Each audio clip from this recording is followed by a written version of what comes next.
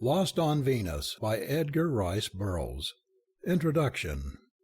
Any patriotic citizen can give you the name of the astronaut commonly believed to be the first American in space, and inform you of the exact time and date of liftoff from the pad at Cape Canaveral. But any student of Burroughs knows that the first American in space was a tow-headed, blue-eyed, young man named Carson Napier. Napier, a former British subject, was an American by choice. He did not lift off from a Cape Canaveral rocket pad, but was blasted into the heavens in a rocket torpedo of his own design, more than 30 years ago. This wrong-way Corrigan of space was attempting to reach Mars, but landed on Venus instead. There he encountered races primitively bestial and super-scientifically advanced.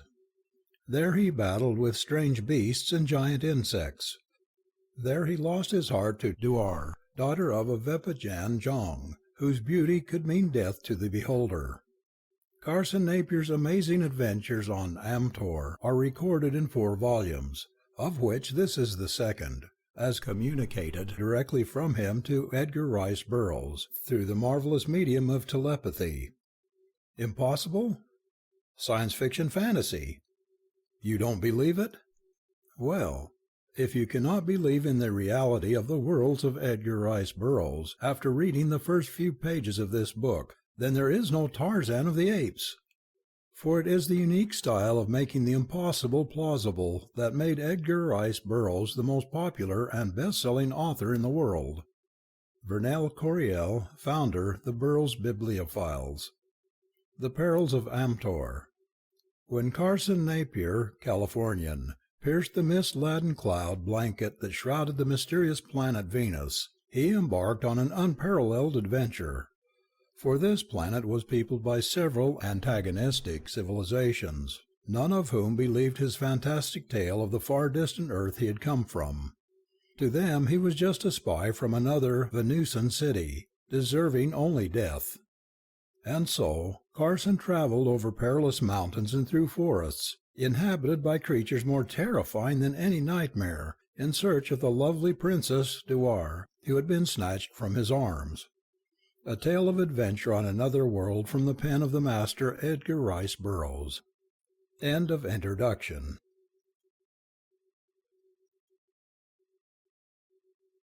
The 7 Doors. Leading my captors, but taking no part in the capture, were Musco, the Ongian, and Vylor, the Thoris spy, who had together conceived and carried out the abduction of Duar from aboard the Sophal. They had reached the mainland, carried there by the flying Angans, those strange winged humans of Venus. To make the story simpler to understand, I am abandoning the Amatorian plural prefix KL or KLOO, and am forming the plural of nouns in the regular Earth fashion, by adding S. The pair had left Duar to her fate when the party was attacked by the hairy wild men from whom I had unfortunately been able to rescue her with the aid of the Angan, who had so heroically defended her. But now, though they had abandoned her to almost certain death, they were furious with me for having caused her to be carried from their clutches back to the deck of the Sophal by the last survivor of the Angans, and having me within their power, after someone else had disarmed me, they became courageous again and attacked me violently. I think they would have killed me on the spot had not a better idea suggested itself to another member of the Thoris party that had captured me. Vylor, who had been unarmed, seized a sword from one of his fellows and set upon me with the evident intention of hacking me to pieces, when this man intervened. "Wait," he cried. "What has this man done that he should be killed swiftly and without suffering?" "What do you mean?" demanded Vylor, lowering the point of his weapon. This country in which we were was almost as strange to Vylor as to me, for he was from the distant mainland of Thora proper, while the party who had assisted in my capture were natives of this land of Nubal, who had been induced to join the Thoris in their worldwide attempt to foment discord and overthrow all established forms of government and replace them with their own oligarchy of ignorance. As Vylor hesitated, the other explained. "In Capdor," he said, We have far more interesting ways of disposing of enemies than spitting them on a sword." "Explain," commanded the Onguian Musco. "This man does not deserve the mercy of a quick death. A prisoner aboard the Soulful, with other Vepajans. He led a mutiny in which all the ship's officers were murdered. Then he seized the Sovang, liberated her prisoners, looted her, threw her big guns into the sea, and sailed away upon a piratical expedition. In the Soulful, he overhauled the Yan, a merchant ship on which I, an Onguian, was a passenger. Ignoring my authority, he opened fire upon the Yan and then boarded her. After looting her and destroying her armament, he took me prisoner aboard the Soulful. He treated me with the utmost disrespect, threatening my life and destroying my liberty. For these things he must die, and if you have a death commensurate with his crimes, you shall not go unrewarded by those who rule Thora." "Let us take him back to Captor with us," said the man. "There we have the room with the 7 doors, and I promise you that if he's an intelligent being, he will suffer more agony within its circular walls than any prick of a sword point might inflict upon him." "Good!" exclaimed Vylor, handing his hoard back to the man from whom he had borrowed it. "The creature deserves the worst." They led me back along the coast in the direction from which they had come, and during the march I discovered from their conversation to what unfortunate chance I should attribute the ill fortune that had befallen me at the very moment when it seemed possible that Dewar and I might easily return to the Soulful and our loyal friends. This armed party from Captor had been searching for an escaped prisoner, when their attention had been attracted by the fight between the hairy wild men and the Angans who were defending Dewar, just as I had similarly been attracted to the scene while searching for the beautiful daughter of Mintep, the Jong of Vepaja. As they were coming to investigate, they met Musco and Vylor fleeing from the engagement, and these two had accompanied them back to the scene, just as Dewar, the remaining Angan, and I sighted the Soulful offshore, and were planning on signaling to her. As the Birdman could transport but one of us at a time, I had commanded him, much against his will, to carry Dewar to the ship. She refused to desert me, and the Angan feared to return to the Soulful, from which he had aided in the abduction of the princess. But I at length compelled him to seize Dewar and fly away with her, just as the party of Thoris were upon us. There had been a stiff gale blowing from the sea, and I was much worried for fear that the Angan might not have been able to beat his way against it to the deck of the Soulful, but I had known that death beneath the waters of the sea would be far less horrible to Dewar than captivity among the Thorists, and especially in the power of Musco. My captors had watched the Birdman battling his way against the gale with his burden, but only for a few minutes. Then they started upon the return march to Captor when Musco had suggested that Camelot, who was now in command of the Soulful, would doubtless land a force and pursue them as soon as Dewar acquainted him with the fact of my capture. And so, as our path dropped behind the rocky pinnacles of the shoreline, the Angan and Dewar were lost to our view, and I felt that I was doomed to go through whatever brief hours of life remained to me without knowledge of the fate of the gorgeous Venusan girl from whom fate had decreed to be my first love. The fact that I should have chanced to fall in love with this particular girl, in the land of Vepaja where there were so many beautiful girls, was in itself a tragedy. She was the virgin daughter of a Jong, or king, whom custom rendered sacrosanct. During the 18 years of her life she had been permitted neither to see nor to speak to any man other than members of the royal family and a few trusted servitors until I had invaded her garden and forced my unwelcome attentions upon her. And then, shortly thereafter, the worst had befallen her. A raiding party of Thorists had succeeded in abducting her, members of the same party that had captured Camelot and me. She had been shocked and terrified at my avowal of my love, but she had not informed against me. She had seemed to despise me up until the last moment upon the summit of the rocky cliffs overlooking the raging Venusan sea, when I had ordered the Angan to carry her to the Soulful. Then, with outstretched hands, she had implored, "Do not send me away from you, Carson. Do not send me away. I love you." Those words, those unbelievable words, still rang in my ears, leaving me elated even in the face of the nameless death that I knew awaited me in the mysterious Chamber of Seven Doors. The tourists from Capdor who formed my escort were much intrigued by my blond hair and blue eyes, for such were unknown to any of the Venusans I had yet encountered. They questioned Vylor concerning me, but he insisted that I was Vepijan, and as the Vepijans are the deadliest enemies of the Thorists, he could not more effectually have sealed my doom, even had I not been guilty of the offences charged against me by Musco. He says he comes from another world, far from Amtor, but he was captured in Vepija in company with another Vepijan, and he was well known to Duar, the daughter of Mintep, the Jong of Vepija. "What other world could there be but Amtor?" scoffed one of the soldiers. "None, of course," assented another. "Beyond Amtor lie only boiling rocks and fire."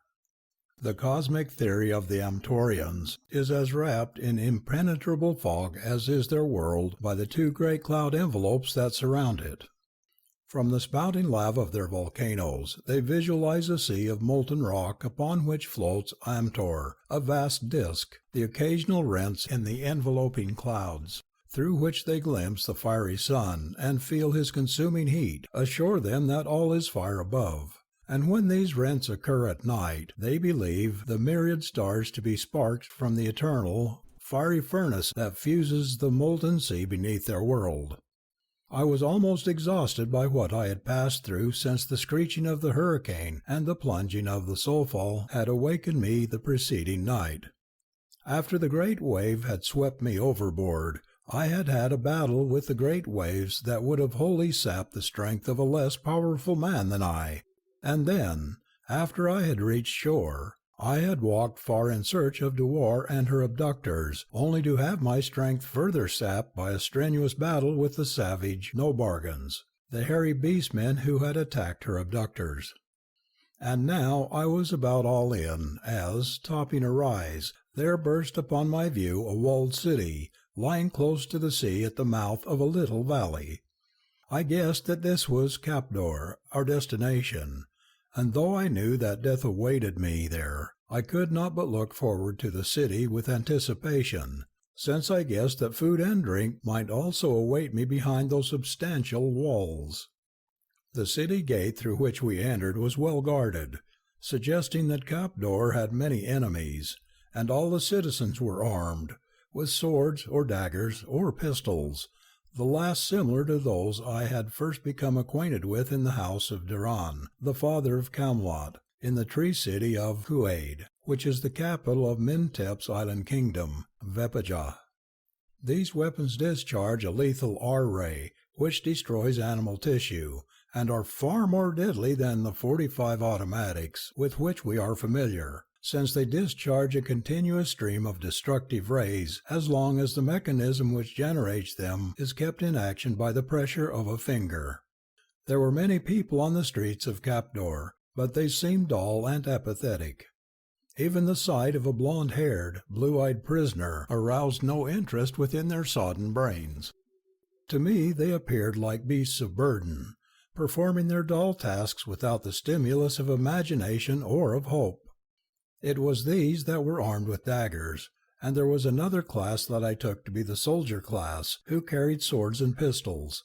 These seemed more alert and cheerful, for evidently they were more favored, but had no appearance of being more intelligent than the others. The buildings for the most part were mean hovels of a single story, but there were others that were more pretentious, 2- and even 3-story buildings. Many were of lumber, for forests are plentiful in this portion of Amtor, though I had seen none of the enormous trees such as grow upon the island of Vepija, and which afforded me my first introduction to Venus. There were a number of stone buildings facing the streets along which I was conducted, but they were all box-like, unprepossessing structures with no hint of artistic or imaginative genius. Presently my captors led me into an open square surrounded by larger, if not more beautiful buildings than we had previously passed. Yet even here were squalor and indications of inefficiency and incompetence. I was led into a building the entrance to which was guarded by soldiers. Vylor, Musco, and the leader of the party that had captured me accompanied me into the interior, where, in a bare room, a large, gross-appearing man was asleep in a chair with his feet on a table that evidently served him both as a desk and dining table, for its top was littered with papers and the remains of a meal. Disturbed by our entrance, the sleeper opened his eyes and blinked dully at us for a moment. "Greetings, friend Sov," exclaimed the officer who accompanied me. "Oh, is it you, friend Hokel?" mumbled Sov sleepily. "And who are these others?" "The young Musco from Thora, Vylor another friend, and a Vepijan prisoner I captured." At the mention of Musco's title, Sov arose, for an Ongyan is one of the oligarchy and a great man. "Greetings, Ongyan Musco," he cried. "So you have brought us a Vepijan. Is he a doctor by chance?" "I do not know and I do not care," snapped Musco. "He is a cutthroat and a scoundrel, and doctor or no doctor, he dies." "But we need doctors badly," insisted Sov. "We are dying of disease and old age. If we do not have a doctor soon, we shall all be dead." "You heard what I said, did you not, friend Sov?" demanded Musco testily. "Yes, Ongyan," replied the officer meekly. "He shall die. Shall I have him destroyed at once?" "Friend Hokel tells me that you have a slower and pleasanter way of dispatching villains than by gun or sword. I am interested. Tell me about it." "I referred to the room of the 7 doors," explained Hokel. "You see, this man's offenses were great. He made the great Ongyan a prisoner and even threatened his life." "But we have no death adequate to such a crime," cried the horrified Sov. "But the room of the 7 doors, which is the best that we have to offer, shall be made ready." Describe it, snapped Musco. "What is it like? What will happen to him? How will he die?" "Let us not explain it in the presence of the prisoner," said Hokel, "if you would reap the full pleasure of the room of the 7 doors. "Yes, lock him up, ordered Musco. "Put him in a cell." Sov summoned a couple of soldiers, who conducted me to a rear room and shoved me down into a dark, windowless cellar. They slammed down and locked the heavy trap door above me, and left me to my gloomy thoughts. The room of the 7 doors. The title fascinated me. I wondered what awaited me there. What strange form of horrible death? Perhaps it might not be so terrible after all. Perhaps they were attempting to make my end more terrible by suggestion. So this was to be the termination of my mad attempt to reach Mars. I was to die alone in this far-flung outpost of the Thorists in the land of Nubal that was scarcely more than a name to me, and there was so much to see upon Venus, and I had seen so little. I recalled all that Danis had told me, the things concerning Venus that had so stimulated my imagination, sketchy tales, little more than fables, of Carbol, the cold country, where roam strange and savage beasts and even more strange and more savage men, and Trabol, the warm country, where lay the island of Ipija, toward which chance had guided the rocket in which I had journeyed from Earth. Most of all I had been interested in Strabol, the hot country, for I was positive that this corresponded with the equatorial regions of the planet, and that beyond it lay a vast, unexplored region entirely unguessed by any of the inhabitants of the southern hemisphere, the North Temperate Zone. One of my hopes, when I seized the Soulful and set myself up as a pirate chieftain, was that I might find an ocean passage north to this terra incognita. What strange races, what new civilizations might I not discover there? But now I had reached the end, not only of hope, but of life as well. I determined to stop thinking about it. It was going to be too easy to feel sorry for myself if I were to keep on in that vein, and that would never do. It unnerves a man. I had enough pleasant memories stored away inside my head, and these I called to my aid. The happy days that I had spent in India before my English father died were food for glorious recollection. I thought of old Chand Cabby, my tutor, and of all that I had learned from him outside of school books, not the least of which was the satisfying philosophy which I found it expedient to summon to my aid in this, my last extremity. It was Chand Cabby who had taught me to use my mind to the fullest extent of its resources, and to project it across illimitable space to another mind attuned to receive its message, without which power the fruits of my strange adventure must die with me in the room of the 7 doors. I had other pleasant recollections to dissolve the gloom that shrouded my immediate future. They were of the good and loyal friends I had made during my brief sojourn on this distant planet, Camelot, my best friend on Venus, and those 3 musketeers of the Sulphal, Gamfor the farmer, Chiron the soldier, and Zog the slave. These had been my friends indeed. And then, pleasantest memory of all, there was Duar. She was worth all that I had risked. Her last words to me compensated even for death. She had told me that she loved me, she, the incomparable, the unattainable, she, the hope of a world, the daughter of a king. I could scarcely believe that my ears had not tricked me, for always before, in the few words she had deigned to fling me, she had sought to impress upon me the fact that not only was she not for such as I, but that she abhorred me. Women are peculiar. How long I remained in that dark hole I do not know. It must have been several hours, but at last I heard footsteps in the room above, and then the trap-door was raised and I was ordered to come up. Several soldiers escorted me back to the filthy office of Sauve, where I found that officer seated in conversation with Musco, Vylor, and Hokel. A jug and glasses, together with the fumes of strong drink, attested the manner in which they had enlivened their conference. "Take him to the room of the 7 doors," Sauve directed the soldiers who guarded me, and as I was escorted into the open square, the 4 who had condemned me to death followed. A short distance from Sauve's office the soldiers turned into a narrow, crooked alley, and presently we came to a large open space in the center of which were several buildings, one a circular tower rising above the others from the center of a large enclosure that was surrounded by a high stone wall. Through a small gate we passed into a covered passageway, a gloomy tunnel, at the end of which was a stout door which one of the soldiers opened with a great key that Hokel passed to him. Then the soldier stood aside and I entered the room, followed by Sauve, Musco, Vylor, and Hokel.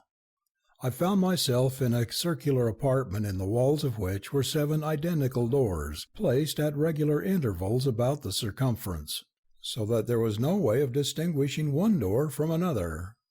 In the center of the room was a circular table upon which were 7 vessels containing 7 varieties of food and 7 cups containing liquids. Depending above the center of the table was a rope with a noose in the end of it, the upper end of the rope being lost in the shadows of the high ceiling, for the chamber was but dimly lighted. Suffering with thirst, as I was, and being half famished for food, the sight of that laden table aroused my flagging spirits. It was evident that even if I were about to die, I should not die hungry. The Thourists might be cruel and heartless in some respects, but it was clear that there was some kindness in them, else they would never furnish such an abundance of food to a condemned man. "Attend," snapped Sauve, addressing me. "Listen to what I shall say to you." Musco was inspecting the room with a gloating smile on his thick lips. "We shall leave you here alone presently," continued Sauve. "If you can escape from this building, your life will be spared. As you see, there are 7 doors leading from this room. None of them has bolt or bar. Beyond each is a corridor identical to that through which we just approached the chamber. You are free to open any of the doors and enter any of these corridors. After you pass through a door, a spring will close it, and you cannot open it again from the opposite side. the doors being so constructed that from the corridor there is nothing to lay hold upon wherewith to open them, with the exception of the secret mechanism of that one which let us into the room. Through that one door lies life, beyond the others, death. In the corridor of the second door, you will step upon a hidden spring that will cause long, sharp spikes to be released upon you from all directions, and upon these you will be impaled and die. In the third corridor, a similar spring will ignite a gas that will consume you in flames. In the fourth, our rays will be loosed upon you, and you will die instantly. In the fifth, another door will open at the far end and admit a Tharban. "What is a Tharban?" I asked. Sov looked at me in astonishment. "You know as well as I," he growled. "I have told you that I am from another world," I snapped. "I do not know what the word means." "It will do no harm to tell him," suggested Vylor, "for if by chance he does not know, some of the horror of the room of the seven doors may be lost upon him." "Not a bad thought," interjected Musco. "Describe the Tharban, friend Sov." "It is a terrible beast," explained Sov. "A huge, terrible beast. It is covered with stiff hair, like bristles, and is of a reddish color with white stripes running lengthwise of its body, its belly being of a bluish tinge. It has great jaws and terrible talons, and it eats naught but flesh." At that instant a terrific roar that seemed to shake the building broke upon our ears. "That's the Tharban," said Hokel with a grin. "He has not eaten for 3 days, and he's not only very hungry, but he's very angry." "And what lies beyond the sixth door?" I demanded. "In the corridor beyond the sixth door, hidden jets will deluge you with a corrosive acid. It will fill your eyes and burn them out, and it will consume your flesh slowly, but you will not die too quickly. You will have ample time in which to repent the crimes that brought you to the room of the seven doors. The sixth door, I think, is the most terrible of all." "To my mind, the seventh is worst," remarked Hokel. "Perhaps," admitted Sov. "In the seventh, death is longer in coming, and the mental agony is protracted. When you step upon the concealed spring in the corridor beyond the seventh door, the walls commence to move slowly toward you. Their movement is so slow as to be almost imperceptible, but eventually they will reach you and slowly crush you between them." "And what is the purpose of the noose above the table?" I asked. "In the agony of indecision as to which door is the door to life," explained Sov, "you will be tempted to destroy yourself, and the noose is there for that purpose. But it is cunningly arranged at such a distance above the table that you cannot utilize it to break your neck and bring death quickly. You can only strangle to death." "It appears to me that you have gone to considerable pains to destroy your enemies," I suggested. "The room of the seven doors was not designed primarily to inflict death," explained Sov. "It is used as a means for converting unbelievers to Thorism, and you would be surprised to know how efficacious it has been." "I can imagine," I replied. "And now that you have told me the worst, may I be permitted to satisfy my hunger and thirst before I die?" "All within this room is yours to do with as you please during your last hours on earth. But before you eat, let me explain that of the 7 varieties of food upon this table, all but one are poisoned. Before you satisfy your thirst, you may be interested in knowing that of the 7 delicious beverages sparkling in those 7 containers, 6 are poisoned. And now, murderer, we leave you. For the last time in your life, you are looking upon fellow human beings. If life held only the hope of continuing to look upon you, I would gladly embrace death." In a single file they left the room by that door to life. I kept my eyes upon that door to mark it well, and then the dim light went out. Quickly I crossed the chamber in a straight line toward the exact spot where I knew the door to be, for I had been standing facing it squarely. I smiled to myself to think how simple they were to imagine that I should instantly lose my bearings because the light had been extinguished. If they had not been lying to me, I should be out of that room almost as soon as they to claim the life they had promised me. With outstretched hands I approached the door. I felt unaccountably dizzy. I was having difficulty in keeping my balance. My fingers came in contact with a moving surface. It was the wall, passing across my hands toward the left. I felt a door brush past them, and then another and another. Then I guessed the truth. The floor upon which I stood was revolving. I had lost the door to life.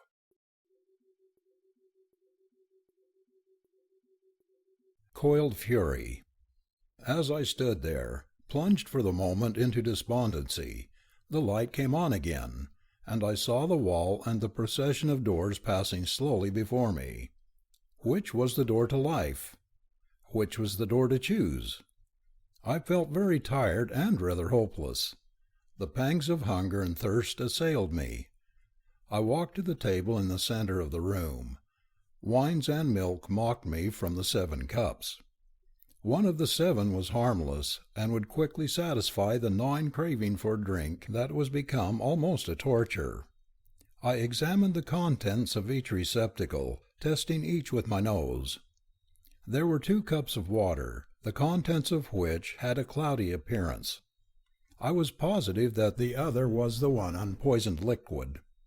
I lifted it in my hands. My parched throat begged for one little drink. I raised the cup to my lips. Then doubts assailed me. While there was a single remote chance for life, I must not risk death. Resolutely I replaced the cup upon the table.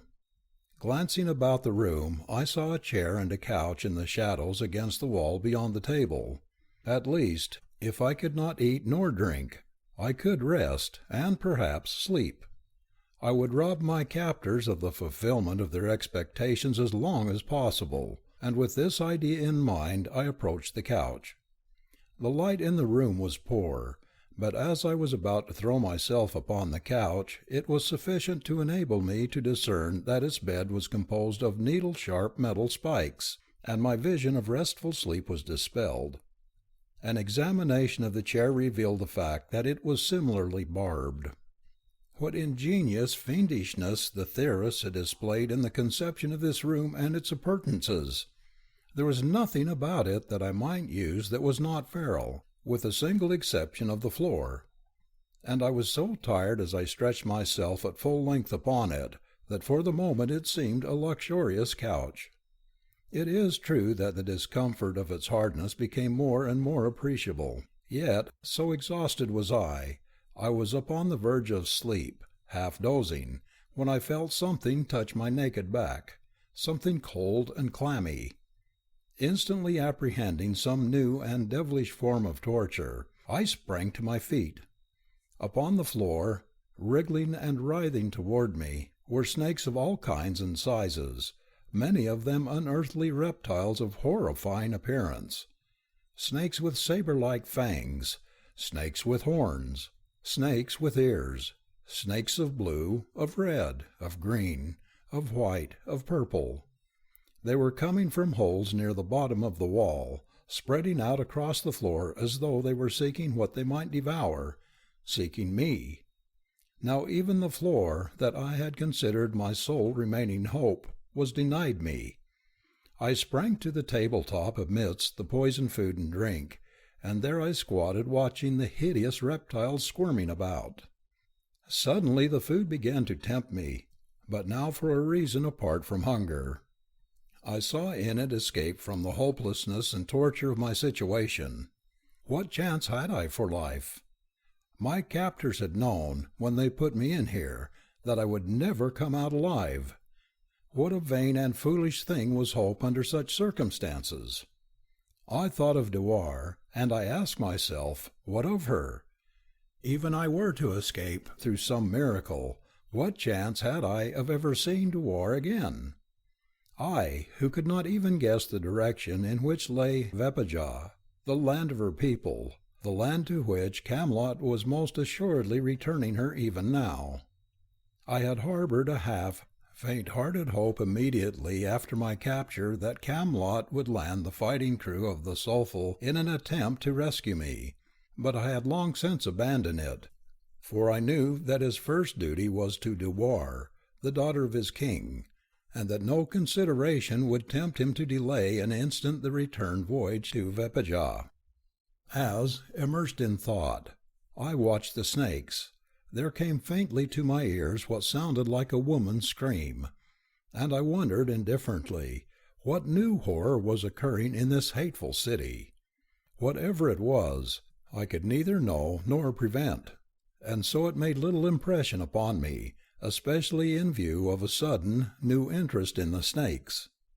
One of the larger of them, a great, hideous creature some 20 feet in length, had raised his head to the level of the table and was watching me with its lidless, staring eyes.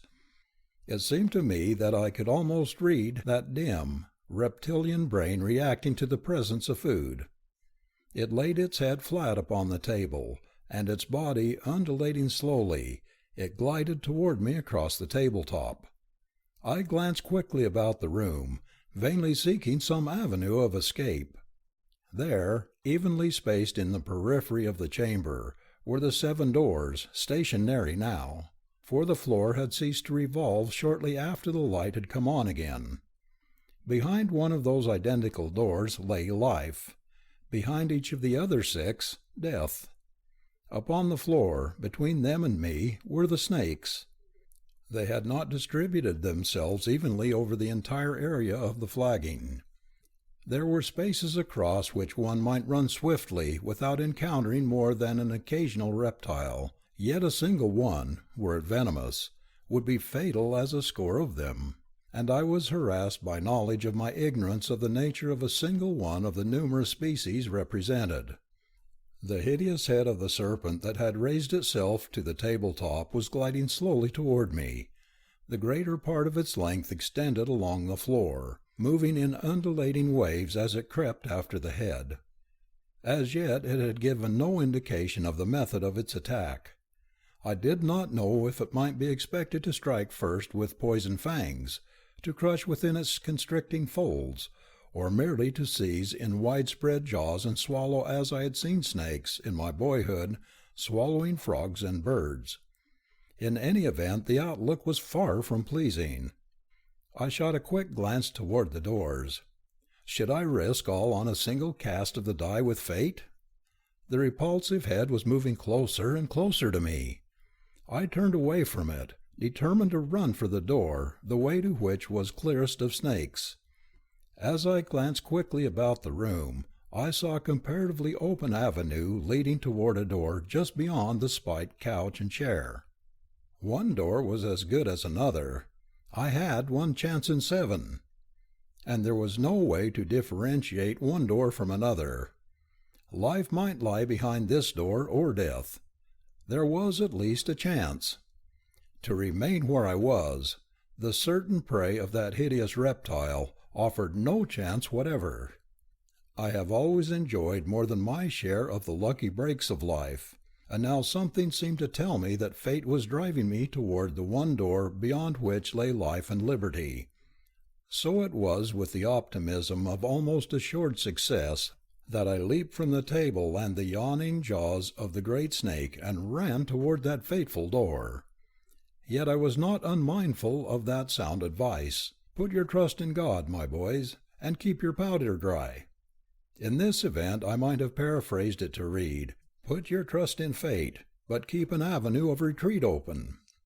I knew that the doors swung outward from the circular room, and that once I had passed through one of them, and that it had closed behind me, there could be no returning. But how could I circumvent this? All this that I take so long to tell occupied but a few seconds.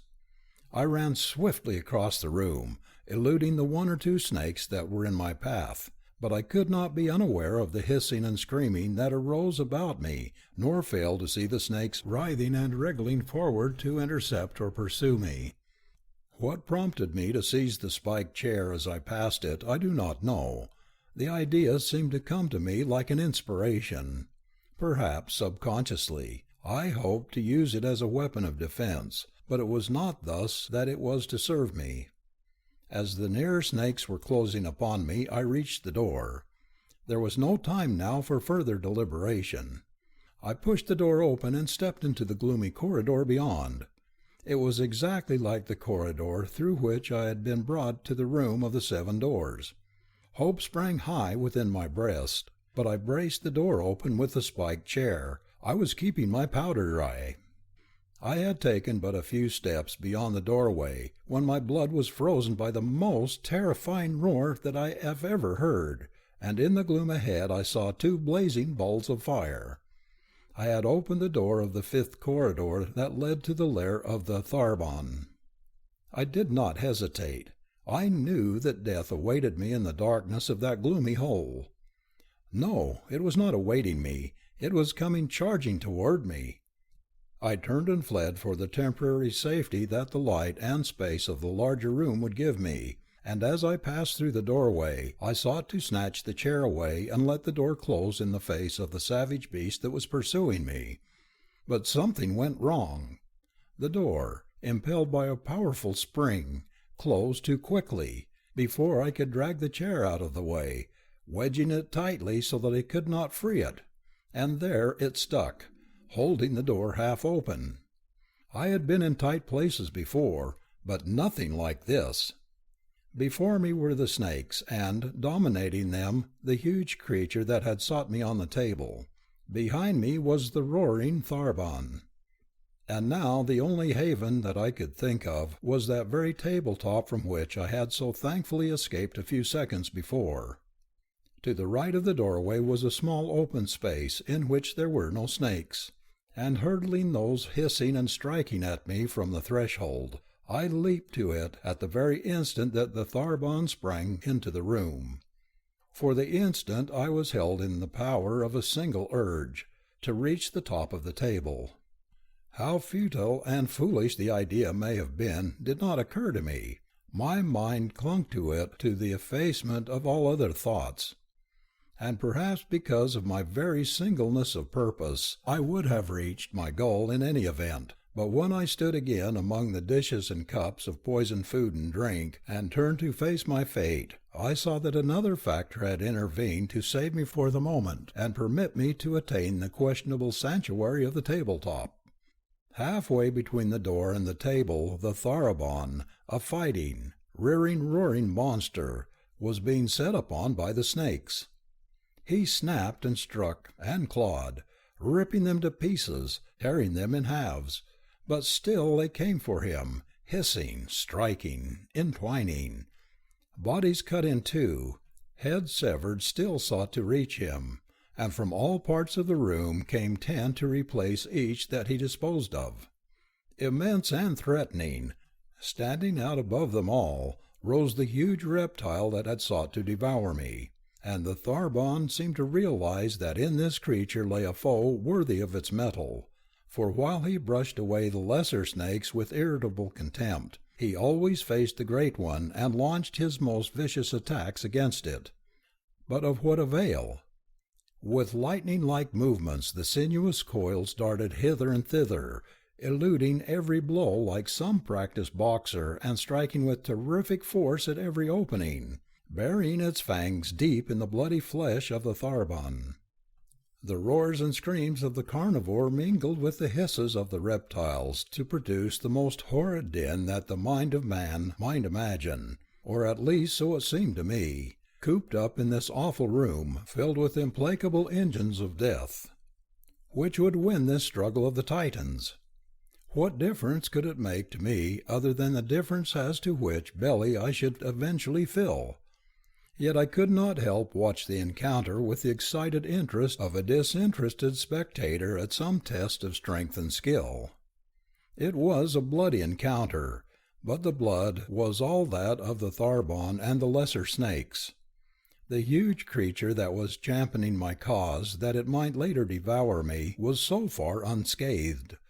How it manipulated its huge body with sufficient quickness to avoid the savage rushes of the Tharbon is quite beyond me, though perhaps an explanation lies in the fact that it usually met a charge with a terrific blow of its head that sent the Tharbon reeling back half stunned and with a new wound.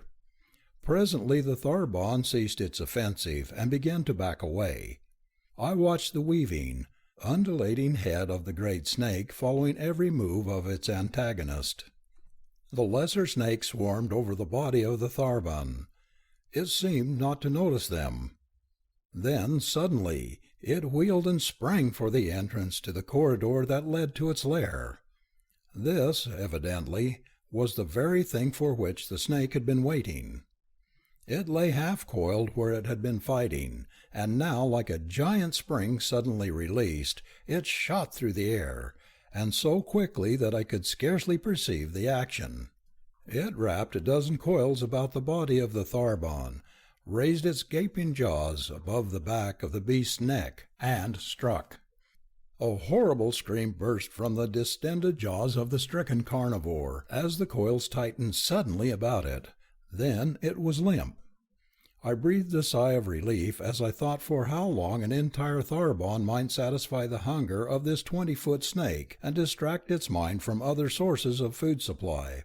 And as I anticipated this respite, the mighty victor unwound its coils from about the body of its victim and turned its head slowly in my direction. I gazed spellbound for a moment into those cold, lidless eyes. Then I was horror-stricken as I saw the creature gliding slowly toward the table. It did not move swiftly as in battle, but very slowly. There was a seemingly predetermined finality, an inevitableness, in that undulating approach that was almost paralyzing in its frightness. I saw it raise its head to the level of the tabletop. I saw the head glide among the dishes toward me. I could stand it no longer. I turned to run. Where made no difference. Anywhere. If only the length of the room, to get away even for a moment from the glitter of those baleful eyes. The noose. As I turned, two things happened. I heard again, faintly, the screams of a woman, and my face struck the noose dangling from the dense shadows of the rafters. The screams made little impression upon me, but the noose gave birth to a new thought. Not the thought that it was placed there to arouse, but another. It suggested an avenue of momentary escape from the snakes, nor was I long in availing myself of it. I felt the snout of the snake touch my bare leg as I sprang upward and seized the rope above the noose.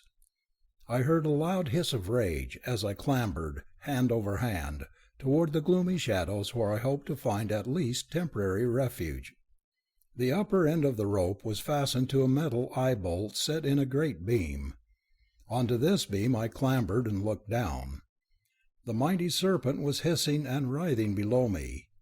He had raised a third of his body upward, and was endeavoring to coil about the dangling rope and follow me upward, but it swung away and eluded his efforts.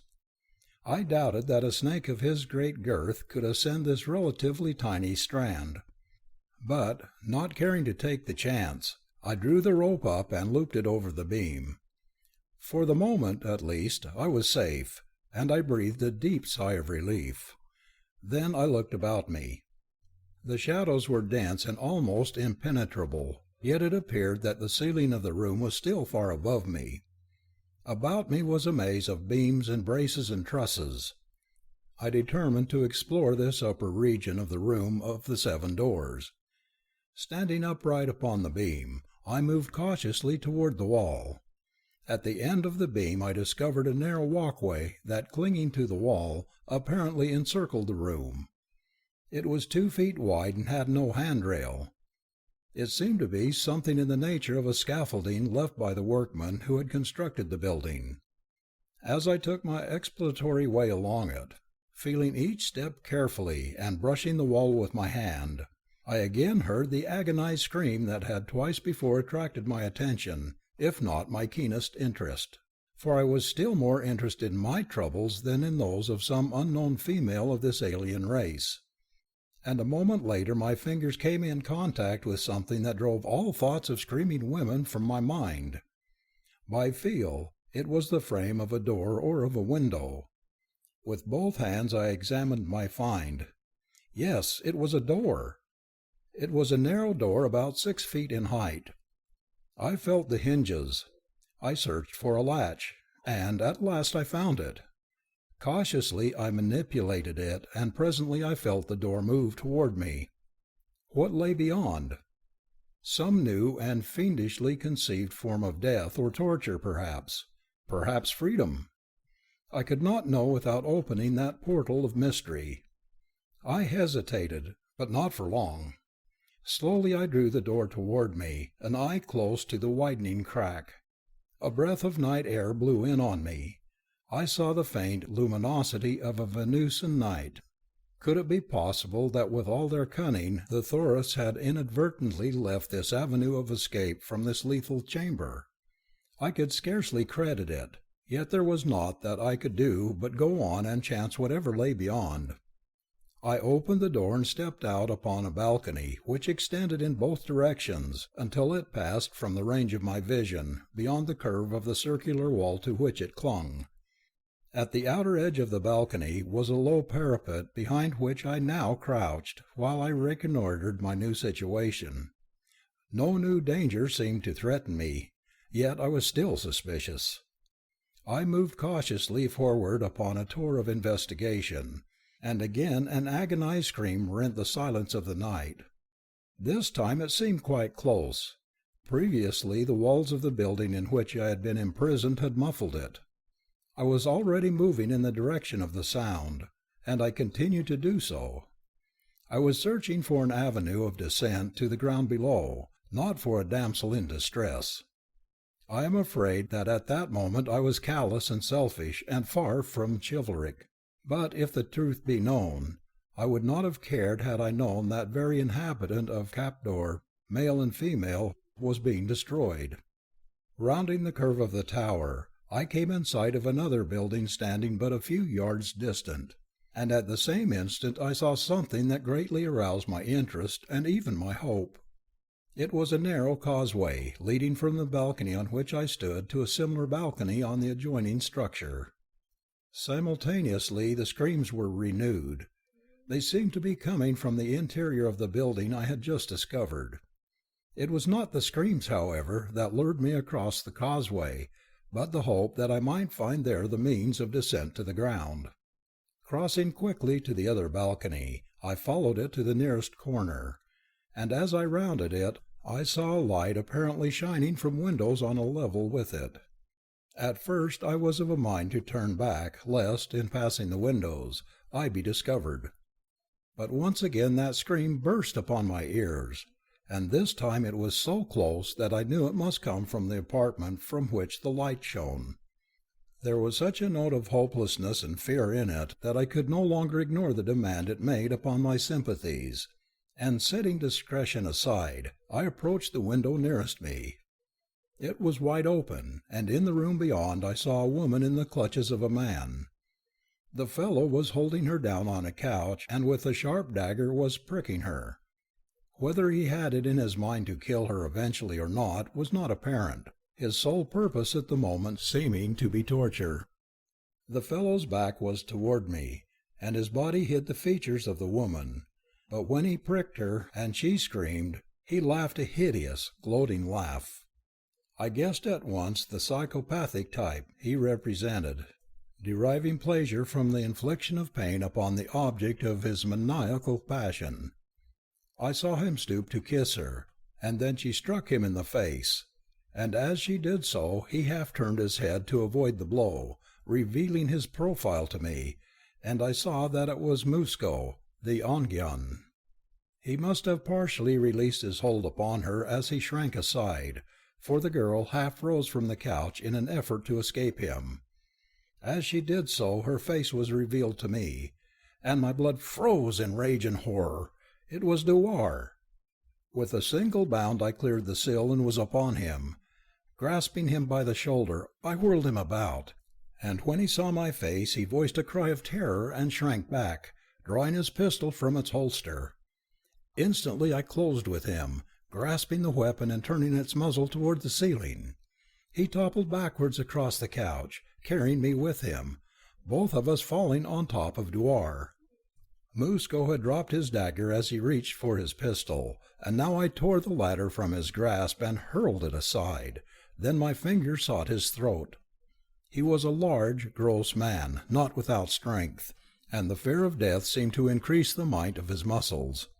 He fought with the desperation of the doomed. I dragged him from the couch, lest Dewar be injured, and we rolled upon the floor, each intent upon winning a death hold upon the other. He was screaming for help now, and I redoubled my efforts to shut off his wind before his cries attracted the aid of any of his fellows. He was snapping at me like a savage beast as he screamed, alternately striking at my face and seeking to close upon my throat. I was exhausted from all that I had passed through, and from loss of sleep and lack of food. I realized that I was weakening rapidly, while Musco seemed to my frenzied imagination to be growing stronger. I knew that if I were not to be vanquished and Dewar lost, I must overcome my antagonist without further loss of time. And so, drawing away from him to get greater distance for a blow, I drove my fist full into his face with all my remaining strength. For an instant he wilted, and in that instant my fingers closed upon his throat.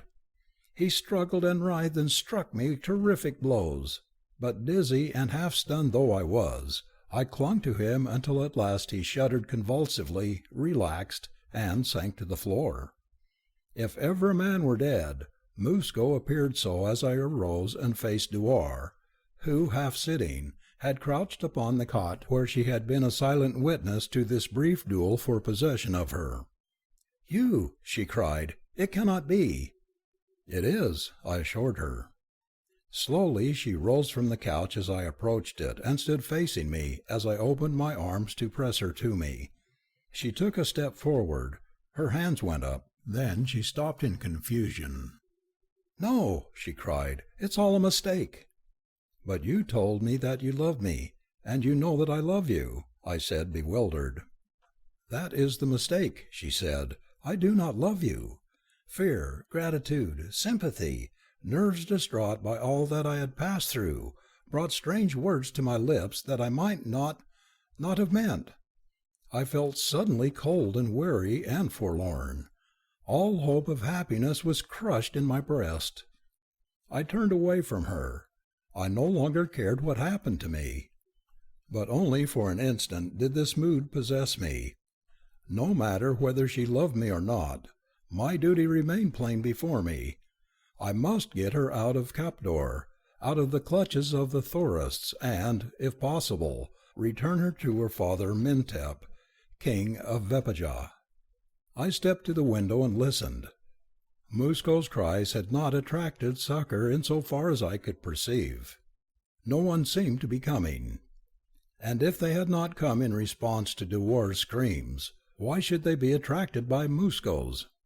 I realized that there was now little likelihood that anyone would investigate.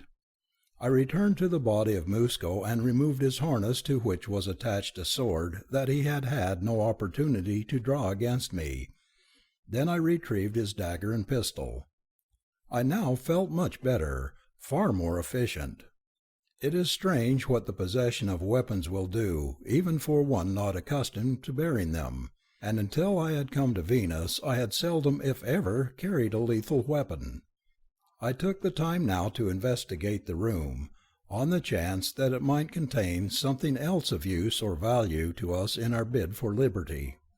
It was a rather large room. An attempt had been made to furnish it ornately, but the result was a monument to bad taste. It was atrocious. At one end, however, was something that attracted my keenest interest and unqualified approval. It was a table laden with food. I turned to Dewar. "I am going to try to take you away from Nubal," I told her. "I shall try also to return you to Vepajah. I may not succeed, but I shall do my best. Will you trust me and come with me?" "How can you doubt it?" she replied. "If you succeed in returning me to Vepajah, you will be well repaid by the honors and rewards that will be heaped upon you if my wishes prevail." That speech angered me, and I turned upon her with bitter words on my lips, but I did not utter them. What was the use? I once more focused my attention upon the table. "What I started to say," I continued, "is that I shall try to save you, but I can't do it on an empty stomach. I'm going to eat before we leave this room. Do you care to join me?" "We shall need strength," she replied. "I am not hungry, but it is wiser that we both eat. Musco ordered the food for me, but I could not eat it while he was present." I turned away and approached the table, where she joined me presently, and we ate in silence. I was curious to know how de War had come to the Thoris city of Capdor, but her cruel and incomprehensible treatment of me made me hesitate to evince any further interest in her. Yet presently I realized how childish was my attitude, how foolish it was of me not to realize that the strictness and seclusion of her previous life probably accounted for her frightened and distant manner now, and I asked her to tell me all that had happened since I had dispatched the Yangan with her toward the Sofal, and the moment that I discovered her in the clutches of Musco. "There is not much to tell," she replied. "You will recall how fearful the Yangan was of returning to the ship, lest he be punished for the part he had taken in my abduction? They are very low creatures, with illy developed minds that react only to the most primitive forces of nature, self-preservation, hunger, fear. When we were almost above the deck of the Sofal, the Yangan hesitated, and then turned back toward the shore. I asked him what he was doing, why he did not continue on and place me aboard the ship, and he replied that he was afraid. He said they would kill him because he had helped to steal me. I promised him that I would protect him and that no harm would befall him, but he would not believe me. He replied that the Thorists who had been his original masters would reward him if he brought me back to them. That much he knew, but he had only my word that Camelot would not have killed him. He doubted my authority with Camelot. I pleaded and threatened, but all to no purpose. The creature flew directly to this hideous city and delivered me to the Thorists. When Musco learned that I had been brought here, he exercised his authority and claimed me as his own. The rest you know. And now, I said, we must find a way out of Capdor and back to the coast. Perhaps the Sofal has not departed. It is possible that Camelot has landed a party to search for us. It will not be easy to escape from Capdor, de War reminded me. As the Yangan brought me here, I saw high walls and hundreds of sentries. There is not much hope for us. Open the gates. First, we must get out of this building, I said. Do you recall any of its details as you were brought through it? Yes, there is a long hallway in front of the building on the ground floor leading directly to the stairs that lie at the back of the first floor. There are several rooms opening from each side of the hall. There were people in the two front rooms, but I could not see into the others as the doors were closed. We shall have to investigate, and if there are sounds of life below, we must wait until all are asleep. In the meantime, I'm going out on the balcony and see if I can discover some safer way to the ground. When I went to the window, I found that it had started to rain. I crept around the building until I could look down onto the street that passed before it. There was no sign of life there. It was likely that the rain had driven all within doors. In the distance I could dimly make out the outlines of the city wall at the end of the street. Everything was faintly illumined by the strange night light that is so peculiar a feature of the Amtorian scene. There was no stairway or ladder leading from the balcony to the ground. Our only avenue of descent was by way of the interior stairs. I returned to de War. "Come," I said. "We might as well try it now as later." "Wait," she exclaimed. "I have a thought. It just occurred to me from something I overheard on board the Sofal, relative to the customs of the Thorists. Musco is an Yangan." "Was," I corrected her, for I thought him dead. "That is immaterial. The point is that he was one of the rulers of the so-called free land of Thora. His authority, especially here, where there is no other member of the oligarchy, would be absolute. Yet he was unknown to any of the natives of Capdor. What proof did he bring of his identity or his high position? "I do not know," I admitted. "I believe that you will find upon the index finger of his right hand a great ring that is the badge of his office." "And you think that we should use this ring as authority to pass the sentries?" "It is possible," replied Dewar. "But not probable," I demurred. "Not by the wildest flight of fancy could anyone mistake me for Musco, unless my conceit flatters me." A smile touched Dewar's lips. "I am believing that it will not be necessary for you to look like him," she explained. "These people are very ignorant. Probably only a few of the common warriors saw Musco when he arrived. Those same men would not be on watch now. Furthermore, it is night, and with the darkness and the rain the danger that your imposture will be discovered is minimized." "It's worth trying," I agreed, and going to the body of Musco, I found the ring and removed it from his finger. It was too large for me, as the Ongian had gross fat hands. But if any one was stupid enough to accept me as the Ongian, he would not notice so minor a discrepancy as an ill-fitting ring. Now Dewar and I crept silently out of the chamber to the head of the stairs, where we paused, listening. All was dark below, but we heard the sound of voices, muffled, as though coming from behind a closed door. Slowly, stealthily, we descended the stairs.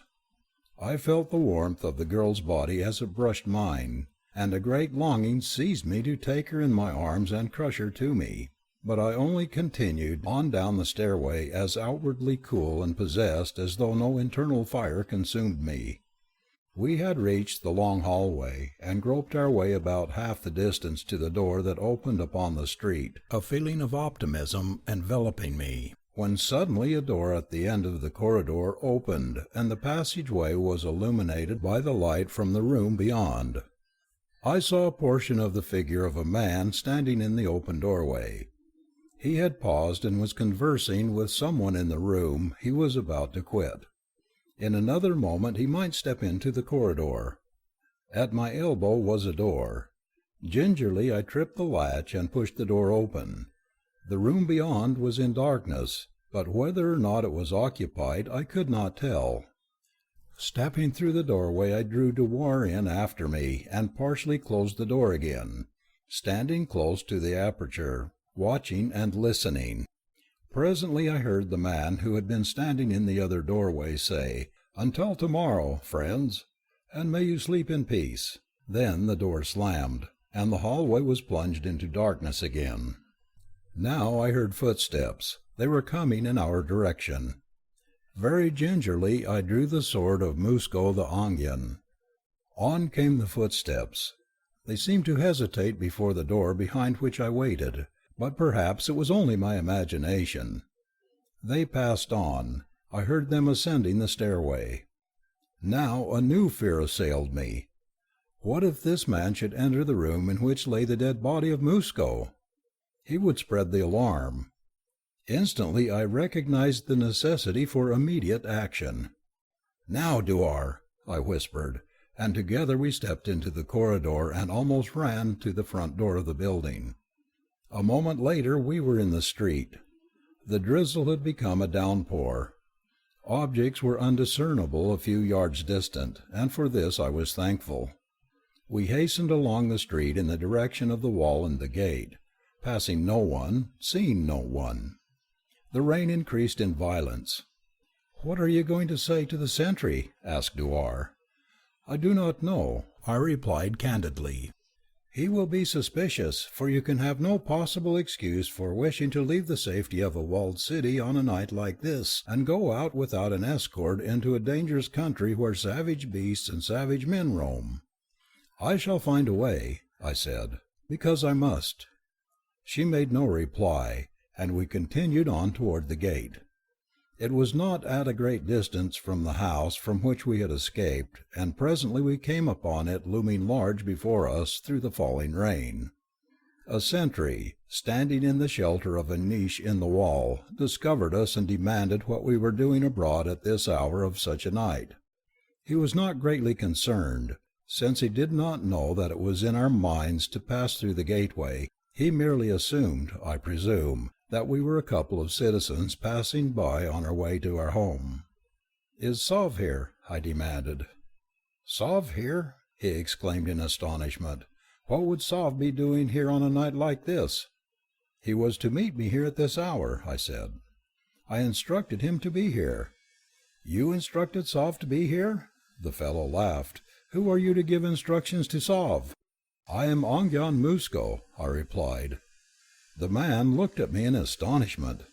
"I do not know where Sov is," he said, a little sullenly, I thought. "Well, never mind," I told him. "He will be here presently, and in the meantime open up the gate, for we shall want to hurry on as soon as he arrives." "I cannot open the gate without orders from Sov," replied the sentry. "You refuse to obey an Ongyan?" I demanded in the most ferocious tones I could command. "I have never seen you before," he parried. "How do I know you are an Ongyan?" I held out my hand with the ring of Musko on the index finger. "Do you know what that is?" I demanded. He examined it closely. "Yes, Ongyan," he said fearfully, "I know." "Then open the gate, and be quick about it," I snapped. "Let's wait until Sov comes," he suggested. "There will be time enough then." "There is no time to be lost, fellow. Open up as I command. The Venusan prisoner has just escaped, and Sov and I are going out with a party of warriors to search for him." Still the obstinate fellow hesitated, and then we heard a great shouting from the direction from which we had come, and I guessed that the fellow who had passed us in the corridor had discovered the dead body of Musko and given the alarm. We could hear men running. There was no more time to be lost. "Here comes Sov with a searching party," I cried. "Throw open the gate, you fool, or it will go ill with you."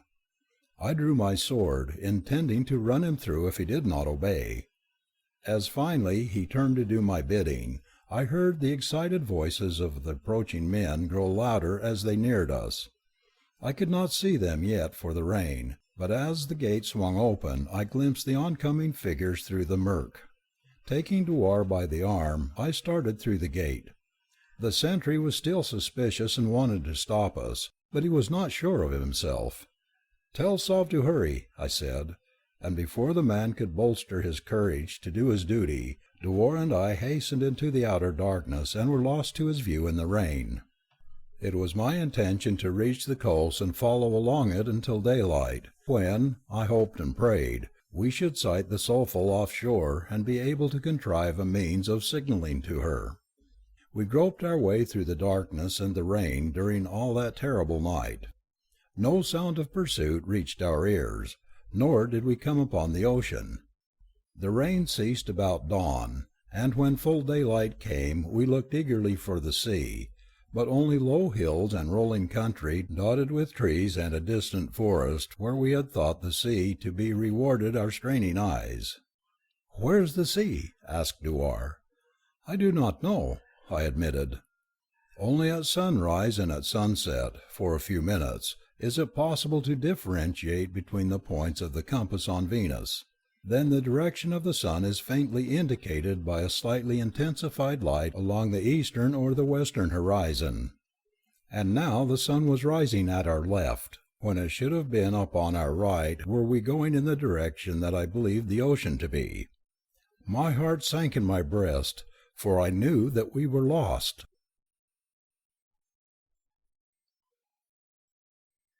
Cannibals. Dewar, who had been watching my face intently, must have read the truth in the despair of my expression. "You do not know where the sea lies?" she asked. I shook my head. "No." "Then we are lost?" "I am afraid so. I'm sorry, Dewar. I was so sure that we would find the Soulful, and that you would soon be out of danger. It is all my fault, the fault of my stupidity and ignorance." "Do not say that. No one could have known the direction he was going during the darkness of last night. Perhaps we shall find the sea yet. Even if we could, I'm afraid that it will be too late to ensure your safety." "What do you mean? That the Soulful will be gone?" she asked. "There is that danger, of course, but what I most fear is that we may be recaptured by the tourists."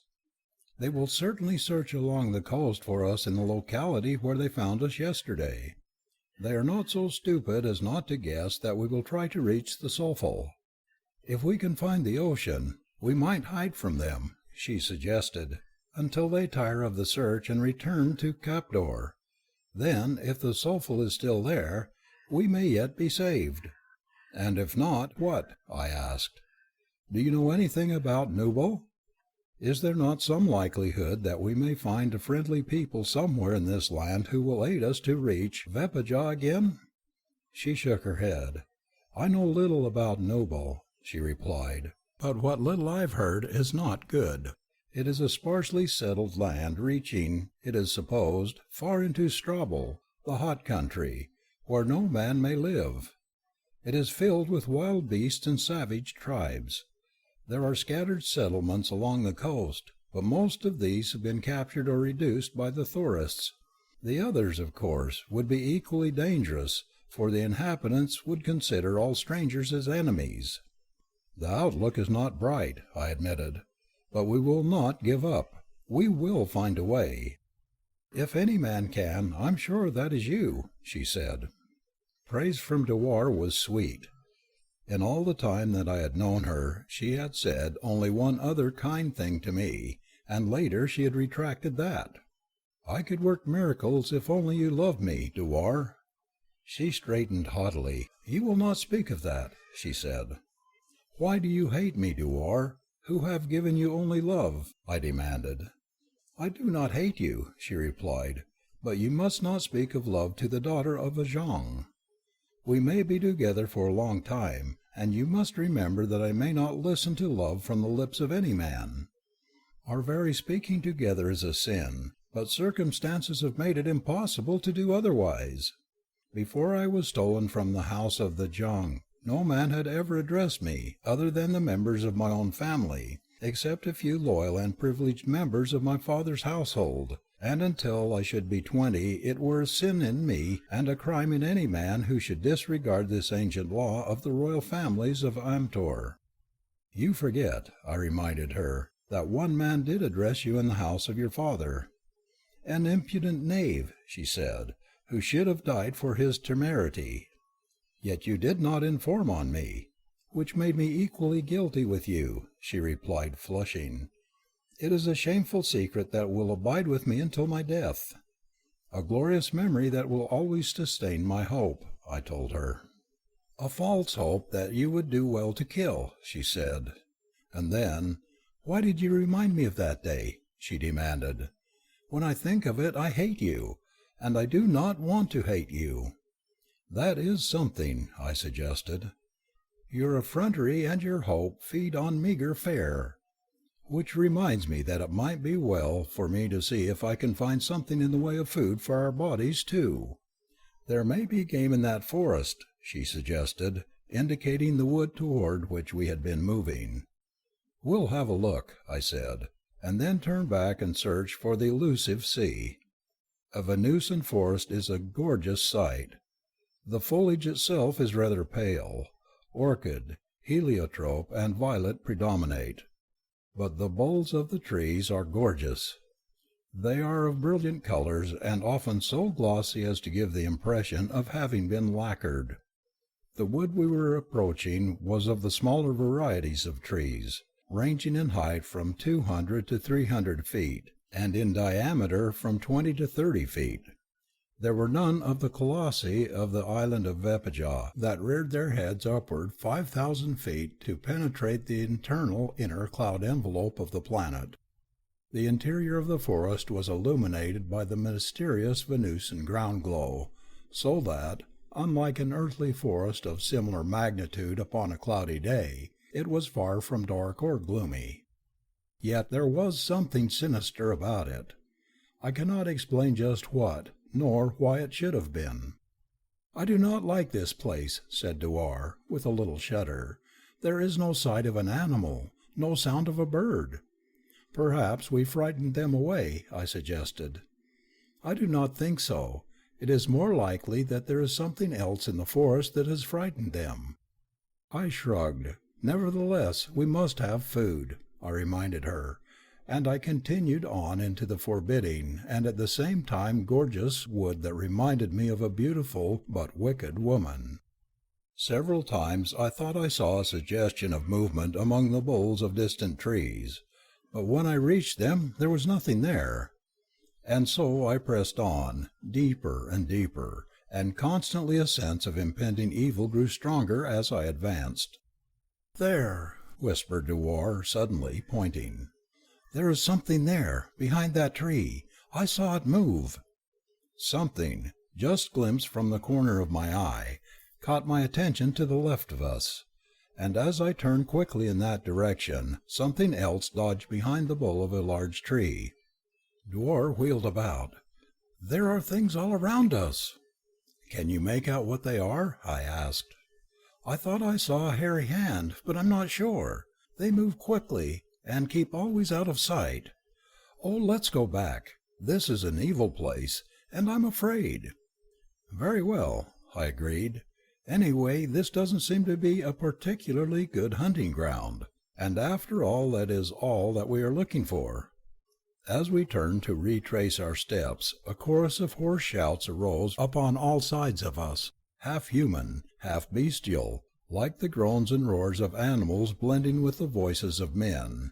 And then, suddenly, from behind the boles of the trees a score of hairy, man-like creatures sprang toward us. Instantly I recognized them, no bargains, the same hairy, man-like creatures that had attacked the abductors of Dewar, whom I had rescued from them. They were armed with crude bows and arrows, and with slings from which they hurled rocks, but, as they closed upon us, it appeared that they wished to take us alive, for they launched no missiles at us. But I had no mind to be thus taken so easily, nor permit Dewar to fall into the hands of these savage beastmen. Raising my pistol, I loosed the deadly R-ray upon them, and as some fell, others leaped behind the boles of the trees. "Do not let them take me," said Dewar in a level voice unshaken by emotion. "When you see there's no further hope of escape, shoot me." The very thought of it turned me cold, but I knew that I should do it before permitting her to fall into the hands of these degraded creatures. A no-bargain showed himself, and I dropped him with my pistol. Then they commenced to hurl rocks at me from behind. I wheeled and fired, and in the same instant a rock felled me to the ground unconscious. When I regained consciousness I was aware first of an incredible stench, and then of something rough rubbing against my skin, and of a rhythmic jouncing of my body. These sensations were vaguely appreciable in the first dim light of returning reason. With the return of full control of my faculties they were accounted for. I was being carried across the shoulder of a powerful no-bargain. The odor from his body was almost suffocating in its intensity, and the rough hair abrading my skin was only a trifle more annoying than the motion that his stride imparted to my body. I sought to push myself from his shoulder, and realizing that I was no longer unconscious, he dropped me to the ground. All about me were the hideous faces and hairy bodies of the no-bargains, and permeating the air the horrid stench that emanated from them. They are, I'm sure, the filthiest and most repulsive creatures I have ever seen. Presumably they are one of evolution's first steps from beast to man, but they are no improvement upon the beast. For the privilege of walking upright upon 2 feet, thus releasing their hands from the mean servitude of ages, and for the gift of speech they have sacrificed all that is fine and noble in the beast. It is true, I believe, that man descended from the beasts, and it took him countless ages to rise to the level of his progenitors. In some respects he has not succeeded yet, even at the height of his vaunted civilization. And as I looked about, I saw Dewar being dragged along by her hair by a huge no-bargain. It was then that I discovered that my weapons had been taken from me. So low in the scale of intelligence are the no-bargains, they cannot use the weapons of civilized man that fall into their hands, and so they had simply thrown mine aside. But even though I was disarmed, I could not see Dewar suffering this ignominy and abuse without making an effort to aid her. I sprang forward before the beasts at my side could prevent and hurled myself upon the creature that dared to maltreat this daughter of a Jung, this incomparable creature who had aroused within my breast the first exquisite tortures of love. I seized him by one hairy arm and swung him around until he faced me, and then I struck him a terrific blow upon the chin that felled him. Instantly his fellows broke into loud laughter at his discomfiture, but that did not prevent them from falling upon me and subduing me, and you may be assured that their methods were none too gentle. As the brute that I had knocked down staggered to his feet, his eyes fell upon me, and with a roar of rage he charged me. It might have fared badly with me had not another of them interfered. He was a burly creature, and when he interposed himself between me and my antagonist, the latter paused. "Stop!" commanded my ally, and had I heard a gorilla speak I could not have been more surprised. It was my introduction to a remarkable ethnological fact. All the races of mankind on Venus, at least those that I have come in contact with, speak the same tongue. Perhaps you can explain it. I cannot. When I have questioned Amtorian savants on the matter, they were merely dumbfounded by the question. They could not conceive of any other condition. Therefore, there had never been any occasion to explain it. Of course the languages differ in accordance with the culture of the nations. Those with the fewest wants and the fewest experiences have the fewest words. The language of the no-bargains is probably the most limited. A vocabulary of 100 words may suffice them, but the basic root words are the same everywhere. The creature that had protected me, it presently developed, was the Jong, or king of his tribe, and I later learned that his act was not prompted by humanitarian considerations, but by a desire to save me for another fate. My act had not been entirely without good results, for during the balance of the march Dewar was no longer dragged along by her hair. She thanked me for championing her, and that in itself was something worth being manhandled for, but she cautioned me against antagonizing them further. Having discovered that at least one of these creatures could speak at least one word of the Amatorian language with which I was familiar, I sought to delve further in the hope that I might ascertain the purpose for which they had captured us. "Why have you seized us?" I inquired of the brute that had spoken that single word. He looked at me in surprise, and those near enough to have overheard my question commenced to laugh and repeat it. Their laugh is far from light, airy, or reassuring.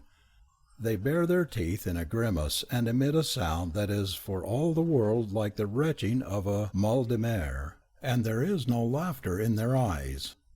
It took quite a stretch of my imagination to identify this as laughter.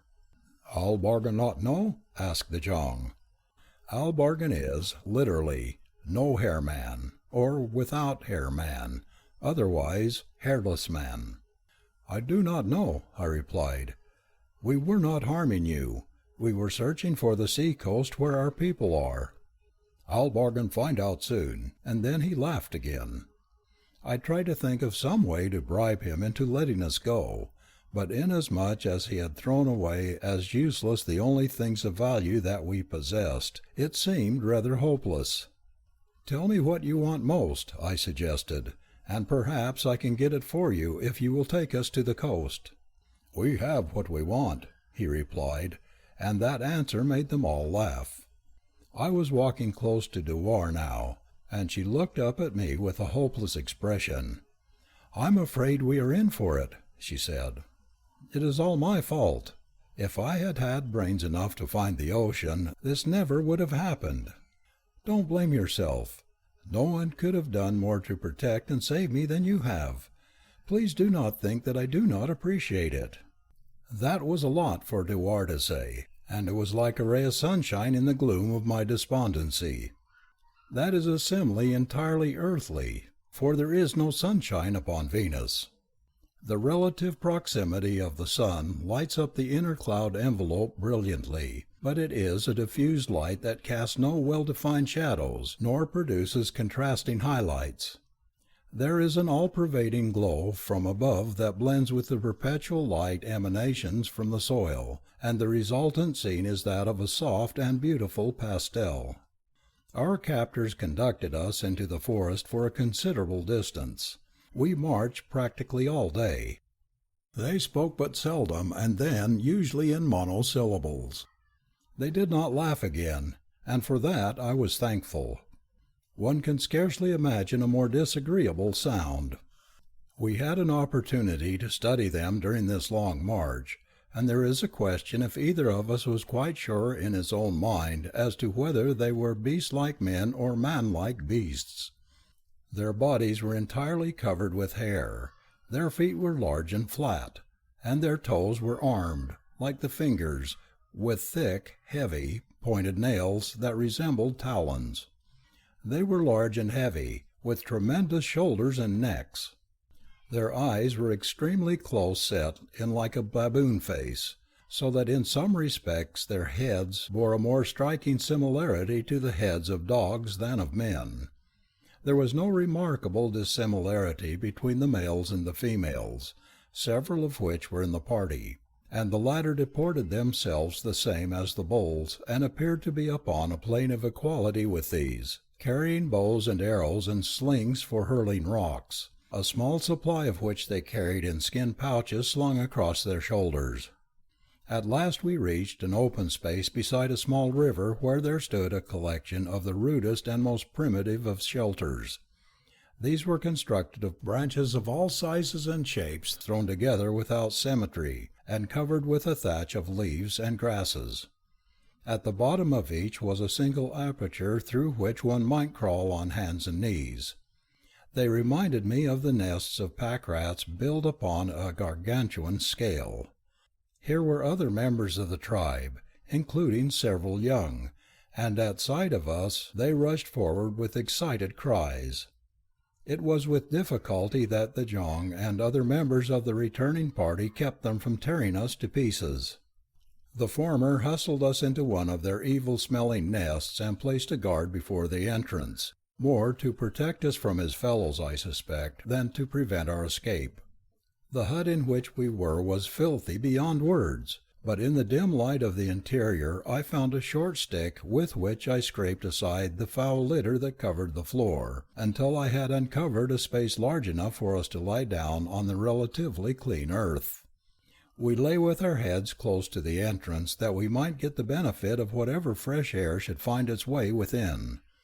Beyond the entrance we could see a number of the savages digging 2 parallel trenches in the soft earth. Each was about 7 feet long and 2 feet wide. "Why are they doing that, do you suppose?" asked Dewar. "I do not know," I replied, although I had my suspicions. They looked remarkably like graves. "Perhaps we can escape after they have gone to sleep tonight," suggested Dewar. "We shall certainly take advantage of the first opportunity," I replied, but there was no hope within me. I had a premonition that we should not be alive when the No Bargain slept next. "Look what they're doing now," said Dewar presently. "They're filling the trenches with wood and dry leaves. You don't suppose—" she exclaimed, and caught her breath with a little gasp. I placed a hand on one of hers and pressed it. We must not conjure unnecessary horrors in our imaginations, but I feared that she had guessed what I had already surmised, that my graves had become pits for cooking fires. In silence we watched the creatures working about the 2 trenches. They built up walls of stone and earth about a foot high along each of the long sides of each pit. Then they laid poles at intervals of a few inches across the tops of each pair of walls. Slowly before our eyes we saw 2 grills take shape. "It's horrible," whispered Dewar. Night came before preparations were completed. Then the savage Jong came to our prison and commanded us to come forth. As we did so we were received by several shes and bulls who carried the long stems of tough jungle vines. They threw us down and wound the vines about us. They were very clumsy and inept, not having sufficient intelligence to tie knots. But they accomplished their purpose in binding us by wrapping these fiber ropes around and around us until it seemed that it would be impossible to extricate ourselves even if we were given the opportunity. They bound me more securely than they did Dewar, but even so the job was a clumsy one. Yet I guessed that it would be adequate to their purpose as they lifted us and laid us on the two parallel grills. This done, they commenced to move slowly about us in a rude circle, while near us, and also inside the circle, squatted a bull that was engaged in the business of making fire in the most primitive manner, twirling the end of a sharp stick in a tinder-filled hole in a log. From the throats of the circling tribesmen issued strange sounds that were neither speech nor song, yet I guessed that they were groping blindly after song, just as the awkward circling they were seeking self-expression in the rhythm of the dance. A gloomy wood, feebly illumined by the mysterious ground glow, brooded darkly above and about the weird and savage scene. In the distance the roar of a beast rumbled menacingly. As the hairy men-thing circled about us, the bull beside the log at last achieved fire. A slow wisp of smoke rose lazily from the tinder. The bull added a few dry leaves and blew upon the feeble spark. A tiny flame burst forth, and a savage cry arose from the circling dancers. It was answered from the forest by the roar of the beast we had heard a short time before. Now it was closer, and was followed by the thundering voices of others of its kind. The no-bargains paused in their dancing to look apprehensively into the dark wood, voicing their displeasure in grumblings and low growls. Then the bull beside the fire commenced to light torches, a quantity of which lay prepared beside him, and as he passed them out, the others resumed their dancing. The circle contracted, and occasionally a dancer would leap in and pretend to light the faggots beneath us. The blazing torches illumined the weird scene, casting grotesque shadows that leaped and played like gigantic demons. The truth of our predicament was now all too obvious, though I knew that we both suspected it, since long before we had been laid upon the grills, we were to be barbecued to furnish the flesh for a cannibal feast. Dewar turned her head toward me. "Goodbye, Carson Napier," she whispered. "Before I go, I want you to know that I appreciate the sacrifice you have made for me. But for me, you would be aboard the Soulful now, safe among loyal friends." "I would rather be here with you, Dewar," I replied, "than to be anywhere else in the universe without you." I saw that her eyes were wet as she turned her face from me, but she did not reply, and then a huge, shaggy bull leaped in with a flaming torch and ignited the faggots at the lower end of the trench beneath her.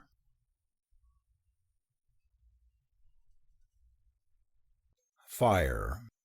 From the surrounding forest came the roars of hungry beasts, but the sounds affected me none, so horrified was I by the hideous fate that had overtaken Dewar. I saw her struggling with her bonds, as I struggled with mine, but in the clumsily wound coils of the tough lianas we were helpless. Little flames below her feet were licking the larger faggots. Dewar had managed to wriggle toward the head of the grill, so that the flames were not as yet directly beneath her, and she was still struggling with her bonds. I had been paying little attention to the no-bargains, but suddenly I realized that they had ceased their crude dancing and singing. Glancing toward them, I saw that they were standing, looking off into the forest, the torches dangling in their hands, nor had they yet lighted the faggots beneath me. Now I took note again of the thunderous roars of the beasts. They sounded very close. I saw dim figures slinking amidst the shadows of the trees, and blazing eyes gleaming in the half-light. Presently a huge beast slunk out of the forest into the clearing, and I recognized it. I saw the stiff hair, like bristles. It was standing erect along the shoulders, neck, and spine. I saw the white, longitudinal stripes marking the reddish coat, and the bluish belly and the great, snarling jaws. The creature was a Tharban. The no-bargains were also watching it. Presently they commenced to cry out against it and cast rocks at it from their slings in an obvious effort to frighten it away, but it did not retreat. Instead, it came closer slowly, roaring horribly, and behind it came others, 2, 3, a dozen, 20, slinking from the concealing shadows of the forest. All were roaring, and the hideous volume of those mighty voices shook the ground. And now the no-bargains fell back. The great beasts invading the village increased their speed, and suddenly the hairy savages turned and fled. After them, roaring and growling, sprang the Tharbans. The speed of the clumsy appearing no-bargains was a revelation to me, and as they disappeared into the dark mazes of the forest, it was not apparent that the Tharbans were gaining on them, though as the latter raced past me they seemed to be moving as swiftly as a charging lion. The beasts paid no attention to Dewar or me. I doubt they even saw us, their whole attention being fixed upon the fleeing savages. Now I turned again to Dewar, just in time to see her roll herself from the grill to the ground as the licking flames were about to reach her feet. For the moment she was safe, and I breathed a little prayer of thanksgiving. But what of the future? Must we lie here until inevitably the no-bargains returned? Dewar looked up at me. She was struggling steadily with her bonds. "I believe that I can free myself," she said. "I am not bound so tightly as you. If only I can do it before they return." I watched her in silence. After what seemed an eternity, she got one arm free. After that the rest was comparatively easy, and when she was free she quickly released me. Like two phantoms in the eerie light of the Amtorian night we faded into the shadows of the mysterious forest, and you may rest assured that we took a direction opposite to that in which the lions and the cannibals had disappeared. The momentary elation that escape from the clutches of the no-bargains had given me passed quickly as I considered our situation. We two were alone, unarmed, and lost in a strange country. That brief experience had already demonstrated to be filled with dangers, and that imagination peopled with 100 menaces even more frightful than those we had encountered. Raised in the carefully guarded seclusion of the house of a Zhang, Dewar was quite as ignorant of the flora, the fauna, and the conditions existing in the land of Nubal as I was, an inhabitant of a far distant planet. And notwithstanding our culture, our natural intelligence, and my considerable physical strength, we were still little better off than babes in the woods. We had been walking in silence, listening and looking for some new menace to our recently won respite from death, when Dewar spoke in low tones, as one might who is addressing a question to himself. "And should I ever return to the house of my father, the Zhang, who will believe the story that I shall tell? Who will believe that I, Dewar, the daughter of the Zhang, passed through such incredible dangers alive?" She turned and looked up into my face. "Do you believe, Carson Napier, that I shall ever return to Vepajah?" "I do not know, Dewar," I replied honestly. "To be perfectly frank, it seems rather hopeless, inasmuch as neither of us knows where we are or where Vepajah is, or what further dangers may confront us in this land. And what if ever we find Vepajah, Dewar? What if you and I go on for many years together? Must it always be as strangers, as enemies? Is there no hope for me, Dewar? No hope to win your love? Have I not told you that you must not speak to me of love? It is wicked for a girl under 20 to speak or even think of love, and for me, the daughter of a Zhang, it's even worse. If you persist, I will not talk to you at all." After this we walked on in silence for a long time. We were both very tired and hungry and thirsty, but for the time we subordinated all other desires to that of escaping the clutches of the no-bargains. But at last I realized that Dewar had about reached the limit of her endurance, and I called a halt. Selecting a tree and lower branches of which were within easy reach, We climbed upward until I chanced upon a rude nest-like platform that might have been built by some arboreal creature or formed by debris falling from above during a storm. It lay upon two almost horizontal branches that extended from the bole of the tree in about the same plane, and was amply large enough to accommodate both of us. As we stretched our tired bodies upon this mean yet none the less welcome couch, the growl of some great beast arose from the ground beneath to assure us that we had found sanctuary none too soon. What other dangers menaced us from arboreal creatures I did not know, but any thought of keeping wakeful vigil was dissipated by the utter exhaustion of both my mind and my body. I doubt that I could have kept awake much longer, even in the act of walking. As I was dozing off, I heard Dewar's voice. It sounded sleepy and far away. "Tell me, Carson Napier," she said, "what is this thing called love?" When I awoke, another day had come. I looked up at the mass of foliage lying motionless in the air above me, and for a moment I had difficulty in recalling my surroundings and the events that had led me to this place. I turned my head and saw Dewar lying beside me, and then it all came back to me. I smiled a little as I recalled that last sleepy question she had asked me, a question that I realized now I had not answered. I must have fallen asleep as it was propounded. For 2 days we moved steadily in what we thought was the direction of the ocean. We subsisted on eggs and fruit, which we found in abundance.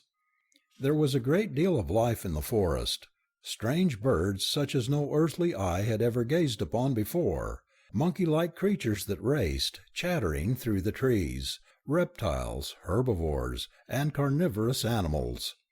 Many of the latter were large and predaceous. The worst of these that we encountered were the tharbans, but their habit of senseless roaring and growling preserved us from them by warning us of their proximity. Another creature that caused us some bad moments was the basto. I had met this animal once before, that time that Camelot and I had gone out upon our disastrous taro-gathering excursion, and so I was prepared to take to the trees with Dewar the instant that we sighted one of these beasts. Above the eyes, the head of a basto resembles the American bison, having the same sort of powerful horns and the thick hair upon its poll and forehead. Its eyes are small and red-rimmed. The hide is blue and about the same texture as that of an elephant, with sparsely growing hairs except upon the head and tip of the tail, where the hair is thicker and longer. The beast stands very high at the shoulder, but slopes downward readily to the rump. It has a tremendous depth of shoulder and exceedingly short, stocky forelegs, which are supplied with 3-toed feet. The forelegs carry fully 3/4 of the beast's weight. The muzzle is similar to that of a boar, except that it is broader, with heavy curved tusks. The basto is an ill-tempered, omnivorous brute, always looking for trouble. Between him and the tarban, Dewar and I became almost proficient tree climbers during the first few days that we wandered through the forest. My two greatest handicaps in this encounter with the primitive were lack of weapons and my inability to make fire. The latter was probably the worse, since, without a knife, fire was indispensable to the fashioning of weapons. At every rest I experimented. Dewar became inoculated with the virus of the quest, and fire became our sole aim. We talked about little else, and were forever experimenting with different combinations of wood and with bits of rock that we picked up along the way. All my life I had read of primitive men making fire in various ways, and I tried them all. I blistered my hands twirling fire sticks. I knocked bits of flesh off my fingers striking pieces of stone together. At last I was on the point of giving up in disgust. "I don't believe anyone ever made fire," I grumbled. "You saw the No Bargain make it," Dewar reminded me. "There's a catch in it somewhere," I insisted. "Are you going to give up?" she asked. "Of course not. It's like golf.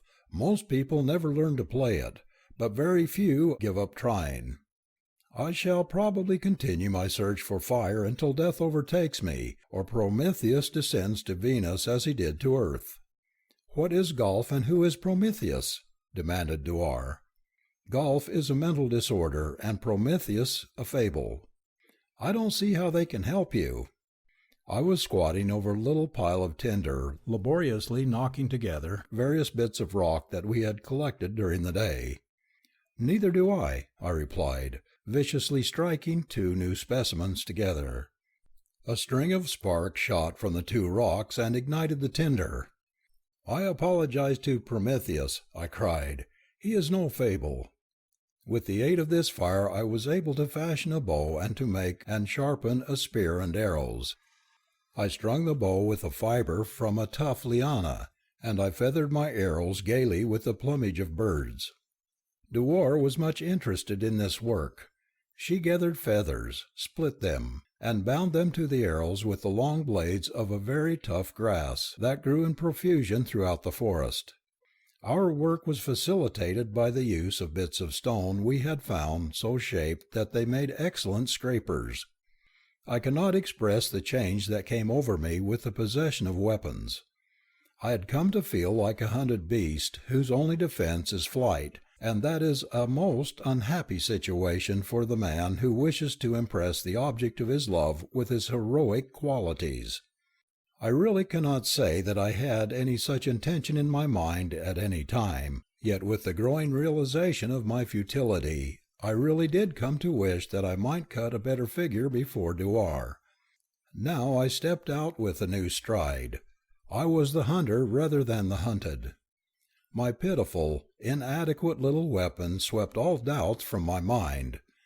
I was now equal to any emergency. "Dewar," I exclaimed, "I am going to find Vepajah. I am going to take you home." She looked at me questioningly. "The last time we spoke of that," she reminded me, "you said that you hadn't the remotest idea where Vepajah was, and that if you had, you couldn't hope to get there." "That," I said, "was several days ago. Things are different now. Now, Dewar, we are going hunting. We are going to have meat for dinner. You walk behind me so as not to frighten the game." I moved forward with my old assurance, and perhaps a little incautiously.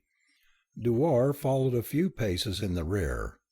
There was considerable undergrowth in this portion of the forest, more than I had encountered before, and I could not see very far in any direction. We were following what appeared to be a game trail, along which I advanced boldly but silently. Presently I saw a movement in the foliage ahead, and then what appeared to be the outlines of some large animal. Almost instantly the silence of the forest was broken by the thunderous bellow of a basto, and there was a great crashing in the undergrowth. "Take to the trees, Dewar," I cried, and at the same time I turned and ran back to assist her in climbing out of danger, and then Dewar stumbled and fell. Again the basto bellowed, and a quick backward glance revealed the mighty creature in the trail only a few paces in my rear. He was not charging, but he was advancing, and I could see that he would be upon us before we could possibly climb to safety, because of the slight delay occasioned by Dewar's fall. There appeared to be but one course of action open to me. I must delay the beast until Dewar had gained a place of safety. I recalled how Camelot had slain one of the creatures by distracting its attention from himself to a leafy branch held in his left hand, and then plunging his keen sword behind the shoulder down into the heart. But I had no leafy branch, and only a crude wooden spear. He was almost upon me, his red-rimmed eyes blazing, his white tusks gleaming. He loomed as large as an elephant to my excited imagination. He put his head down. Another thunderous roar rumbled from his cavernous chest, and then he charged. As the basto bore down upon me, my only thought was to divert his attention from Dewar until she should be safely out of his reach. It all happened so quickly that I imagine I had no time to think of my own almost certain fate. The brute was so close to me when he started his charge that he attained no great speed. He came straight toward me with his head lowered, and so mighty and awe-inspiring was he that I did not even consider attempting to stop him with my puny weapons. Instead, all my thoughts centered upon one objective: to save myself from being impaled upon those horns. I grasped them, one in each hand, as the basto struck me, and thanks to my unusual strength, I succeeded in breaking the force of the impact, as well as diverting the horns from my vitals. The instant that he felt my weight, the brute ripped upward with his head in an effort to gore and toss me, and in the latter he succeeded beyond anything that I might have expected, and, I imagine, beyond what he intended. With almost the force of an explosion I was hurtled upward to crash through the foliage and the branches of the tree above, dropping my weapons as I went. Fortunately my head came in contact with no large limb, and so I retained consciousness through it all. I also retained my presence of mind, and, clutching frantically, I succeeded in grasping a branch across which my body had fallen. From there I dragged myself to the safety of a larger limb. My first thought was of Dewar.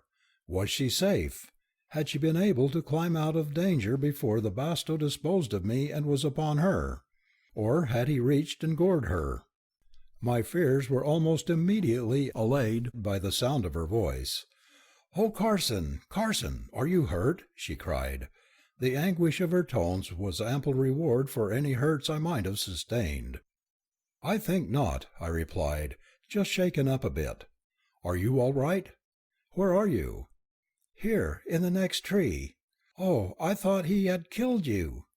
I was testing out my joints and feeling of myself for possible injuries, but I discovered nothing more serious than bruises and scratches, and of these I had plenty. As I was examining myself, Dewar made her way along interlocking branches, and presently she was at my side. "You're bleeding," she exclaimed. "You are hurt." "These are nothing but scratches," I assured her. "Only my pride is hurt." "You have nothing to be ashamed of. You should be very proud of what you did. I glanced behind me as I got to my feet, and I saw you standing right in the path of that terrible beast, so that it would not reach me." "Perhaps," I suggested, "I was too terrified to run, just paralyzed by fear." She smiled and shook her head. "I know better than that. I know you too well. Any risk would be worth taking if it won your approval." She was silent for a moment, looking down at the basto. The brute was pawing the ground and bellowing. Occasionally it would pause and look up at us. "We could get away from it by going through the trees," suggested Dewar. "They grow very close together here." "And abandon my new weapons?" I demanded. "He'll probably go away in a few minutes, as soon as he realizes we are not coming down." But he didn't go away in a few minutes. He bellowed and pawed and gored the ground for half an hour, and then he lay down beneath the tree. "That fellow's an optimist," I remarked. "He thinks that if he waits long enough, we'll probably come down of our own volition." Dewar laughed. "Maybe he thinks we'll die of old age and fall down." "That's a joke on him. He doesn't know that we've been inoculated with the serum of longevity. In the meantime, the joke is on us, and I'm getting hungry." "Look, Dewar," I whispered, as I caught sight of something dimly visible through the tangled undergrowth beyond the basto. "What is it?" she asked. "I don't know, but it's something large." "It's creeping silently through the brush, Carson. Do you suppose it is something that has caught our scent, or some other terrible beast of prey?" "Well, we are up a tree," I reassured her. "Yes, and many of these creatures climb trees. I wish you had your weapons." "If that basto would look the other way for a minute, I'd go down and get them." "No, you mustn't do that. One or the other of them would get you." "Here it comes now, Dewar. Look." "It's a tharbon," she whispered. Bull against lion. The evil face of the fierce carnivore was protruding from the underbrush a short distance beyond and behind the basto. The latter did not see it, nor did his nostrils catch the scent of the great cat-like creature. "It's not looking at us," I said. "It's watching the basto." "Do you suppose," commenced Dewar, and then her words were drowned by the most blood-curdling scream I have ever heard. It came from the savage throat of the Tharbon at the instant it sprang toward the Basto. The latter beast, lumbering to its feet, was caught at a disadvantage. The Tharbon leaped full upon its back, sinking talons and fangs deep into the tough flesh. The bellowing of the Basto mingled with the roars and growls of the Tharbon in a hideous diapason of bestial rage that seemed to rock the forest. The huge bull wheeled in a frenzy of pain and sought to sink its horn in the thing upon its back. The Tharbon struck viciously at the savage face, raking downward from the poll to muzzle, tearing hide and flesh to the bone, one great talon ripping a knife from its socket. Its head a bloody mass of torn flesh, the Basto threw itself upon its back with almost cat-like agility, seeking to crush the life from its tormentor. But the Tharbon leaped to one side, and, as the bull scrambled to its feet, sprang again. This time the Basto, wheeling with lowered head and incredible swiftness, caught the Tharbon full upon its horns and tossed it high into the foliage of the tree above. A screaming, clawing hellion of unrestrained primitive rage and hate, the great carnivore hurtled upward within a few feet of Dewar and me, and then, still clawing and screaming, it fell back. Like a huge cat, that it almost closely resembled, it came down feet first. With ready horns and tail stiffly erect, the Basto waited to catch it and toss it again. Full on those powerful horns the Tharbon fell, but when the Basto surged upward with all the strength of that mighty, bulging neck, the Tharbon did not soar upward into the tree again. With powerful claws and mighty jaws, it clung to the head and neck of its antagonist. It raked shoulder and throat as the Basto attempted to shake it loose. With fearful strokes of its talons it was tearing the Basto to shreds. In a bloody welter of gore, the stricken creature, now totally blinded by the loss of its remaining eye, wheeled in a grotesque and futile pirouette of death. But still its screaming nemesis clung to it, tearing, striking in mad, blind rage, its hideous cries mingling with the now shrill death bellowings of the stricken bull. Suddenly the Basto stopped in its tracks, its feet spread, swaying weakly. Blood was gushing from its neck in such a torrent that I was positive its jugular must have been severed. I knew that the end must be near, and only wondered at the unbelievable tenacity with which the creature clung to life. Nor was the Tharbon in an enviable state. Once badly gored and now impaled upon those two mighty horns, the blood of his terrible wounds mingling with the blood of his intended victim, his chances of survival were as negligible as those of the weaving bull, already seemingly dead upon its feet. But how could I guess the inconceivable vitality of these mighty creatures? With a sudden shake of his horns the bull stiffened, then he lowered his head and charged blindly, apparently with all the strength and vigor of impaired vitality. It was to be a short charge. With terrific impact he struck the bole of the tree in which we were crouching. The branch upon which we sat swayed and snapped like a loose spar in a gale, and Dewar and I were toppled from our perch. Clutching futilely for support, we shot downward on top of the Tharbon and the Basto. For an instant I was terrified for Dewar's safety, but there was no need for apprehension. Neither of these mighty engines of destruction turned upon us. Neither moved. Except for a few convulsive shudders, they lay still in death. The Tharbon had been caught between the bole of the tree and massive pole of the Basto and crushed to pulp. The Basto had died as it wreaked its final, fearful vengeance on the Tharbon. Dewar and I had rolled to the ground beside the bodies of these mighty titans. And now, uninjured, we sprang to our feet. Dewar was pale and a trifle shaken, but she smiled bravely up into my face. "Our hunting was more successful than we dreamed," she said. "Here is enough meat for many men. Camelot told me there was nothing like a Basto steak grilled over a wood fire. They are delicious. My mouth is watering already." "And mine too, Dewar. but without a knife we are still a long way from the stake. Look at that thick hide." Dewar looked crestfallen. "Did ever two people have such continuous bad luck?" she exclaimed. "But never mind," she added. "Get your weapons, and perhaps we shall find something small enough to tear to pieces or cook whole." "Wait!" I exclaimed, opening the pocket pouch that hung over my shoulder by a stout cord. "I have a piece of stone with a sharp edge that I use for scraping my bow and arrows. I may be able to hack out a meal with it." It was a laborious job, but I finally succeeded, and while I was engaged upon this crude and ragged butchery, Dewar gathered tinder and wood, and surprised us both by starting a fire. She was very happy and excited over her success, and proud too. In all her pampered life at home she had never been required to do a practical thing, and the reward of even this small accomplishment filled her with joy. That meal was a memorable one. It was epical. It marked the emergence of primitive man from the lower orders of life.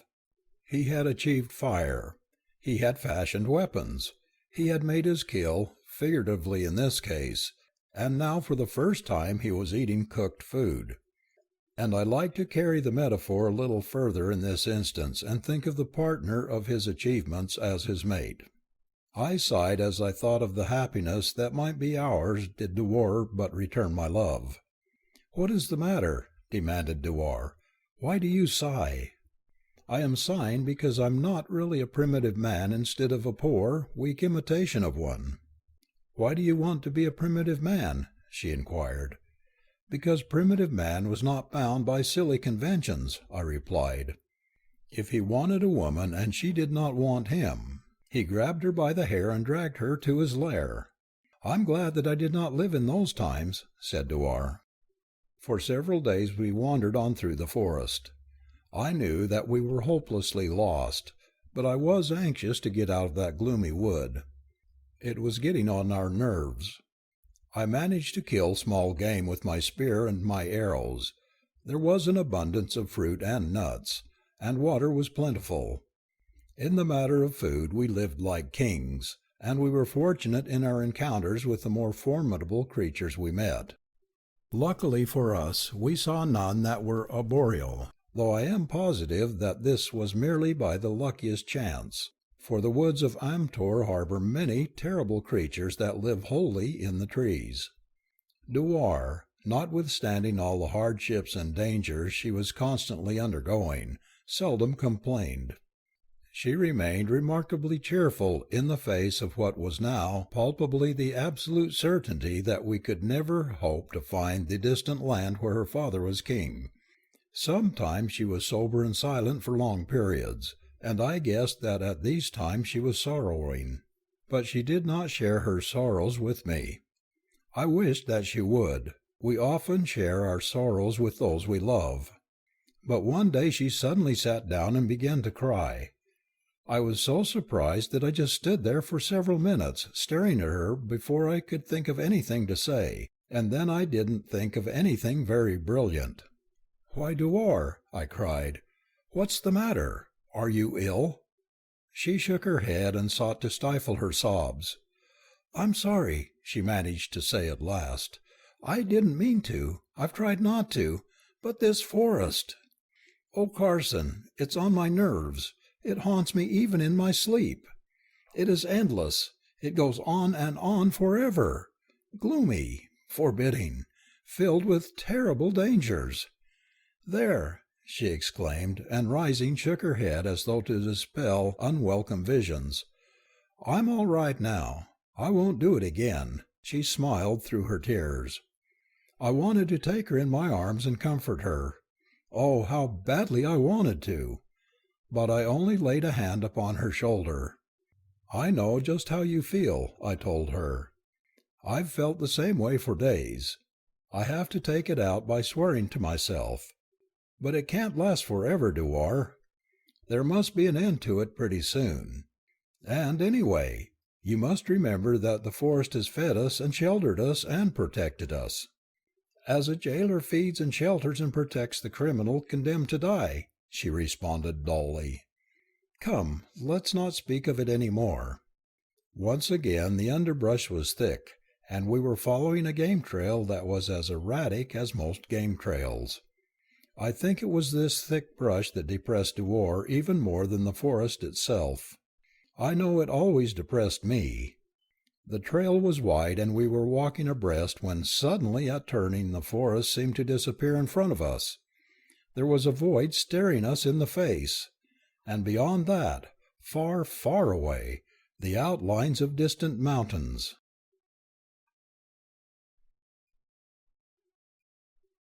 Down the escarpment. Wanderingly, we advanced until we stood upon the brink of a lofty escarpment. Far below, at least 5,000 feet, a great valley spread before our eyes. Far, far away across it, we saw the outlines of the distant mountains that hemmed it upon that side. But to the right and left its extent was shrouded in the mists of distance.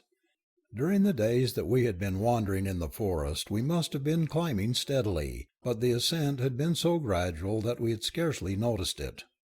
Now, the effect of coming suddenly upon this mighty depression was startling. It was as though I were looking into a deep pit that lay far below sea level. This impression, however, was soon dispelled, for in the distance I saw a great river winding along the bed of the valley, and I knew that it must run downward to some sea. "A new world," breathed Dewar. "How beautiful by contrast with this frightful forest! Let us hope that it will be no less kind to us than the forest has been." "How could it be otherwise than kind? It is so beautiful," she replied. "There must be people living there, generous, kindly people as lovely as their lovely valley. There could be no evil where there is so much beauty. Perhaps they will help us return to my Vepajah. I'm sure they will." "I hope so, Dewar," I said. "See," she exclaimed, "there are little rivers running into the big river, and there are level plains dotted with trees, and there are forests too, but no terrible forest that stretches on seemingly without end as this that we are escaping. Do you see any cities or signs of man, Carson?" I shook my head. "I cannot be positive. We are very high above the valley, and the large river, where it is probable the cities would be, is far away. Only a very great city with tall buildings would be visible from here, and the haze that hangs over the valley might even hide a large city from us. We shall have to go down into the valley to find out." "I can scarcely wait," exclaimed Dewar. The trail on which we had approached the edge of the escarpment turned sharply to the left and skirted the brink, but from it a smaller trail branched and dropped over the edge. This trail was a little better than a faintly marked footpath, and it zigzagged down the almost vertical face of the escarpment in a manner calculated to send the cold chills up one's back, if he happened to be affected by such things. "Few creatures go up and down here," remarked Dewar, as she looked over the edge of the escarpment at the dizzy trail. "Perhaps we had better go on farther. There may be an easier way down," I suggested, thinking that she might be fearful. "No," she demurred. "I wanted to get out of the forest, and here's my chance. Something has gone up and down here, and if something else has, we can. Take my hand, then. It is very steep." She did as I bid, and I also handed her my spear to use as a staff. Thus we started the perilous descent. Even now I hate to recall it. It was not only fraught with danger, but it was exceedingly exhausting. A dozen times I thought that we were doomed. Seemingly it was impossible to descend farther, and certainly it would have been impossible to retrace our steps to the summit, for there had been places where we had lowered ourselves over ledges that we could not have again scaled. Dewar was very brave. She amazed me. Not only was her courage remarkable, but her endurance was almost unbelievable in one so delicately moulded. And she kept cheerful and good-natured. Often she laughed when she would slip and almost fall, where a fall meant death. "I said," she recalled, once while we were resting, "that something must have come up and down this trail. Now I wonder what manner of creature it may be." "Perhaps it is a mountain goat," I suggested. "I can think of nothing else that might do it." She did not know what a mountain goat was, and I knew of no Venusan animal with which to compare it. She thought that a mistal might easily go up and down such a trail. I had never heard of this animal, but from her description I judged it to be a rat-like animal about the size of a house cat. As we were starting down again after a rest, I heard a noise below us and looked over the edge of the ledge on which we stood to see what had caused it. "We are about to have our curiosity satisfied," I whispered to Dewar. "Here comes the trail maker." "Is it a mistal?" she asked. "No, nor mountain goat. But it is just the sort of a creature that might most easily cling to this vertical pathway. I don't know what you Amtorians call it. Take a look. Perhaps you will recognize it." It was a huge, hideous lizard about 20 feet in length that was climbing sluggishly upward toward our position. Leaning on my shoulder, Dewar glanced over the ledge. She voiced a low gasp of terror. "I think it's a Vera," she said, "and if it is, we are in for it. I have never seen one, but I have read of them in books and seen their pictures. This one looks like the pictures I've seen." "Are they dangerous?" I asked.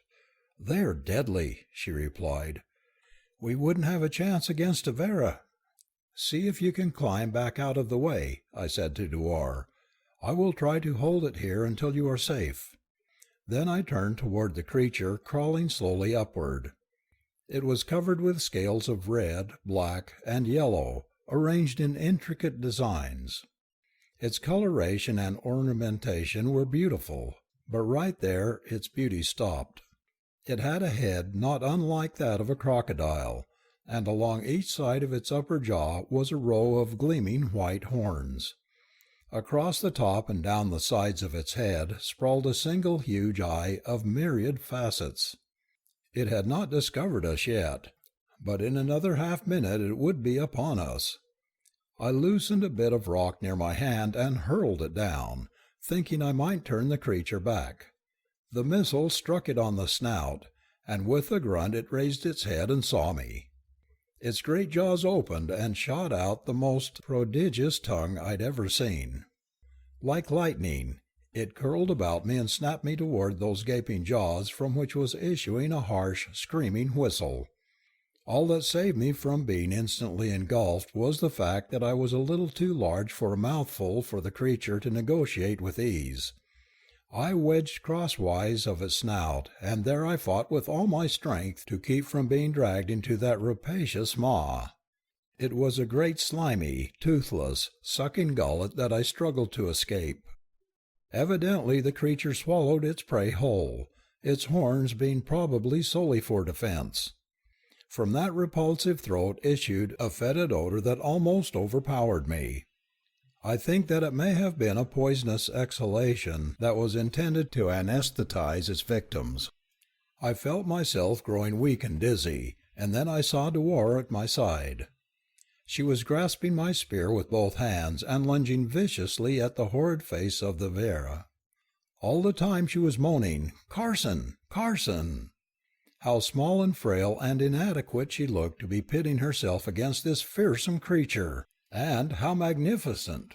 She was risking her life to save mine, and yet she did not love me. Still, it was not incredible. There are noble qualities far more unselfish than love. Loyalty is of these. But I could not permit her to sacrifice her life for loyalty. "Run, Dewar!" I cried. "You can't save me. I'm done for. Run while you can, or it will kill us both." She paid no attention to me, but thrust again. This time the spear tore through the many-faceted eye. With a shrill whistle of pain, the reptile turned upon Dewar and sought to strike her with its gleaming horns. But she stood her ground, and thrusting again, drove the weapon between the distended jaws, drove it deep and far into the pink flesh of that repulsive maw. The spear point must have pierced the tongue, for it suddenly went limp, and I rolled from its encircling grasp to the ground. Instantly I was on my feet again, and seizing Dewar's arm dragged her to one side as the Vera charged blindly. It brushed past us, whistling and screaming, and then turned, but in the wrong direction. It was then that I realized that the creature had been totally blinded by the wound in its eye.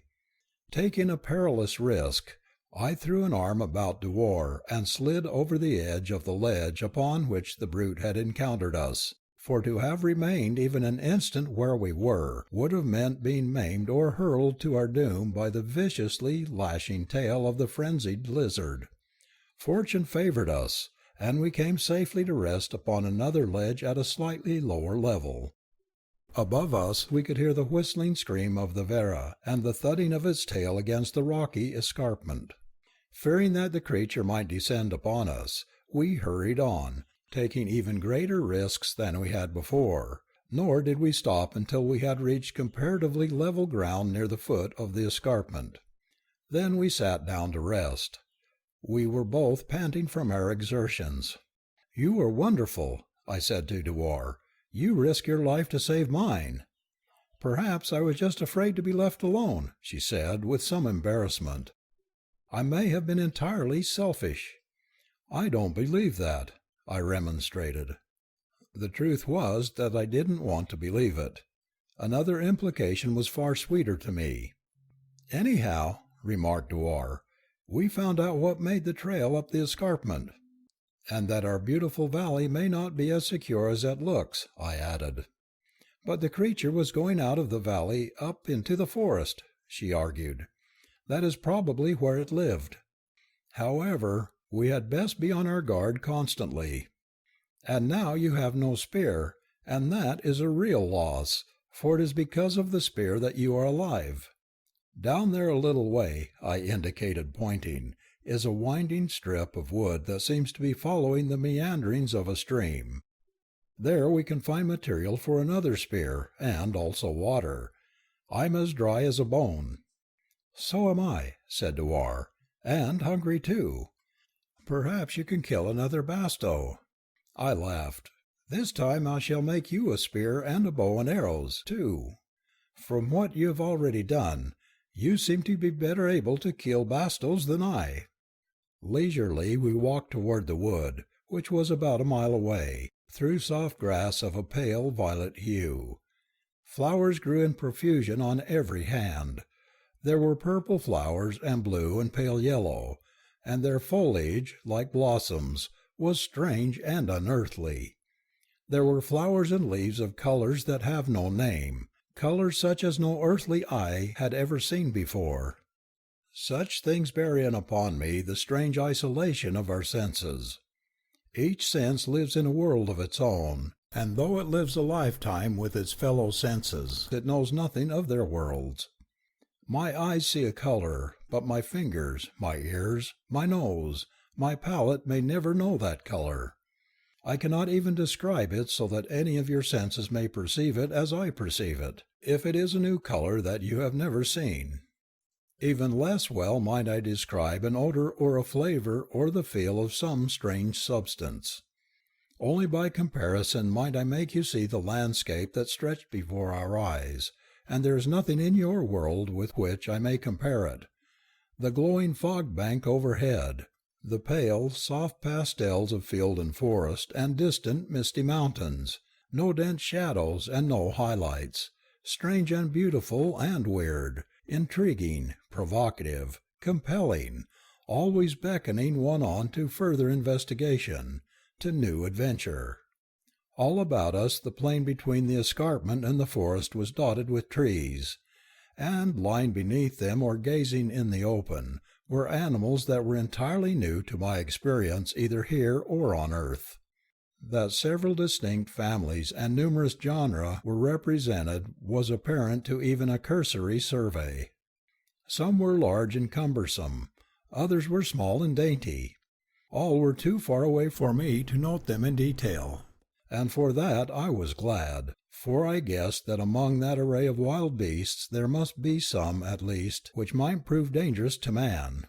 But, like all animals except hungry carnivores and men, They showed no disposition to attack us so long as we did not interfere with them or approach them too closely.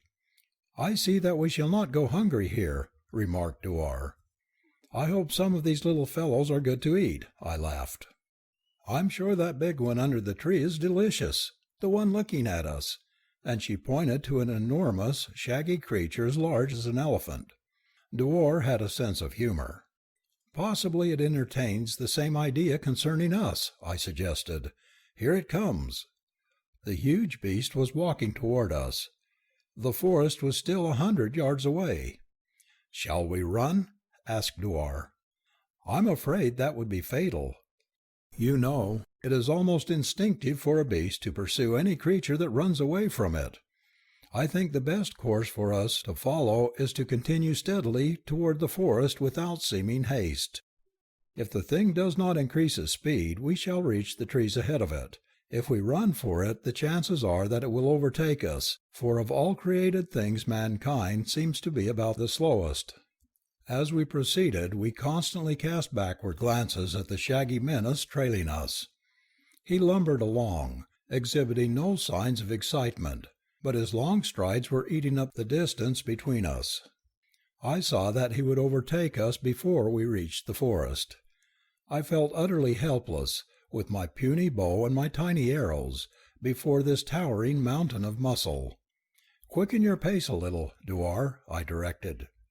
She did as I bid, but after a few steps she glanced back. "Why don't you come too?" she demanded. "Don't argue," I snapped a little shortly. "Do as I bid you."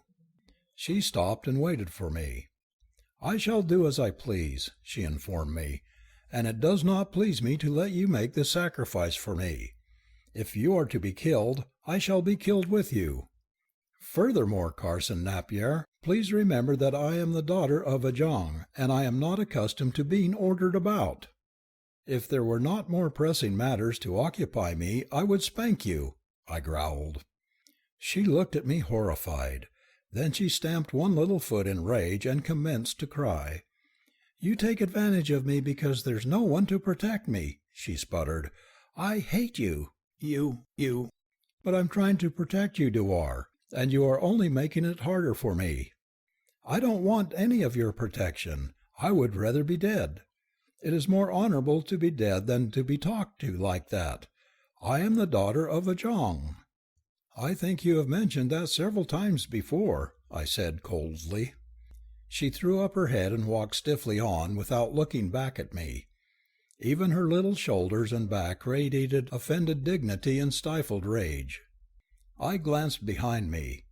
The mighty beast was scarce 50 feet away. Ahead of us the forest was about the same distance. Dewar could not see me. I stopped and faced the colossus. By the time it had dispatched me, Dewar would probably be close to the safety of the branches of the nearest tree. I held my bow in one hand, but my arrows remained in the crude quiver. I had fashioned to hold them behind my right shoulder. I had sense enough to realize that the only effect they might have upon this mountain of hairy sinew would be to enrage it. After I stopped, the beast approached more slowly, almost warily. Two little eyes, set far apart, regarded me intently. Two large, mulish ears pricked forward, quivering nostrils dilated. On it came, very gradually now. A bony protuberance extended from its snout to its forehead commenced to rise until it revealed itself to my astonished gaze as a sharp-pointed horn. The horn rose until it pointed fiercely at me, a terrible weapon of offense. I did not move. My experience of earthly animals had taught me that few will attack without provocation, and I staked my life on the chance that the same rule prevailed on Venus. But there are other provocations beside those that arouse fear or anger. A most potent one is hunger. However, this creature looked herbivorous, and I hoped that it was a vegetarian. But I could not forget the basto, that somewhat resembled an American bison, yet would eat meat. Closer and closer came the remarkable beast. Very, very slowly, as though its mind were assailed by doubts. It towered above me like a living mountain. I could feel its warm breath upon my almost naked body, but better still, I could smell its breath, the sweet, inoffensive breath of a grass-eater.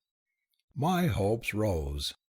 The creature stuck out its muzzle toward me. A low rumbling issued from its cavernous chest. That horrible horn touched me, then the cool, moist muzzle. The beast sniffed at me. Slowly the horn subsided. Suddenly, with a snort, the animal wheeled about and went galloping off, bucking and jumping, as I have seen a playful steer buck and jump, its little tail stiffly erect. It presented a most ludicrous appearance, as would a steam locomotive skipping rope. I laughed, possibly a little hysterically, for my knees were suddenly weak and wobbly. If I had not been near death, I had at least thought I was. As I turned back toward the forest, I saw Dewar standing there looking at me, and as I approached her I perceived that she was wide-eyed and trembling. "You are very brave, Carson," she said, with a little catch in her throat. Her anger seemed to have departed. "I know that you remained there so that I might escape." "There really wasn't much else that I could do," I assured her. "And now that that's over, let's see if we can't find something to eat. Something a few sizes smaller than that mountain of steaks and roasts. I think we'll go on until we strike the stream that flows through this forest. We may find a drinking place or a ford that the animals are accustomed to coming to." "There are many animals out there on the plain that are small," suggested Dewar. "Why don't you hunt there?" "There are plenty of animals, but there are not enough trees," I replied with a laugh. "We may need some trees in our hunting. I don't know enough about these Amtorian beasts as yet to warrant me in taking unnecessary risks." We moved on into the wood beneath the delicate foliage and among the strangely beautiful boles with their lacquer-like bark of white and red and yellow and blue.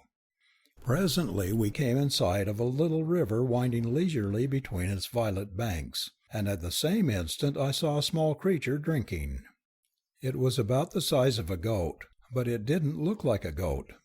Its sharply pointed ears were constantly moving, as though on alert for the slightest sound of danger. Its tufted tail switched nervously.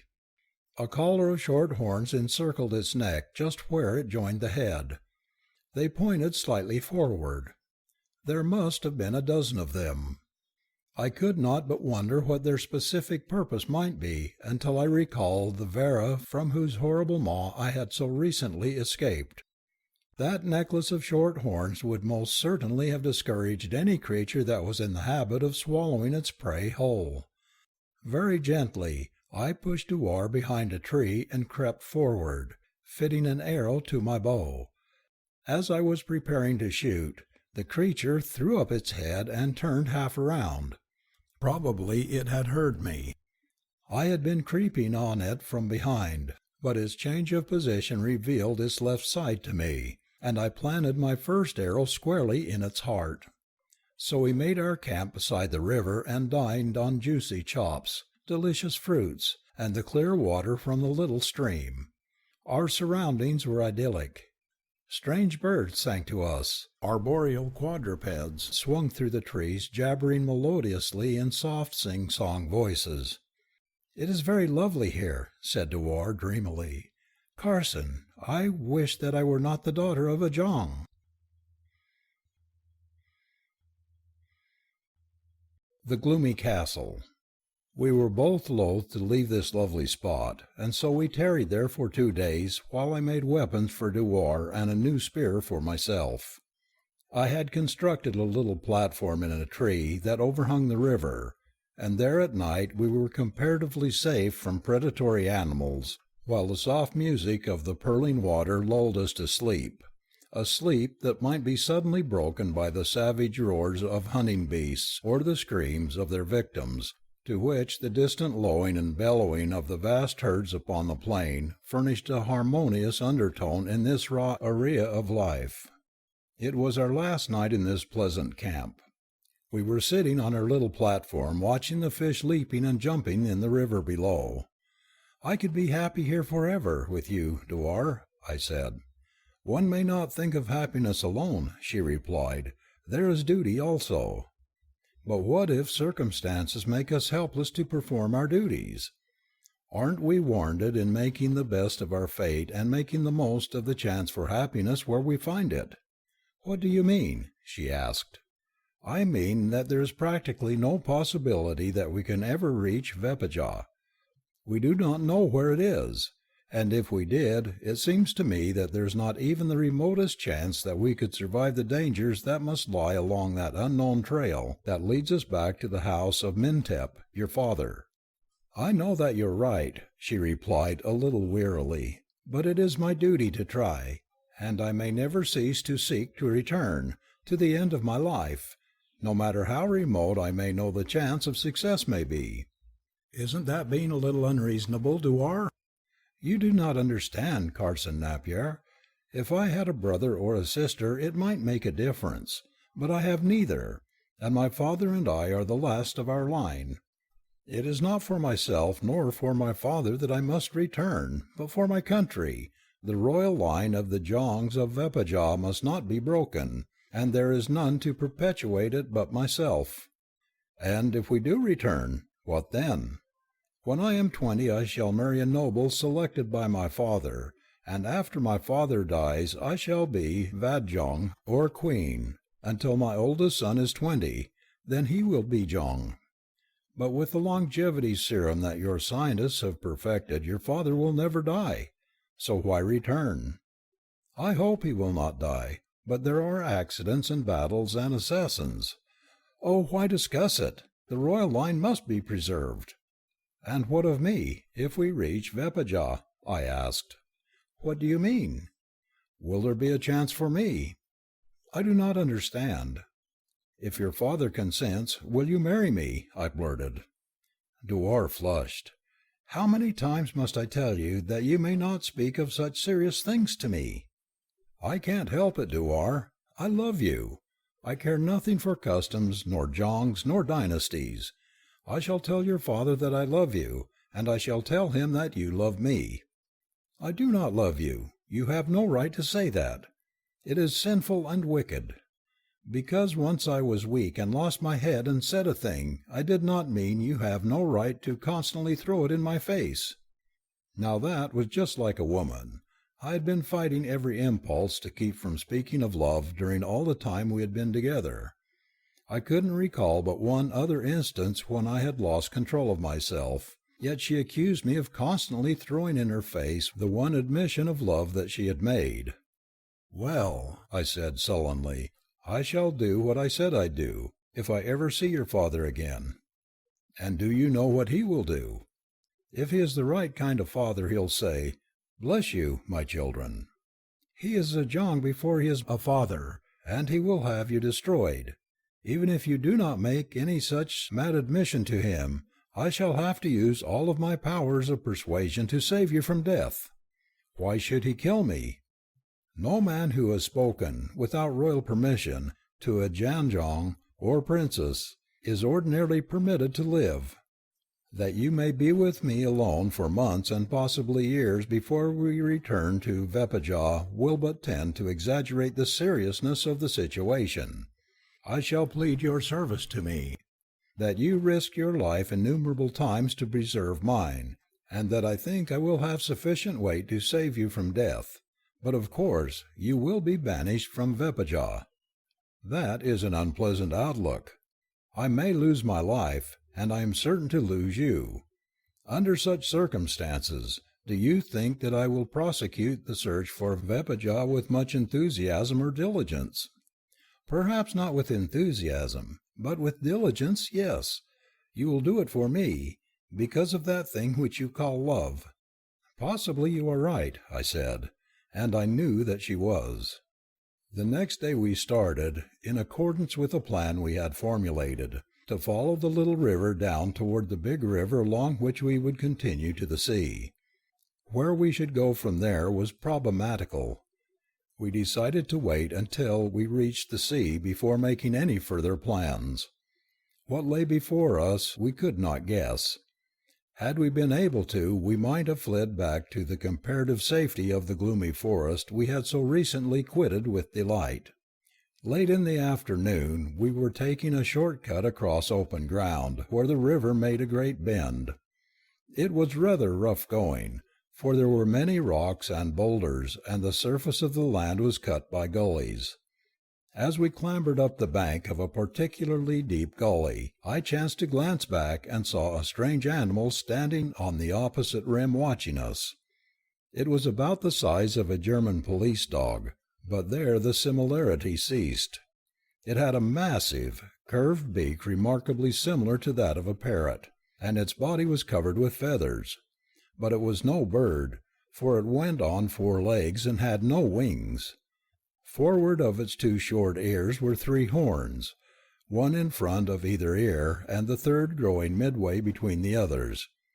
As it turned part way around to look back at something we could not see, I saw that it had no tail. At a distance its legs and feet appeared bird-like. "Do you see what I see, Dewar?" I asked, nodding in the direction of the weird creature. "Or am I suffering from a touch of fever?" "Of course I see it," she replied, "but I don't know what it is. I'm sure that there's no such creature on the island of Vepajah." "There's another of them, and another, and another," I exclaimed. "Lord, there must be a dozen of them." They were standing in a little knot surveying us when suddenly the one we had first seen raised its grotesque head and voiced a hoarse, wailing scream. Then it started down into the gully, and headed for us at a rapid gallop, and behind it came its fellows, all now voicing that hideous cry. "What are we going to do?" asked Dewar. "Do you suppose they are dangerous?" "I don't know whether they are dangerous or not," I replied, "but I wish that there were a tree handy." "A forest does have its advantages," admitted Dewar. "What are we going to do?" "It would do no good to run, so we might as well stand here and have it out with them. We'll have some advantage as they come up the bank of the gully." I fitted an arrow to my bow, and Dewar did likewise. Then we stood waiting for them to come within range. They loped easily across the bottom of the gully and started the ascent. They didn't seem to be in much of a hurry. That is, they didn't seem to be extending themselves to their full speed, probably because we were not running away from them. Perhaps this surprised them, for they presently slowed down to a walk and advanced warily. They had ceased their baying. The feathers along their backs rose stiffly erect as they slunk toward us. Aiming carefully at the foremost, I loosed an arrow. It struck the beast full in the chest, and with a scream it stopped and tore at the feathered shaft protruding from its body. The others halted and surrounded it. They made a strange, cackling sound. The wounded creature staggered and sank to the ground, and instantly its fellows were upon it, tearing and rending. For a moment it fought fiercely to defend itself, but futilely. As the others commenced to devour their fallen comrade, I motioned Dewar to follow me, and we turned and ran toward the trees we could see about a mile away, where the river turned back across our line of march. But we hadn't gone far before we heard again the infernal screaming that told us that the pack was on our trail. This time they overtook us while we were at the bottom of a depression, and once again we made a stand. Instead of attacking us directly, the beasts slunk about just out of range, as though they knew the danger line beyond which they would be safe. Then slowly they circled us until we were surrounded. "If they charge now all at once," said Dewar, "we are sure to be finished. Perhaps if we succeed in killing a couple of them, the others will stop to devour them, thus giving us another chance to get closer to the wood," I argued with an assumed optimism. As we waited for the next move of our antagonists, we heard a loud shout in the direction from which we had come. Looking quickly up, I saw a man seated on the back of a 4-footed animal at the rim of the depression in which we stood. At the sound of the human voice, the beasts surrounding us looked in the direction of the interruption and immediately commenced to cackle. The man on the beast rode slowly down toward us, and as he came to the ring of beasts, they moved aside and let him pass through their savage ranks. "It is fortunate for you that I came when I did," said the stranger, as the beast he rode stopped in front of us. "These Khazars of mine are a ferocious lot." He was eyeing us intently, especially Dewar. "Who are you, and where are you from?" he demanded. "We are strangers, and we are lost," I replied. "I am from California." I did not wish to tell him that we were from Vepajaw until we knew more of him.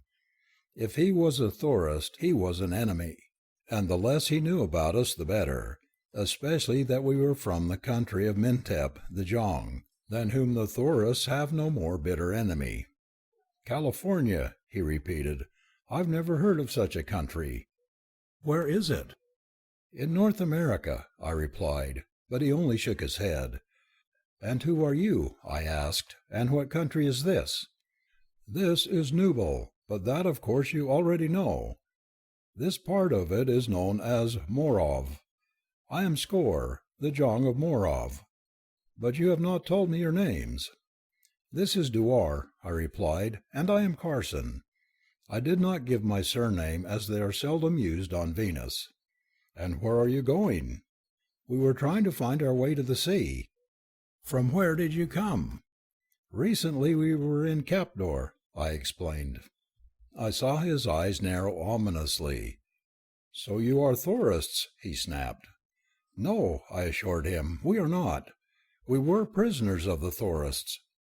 I hoped that my guess had been a good one, and that he was not kindly disposed toward the Thorists.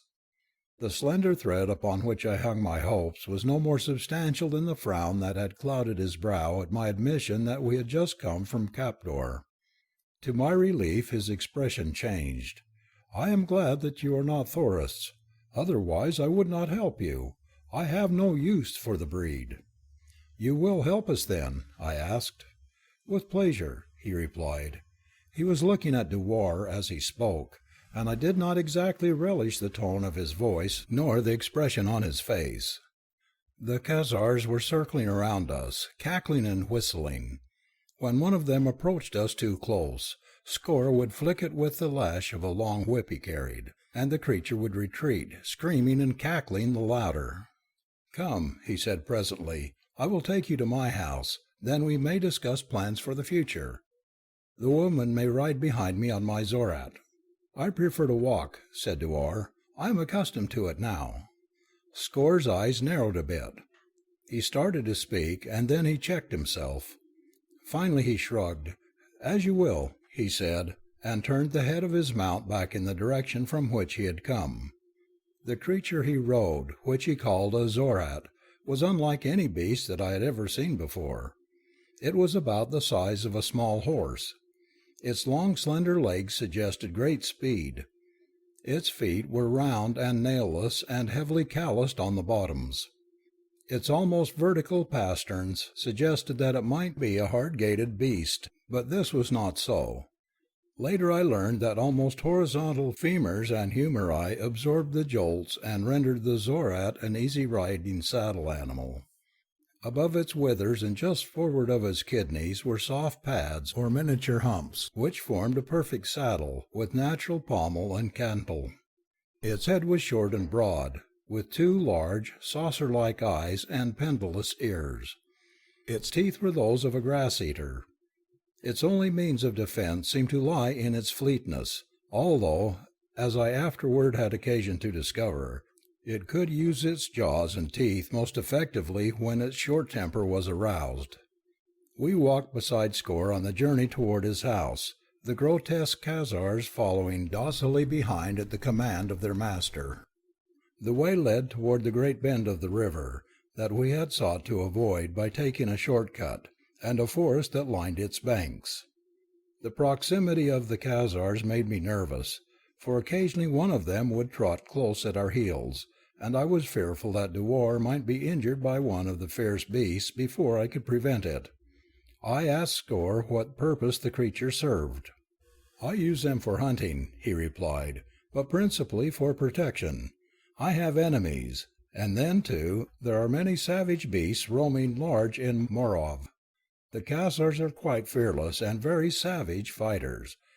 Their greatest weakness is their predilection for cannibalism. They will abandon a fight to devour one of their own number that has fallen. Shortly after we entered the forest, we came upon a large, gloomy, fortress-like building of stone. It was built upon a low rise of ground at the water's edge, the river lapping the masonry upon that side. A stone wall connecting with the river wall of the building enclosed several acres of clear land in front of the structure. A heavy gate closed the only aperture that was visible in this wall. As we approached, Score shouted, "Open! It is the Jong!" and the gate swung slowly outward. As we entered, several armed men, who had been sitting beneath one of the several trees that had been left standing when the ground was cleared, arose and stood with bowed heads. They were a hard and also sad-looking lot. The feature that struck me most forcibly was the strange hue of their skin, a repulsive, unhealthy pallor, a seeming bloodlessness. I caught the eyes of one that chanced to raise his head as we passed, and I shivered. They were glazed, clammy eyes, without light, without fire. I would have thought the fellow stone blind but for the fact that the instant that my eyes caught his they dropped swiftly. Another had an ugly, open wound across his cheek from temple to chin. It gaped wide, but it did not bleed. Score snapped a brief order, and two of the men herded the pack of cackling Khazars into a strong enclosure built beside the gateway, as we proceeded on toward the house. Perhaps I should call it a castle. The enclosure across which we passed was barren except for the few trees that had been left standing. It was littered with refuse of all descriptions and was unspeakably disorderly and untidy. Old sandals, rags, broken pottery, and the garbage from the castle kitchens were strewn promiscuously about. The only spot from which any effort had been made to remove the litter was a few 100 square feet of stone flagging before the main entrance to the building. Here Score dismounted as three more men similar to those at the gate came lifelessly from the interior of the building. One of these took Score's mount and led it away. The others stood one on either side of the entrance as we passed in. The doorway was small, the door that closed it thick and heavy. It seemed to be the only opening on the first floor on this side of the castle. Along the second and third levels I had seen small windows heavily barred. At one corner of the building I had noticed a tower rising 2 more stories above the main part of the castle. This, too, had small windows, some of which were barred. The interior of the building was dark and gloomy. Coupled with the appearance of the inmates I had already seen, it engendered within me a feeling of depression that I could not throw off. "You must be hungry," suggested Score. "Come out into the inner court. It is pleasanter there, and I will have food served." We followed him down a short corridor and through a doorway into a courtyard around which the castle was built. The enclosure reminded me of a prison yard. It was flagged with stone. No living thing grew there. The grey stone walls, cut with their small windows, rose upon 4 sides. There had been no effort toward architectural ornamentation in the design of the structure, nor any to beautify the courtyard in any way. Here, too, was litter and trash that had evidently been easier to throw into the inner court than carry to the outer. I was oppressed by forebodings of ill. I wished that we had never entered the place, but I tried to brush my fears aside. I argued that Score had given no indications of being other than a kindly and solicitous host. He had seemed anxious to befriend us. That he was a Jong I had commenced to doubt, for there was no suggestion of loyalty in his mode of living. In the center of the court a plank table was flanked by grimy, well-worn benches. On the table were the remains of a meal. Score graciously waved us toward the benches. Then he clapped his hands together 3 times before he seated himself at the head of the table. "I seldom have guests here," he said. "It is quite a pleasant treat for me. I hope that you will enjoy your stay. I am sure that I shall." And as he spoke he looked at Dewar in that way that I did not like. "I am sure that we might enjoy it could we remain," replied Dewar quickly, "but that is not possible. I must return to the house of my father." "Where is that?" asked Score. "In Vepajah," explained Dewar.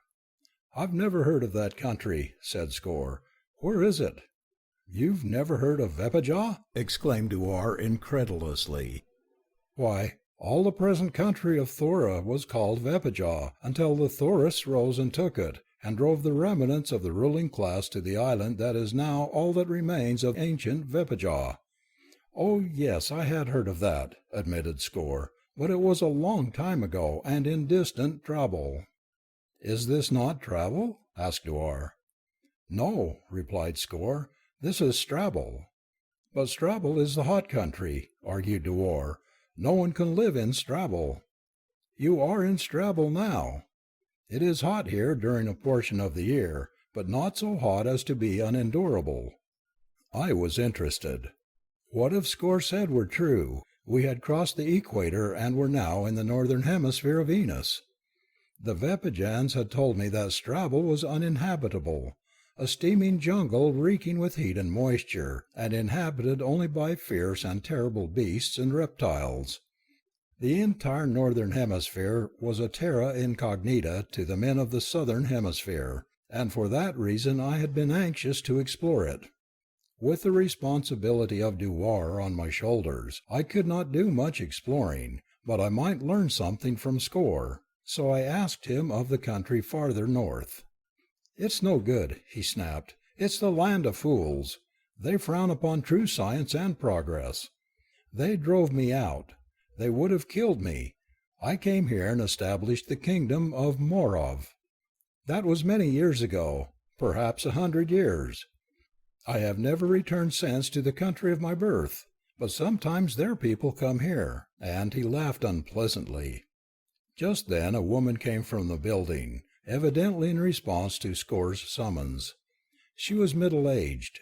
Her skin was the same repulsive hue as that of the men I had seen, and it was very dirty. Her mouth hung open and her tongue protruded. It was dry and swollen. Her eyes were glazed and staring. She moved with a slow, awkward shuffle. And now, behind her, came 2 men. They were much as she. There was something indescribably revolting about all 3. "Take these away," snapped Score with a wave of the hand toward the soiled dishes, "and bring food." The 3 gathered up the dishes and shuffled away. None of them spoke. The look of horror in Dewar's eyes could not have gone unnoticed by Score. "You do not like my retainers?" demanded Score testily. "But I said nothing," objected Dewar. "I saw it in your face." Suddenly Score broke into laughter. There was no mirth in it, nor was there laughter in his eyes, but another expression, a terrible glint that passed as quickly as it had come. "They are excellent servants," he said in normal tones. "They do not talk too much, and they do whatever I tell them to do." Presently the 3 returned carrying vessels of food. There was meat, partially raw, partially burned, and wholly unpalatable. There were fruits and vegetables, none of which appeared to have been washed. There was wine. It was the only thing there fit for human consumption. The meal was not a success. Dewar could not eat. I sipped my wine and watched Score eat ravenously. Darkness was falling as Score arose from the table. "I will show you to your rooms," he said. "You must be tired." His tone and manner were those of a perfect host. "Tomorrow you shall set out again upon your journey." Relieved by this promise, we followed him into the house. It was a dark and gloomy abode, chill and cheerless. We followed him up a stairway to the 2nd floor and into a long, dark corridor. Presently he stopped before a door and threw it open. "May you sleep well," he said to Dewar, bowing and motioning her to enter.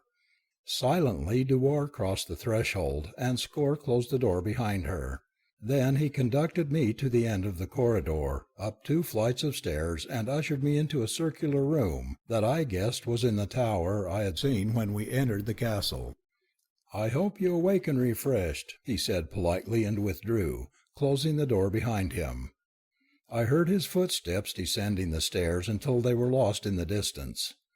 I thought of Dewar down there alone in this gloomy and mysterious pile. I had no reason to believe that she was not safe, but nevertheless I was apprehensive.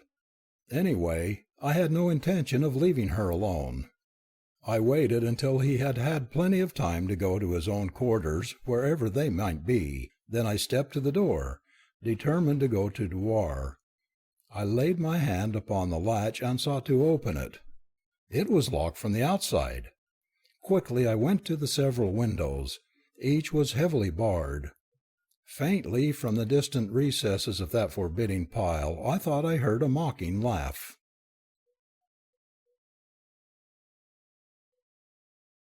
The Girl in the Tower. The tower room in which I found myself imprisoned was lighted only by the mysterious night glow that relieves the nocturnal darkness of Venus, which would otherwise have been impenetrable. Dimly I saw the furnishings of the room. They were meagre. The place had more the aspect of a prison cell than a guest chamber. I crossed to a chest of drawers and investigated it.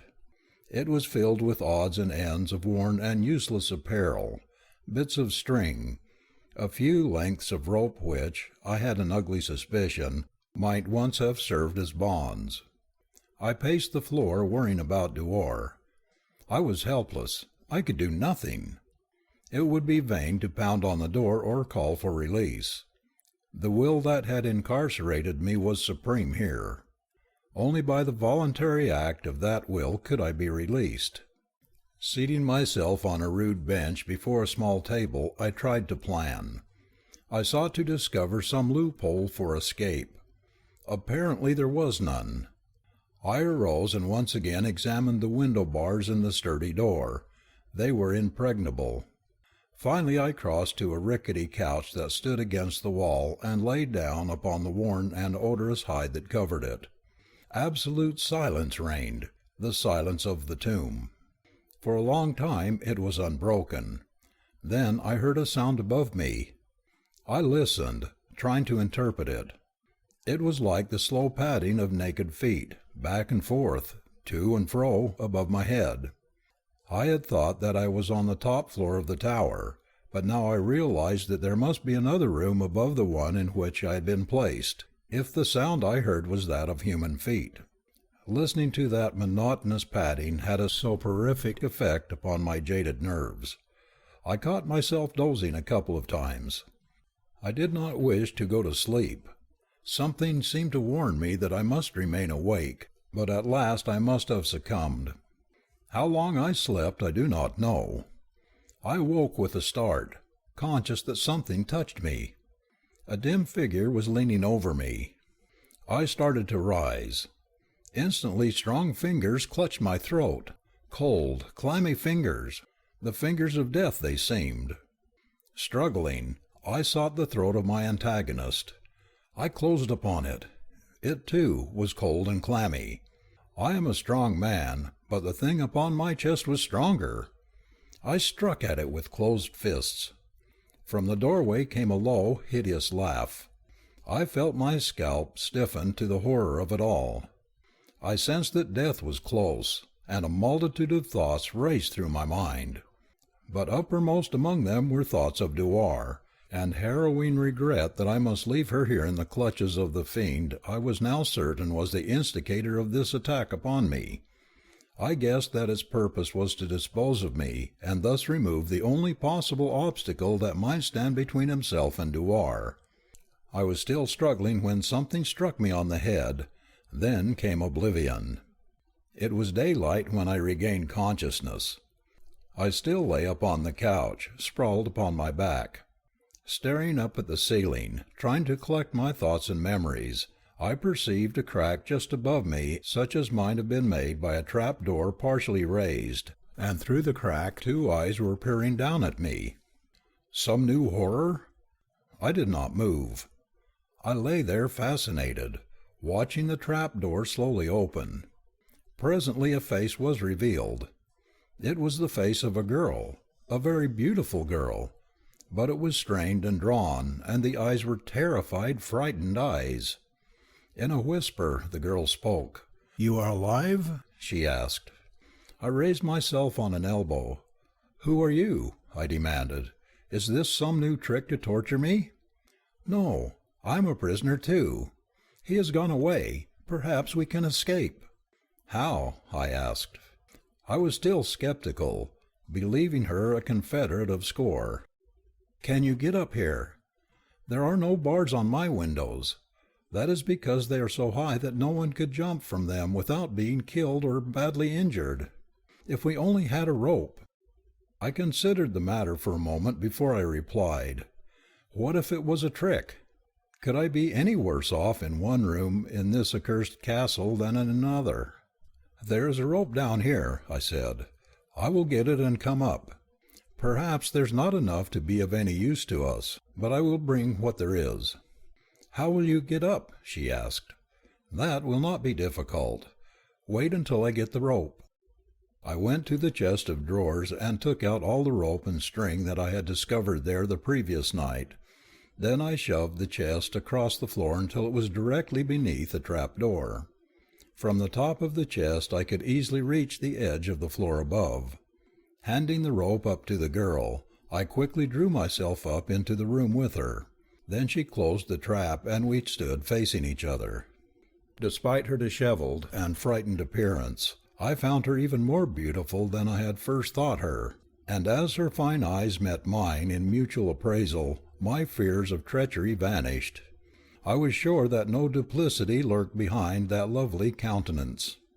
"You need not doubt me," she said, as though she had read my thoughts, "though I cannot wonder that you doubt every one in this terrible place." "Then how can you trust me?" I asked. "You know nothing of me." "I know enough," she replied. "From that window I saw you when you and your companion came yesterday with Score, and I knew that he had 2 more victims. I heard them bring you to the room below last night. I did not know which one of you it was. I wanted to warn you then, but I was afraid of Score.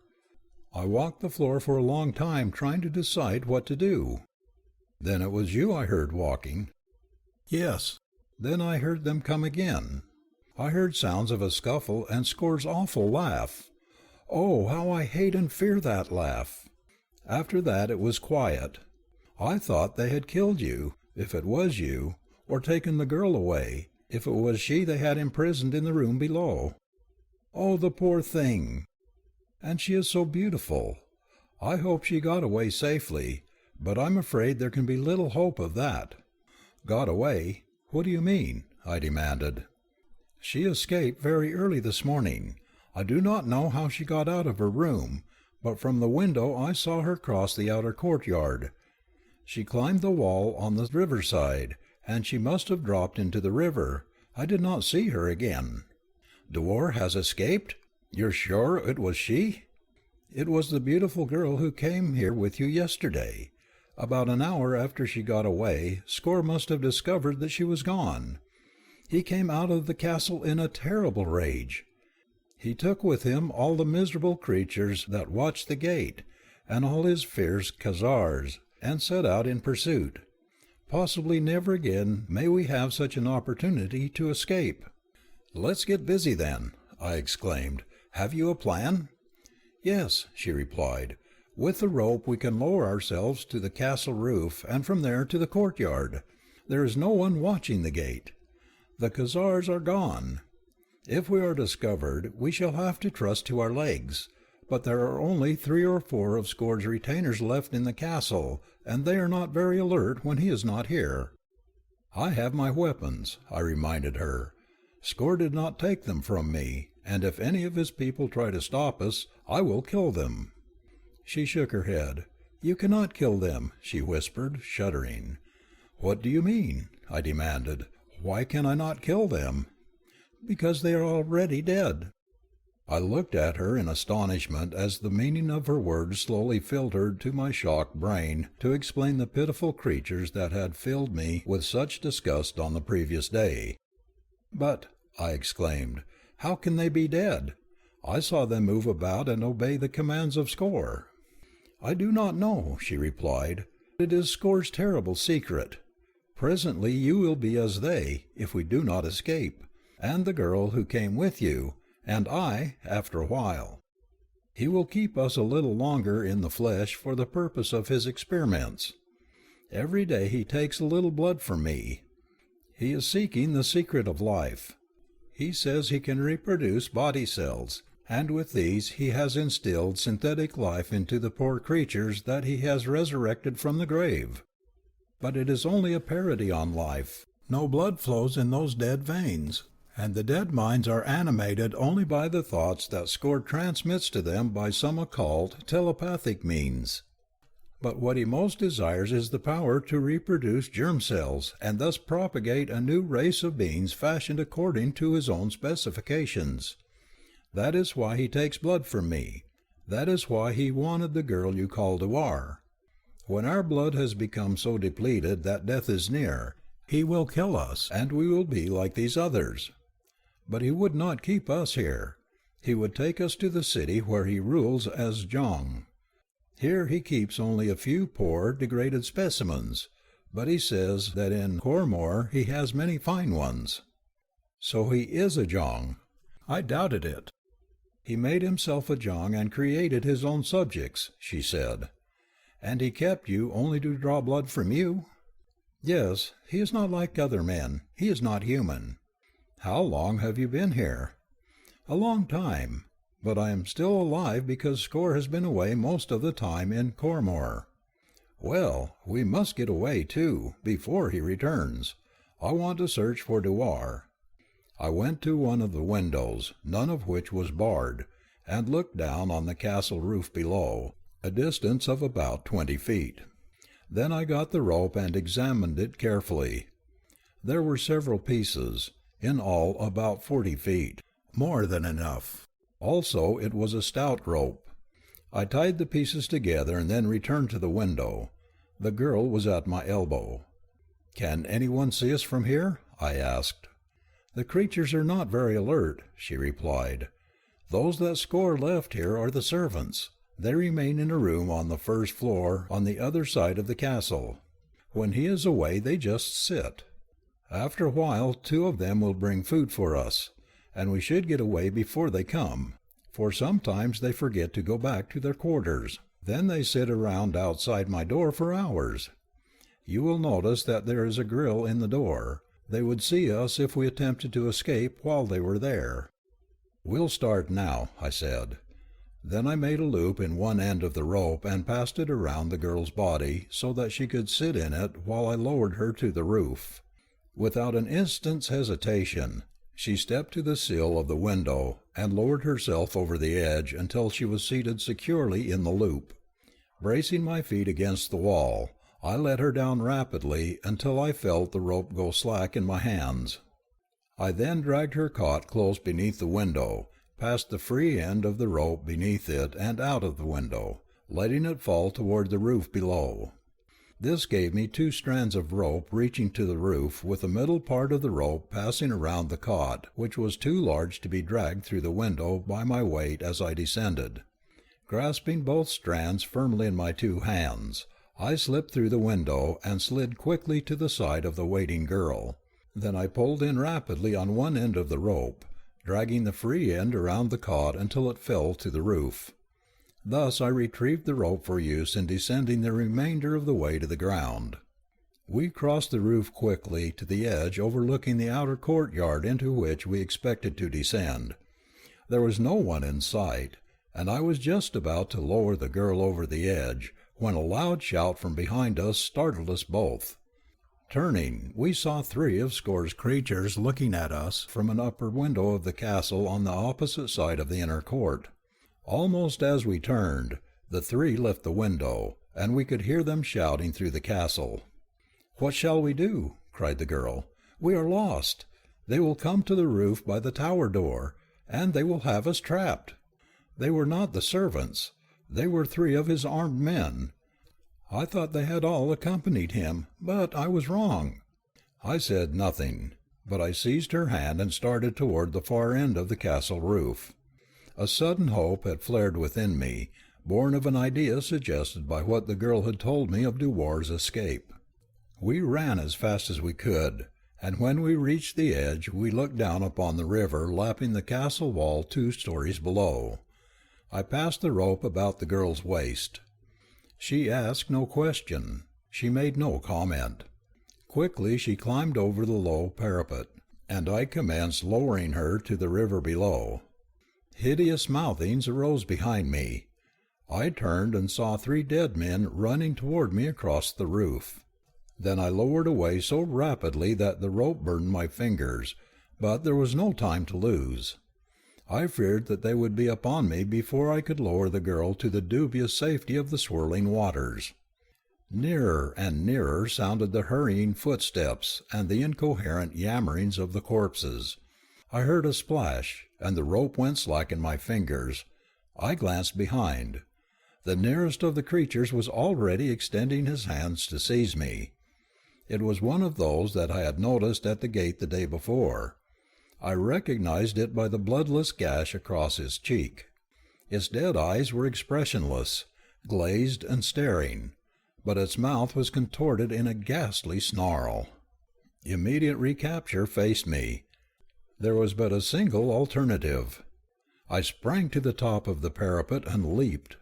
I have always been a good diver, but I doubt that I ever made a prettier swan dive in my life than I did that day from the parapet of the gloomy castle of Skor, the Jong of Morov. As I rose to the surface of the river, shaking the water from my eyes, I looked about for the girl. She was nowhere to be seen. I knew that she could not have reached the river bank in the short time that had elapsed since I had lowered her into the water, for the masonry of the castle and the walls which extended it both above and below the building offered not even a handhold for hundreds of feet in both directions, and the opposite shore was too far away.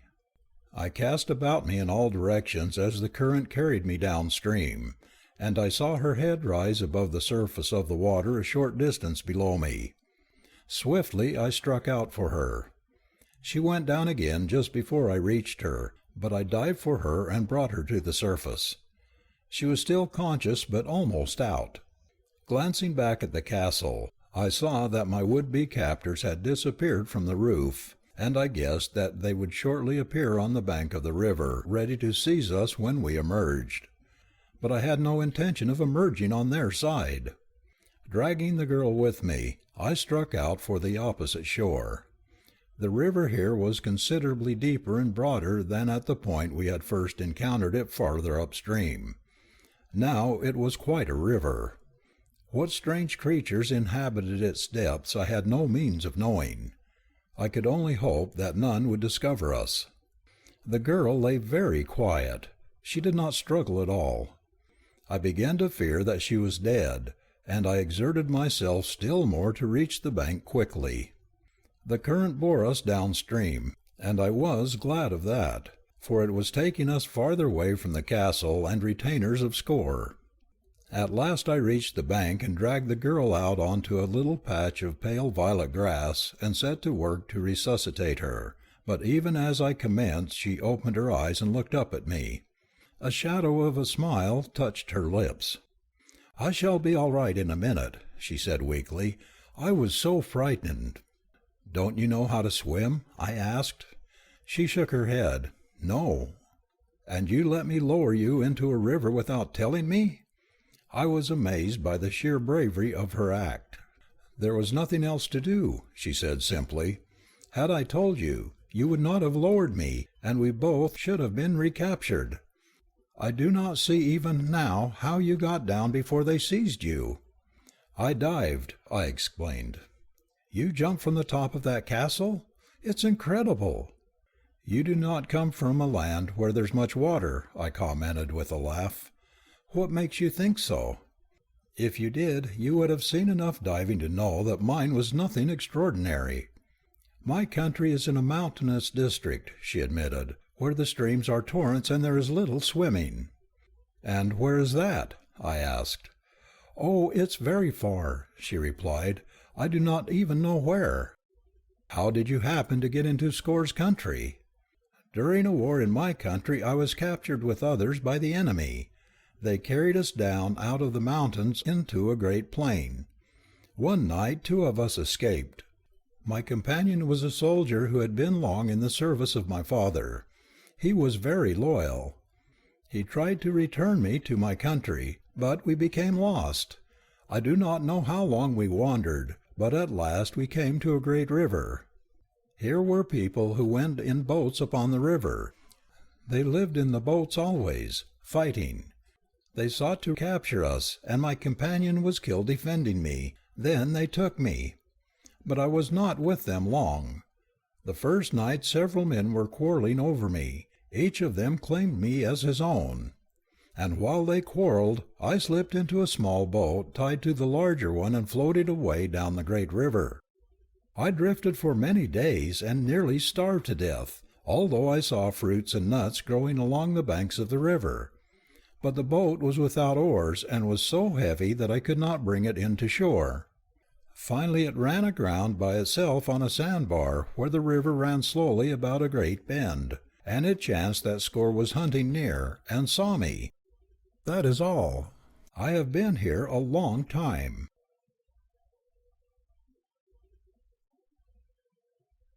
The Pygmies.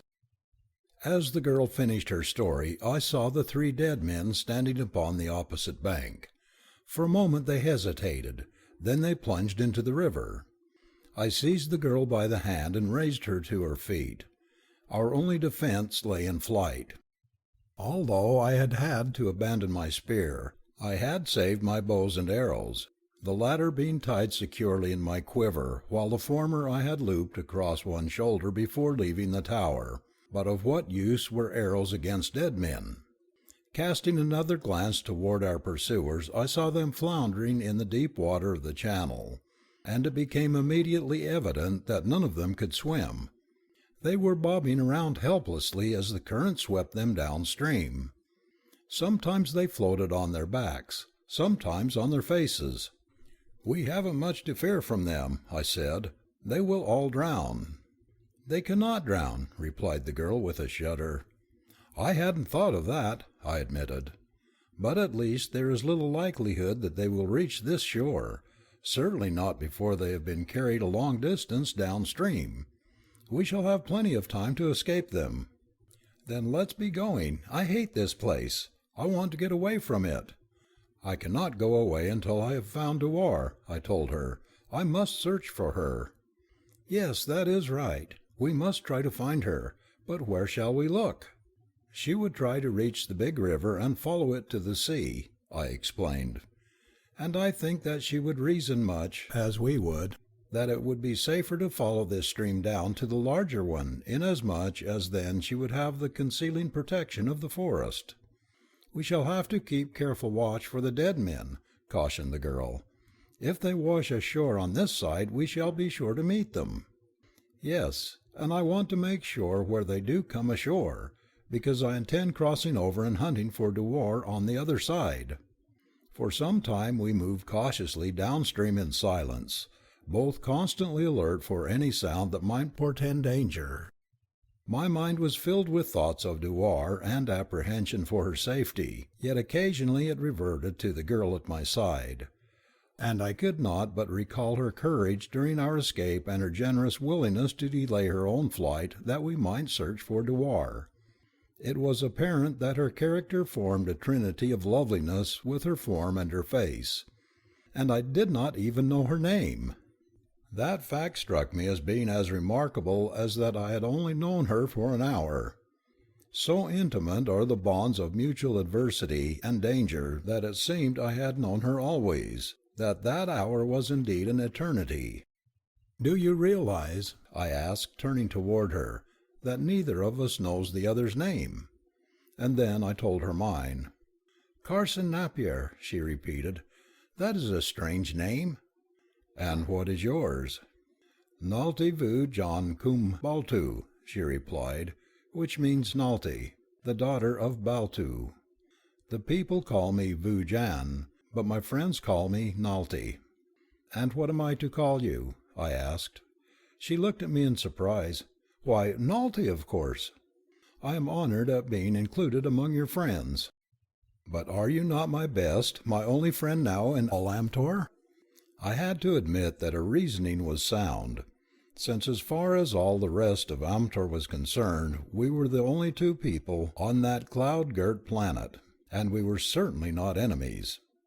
We were moving cautiously along within sight of the river when Nalty suddenly touched my arm and pointed toward the opposite bank, at the same time dragging me down behind a shrub. Just opposite us a course had washed ashore, and a short distance below, two others. They were our pursuers. As we watched, they slowly crawled to their feet. Then the one we had first seen called to the others, who presently joined him. The three corpses talked together, pointing and gesticulating. It was horrible. I felt my skin creep. What would they do? Would they continue the search, or would they return to the castle? If the former, they would have to cross the river, and they must already have learned that there was little likelihood of their being able to do that. But that was attributing to dead brains the power to reason. It seemed incredible. I asked Nalty what she thought about it. "It's a mystery to me," she replied. "They converse and they appear to reason.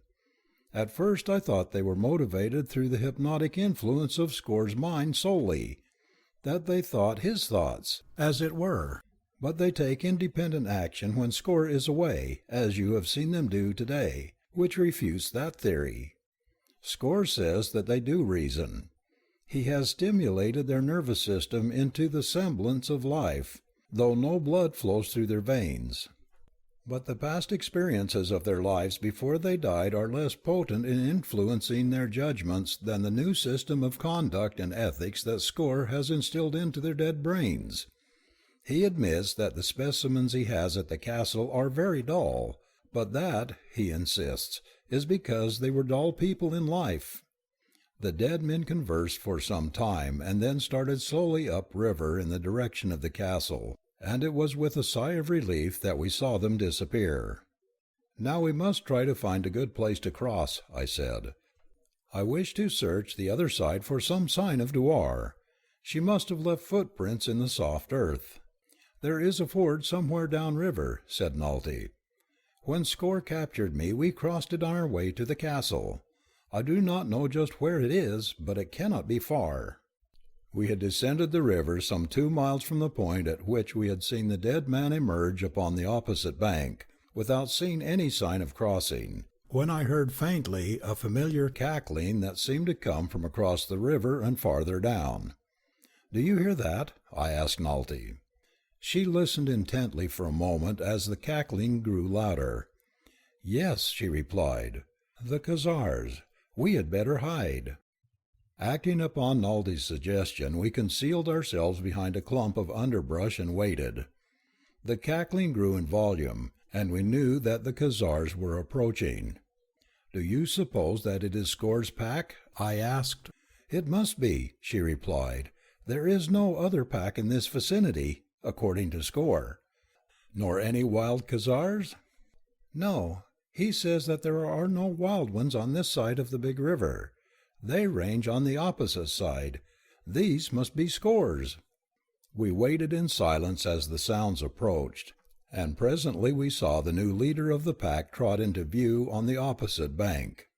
Behind him strung several more of the grotesque beasts, and then came Score, mounted on his Zorat, with the dead men that formed his retinue surrounding him. "Dewar is not there," whispered Nalty. "Score did not recapture her."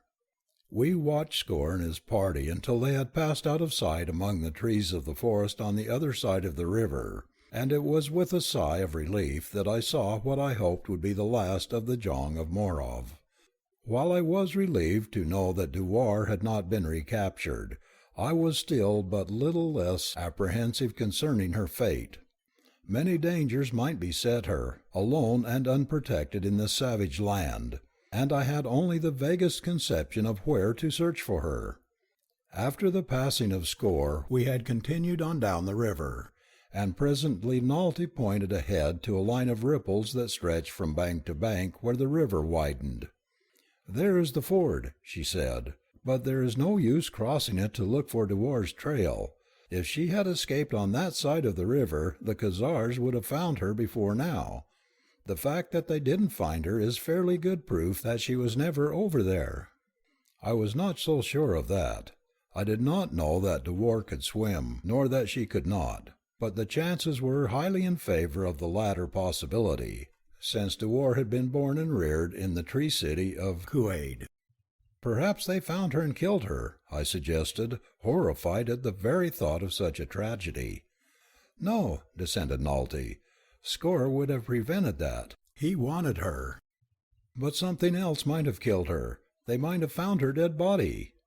"Score would have brought it back with him, and invested it with the synthetic life that animates his retinue of dead," argued Nalty. Still I was not convinced. "How do the Khazars trail?" I asked. "Do they follow the spoor of their quarry by scent?" Nalty shook her head. "Their sense of smell is extremely poor, but their vision is very acute. In trailing, they depend wholly upon their eyes." "Then it is possible that they might not have crossed Dewar's trail at all, and so missed her." "Possible, but not probable," replied Nalty. "What is more probable is that she was killed and devoured by some beast before Score was able to recapture her." That explanation had already occurred to me, but I did not wish to even think about it. "Nevertheless," I said, "we might as well cross over to the other bank. If we're going to follow the big river downstream, we shall have to cross this affluent sooner or later, and we may not find another ford as it grows broader and deeper toward its mouth." The ford was broad and well marked by ripples, so we had no difficulty in following it toward the opposite bank. However, we were compelled to keep our eyes on the water most of the time, as the ford took two curves that formed a flattened S, and it would have been quite easy to have stepped off into deep water and been swept downstream had we not been careful. The result of our constant watchfulness approached disaster as we neared the left bank of the stream. The merest chance caused me to look up. I was slightly in advance of Nalty as we walked hand in hand for greater safety. I stopped so suddenly at what I saw that the girl bumped into me. Then she looked up, and a little, involuntary cry of alarm burst from her lips. "What are they?" she asked. "I don't know," I replied. "Don't you?" "No, I never saw such creatures before." At the edge of the water awaiting us were half a dozen man-like creatures, while others like them were coming from the forest, dropping from the trees to shuffle awkwardly toward the ford. They were about 3 feet tall and entirely covered with long hair. At first I thought that they were monkeys, although they bore a startling resemblance to human beings, but when they saw that we had discovered them, one of them spoke. The simian theory was exploded. "I am Yule," said the speaker. "Go away from the land of Yule. I am Yule. I kill." "We will not harm you," I replied. "We only want to pass through your country." "Go away," growled Yule, baring sharp fighting fangs. By now 50 of the fierce little men were gathered at the water's edge, growling, menacing. They were without clothing or ornaments, and carried no weapons, but their sharp fangs and the bulging muscles of their shoulders and arms bespoke their ability to carry out Yule's threats. "What are we going to do?" demanded Nalty. "They will tear us to pieces the moment we step out of the water." "Perhaps I can persuade them to let us pass," I said, but after 5 minutes of fruitless effort I had to admit defeat. Yule's only reply to my argument was, "Go away. I kill. I kill." I hated to turn back, for I knew that we must cross the river eventually, and we might not find such another crossing. But at last, reluctantly, I retraced my steps to the right bank hand in hand with Nalty. All the remainder of the day I searched for traces of Dewar as we followed the course of the river downward, but my efforts were without success. I was disheartened. I felt that I should never see her again. Nalty tried to cheer me up, But inasmuch as she believed that Dewar was dead, she was not very successful. Late in the afternoon I succeeded in killing a small animal. As we had eaten nothing all day, we were both famished, so we soon had a fire going and were grilling cuts of the tender meat. After we had eaten, I built a rude platform among the branches of a large tree, and gathered a number of huge leaves to serve as a mattress and covering, and as darkness fell, Nalty and I settled ourselves, not uncomfortably, in our lofty sanctuary. For a while we were silent, wrapped in our own thoughts. I do not know about Nalty's, but mine were gloomy enough. I cursed the day that I had conceived the idea to build the huge torpedo that had carried me from Earth to Venus, and in the next thought I blessed it, because it had made it possible for me to know and to love Dewar. It was Nalty who broke the silence. As though she had read my thoughts, she said, "You love Dewar very much?" "Yes," I replied. Nalty sighed. "It must be sad to lose one's mate." "She was not my mate." "Not your mate?" Nalty's tone expressed her surprise. "But you loved one another?" "Dewar did not love me," I replied. "At least she said she didn't. You see, she was the daughter of a Jong, and she couldn't love anyone until after she was 20. Nalty laughed. "Love does not come or go in accordance with any laws or customs," she said. "But even if Dewar had loved me, which she didn't, she couldn't have said so. She couldn't even talk of love, because she was the daughter of a Jong and too young. I don't understand it, of course, but that is because I am from another world, and knowing nothing of your customs."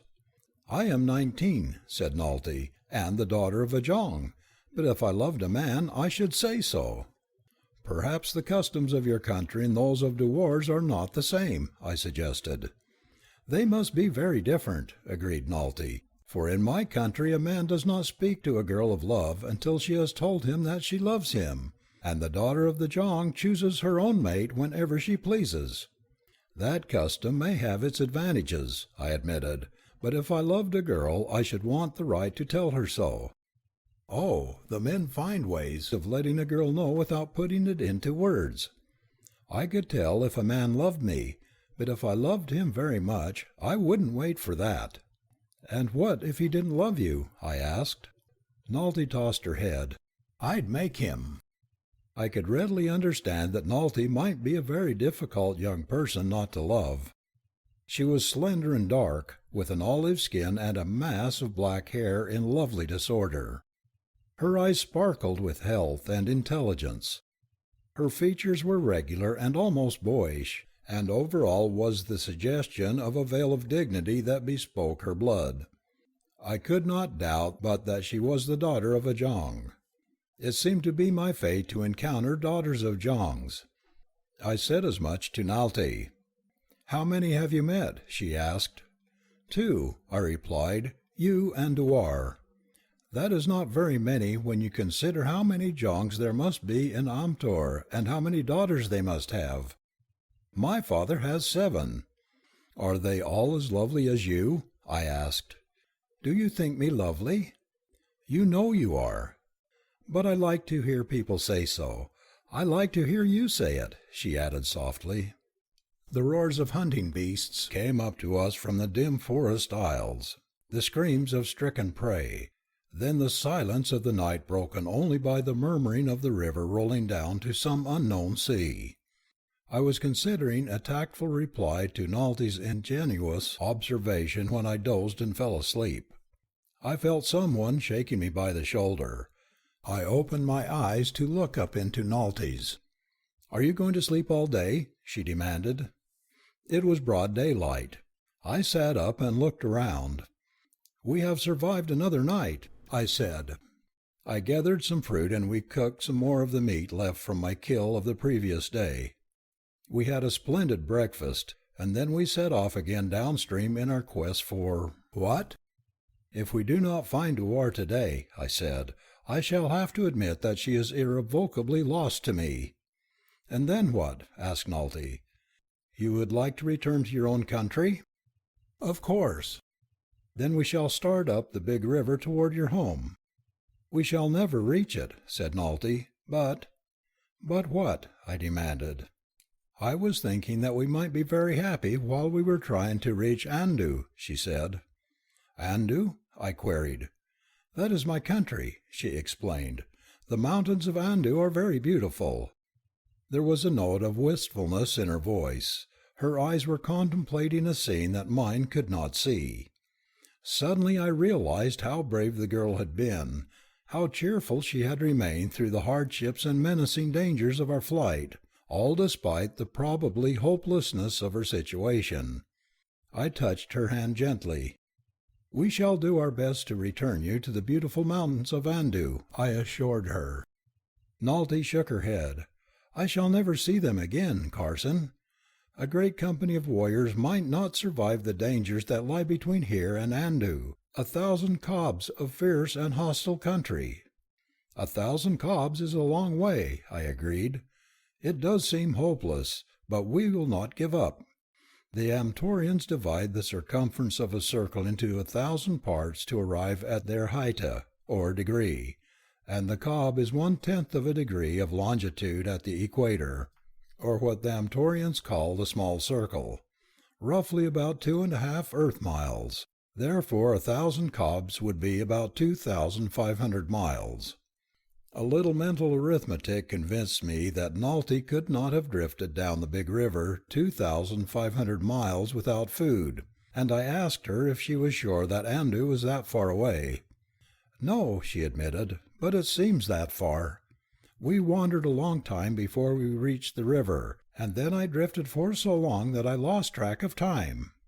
Nevertheless, if we found Dewar, I was going to be faced by a problem. One girl must go down the valley in search of her own country, the other up the valley. And only one of them had even a hazy idea of where her country lay.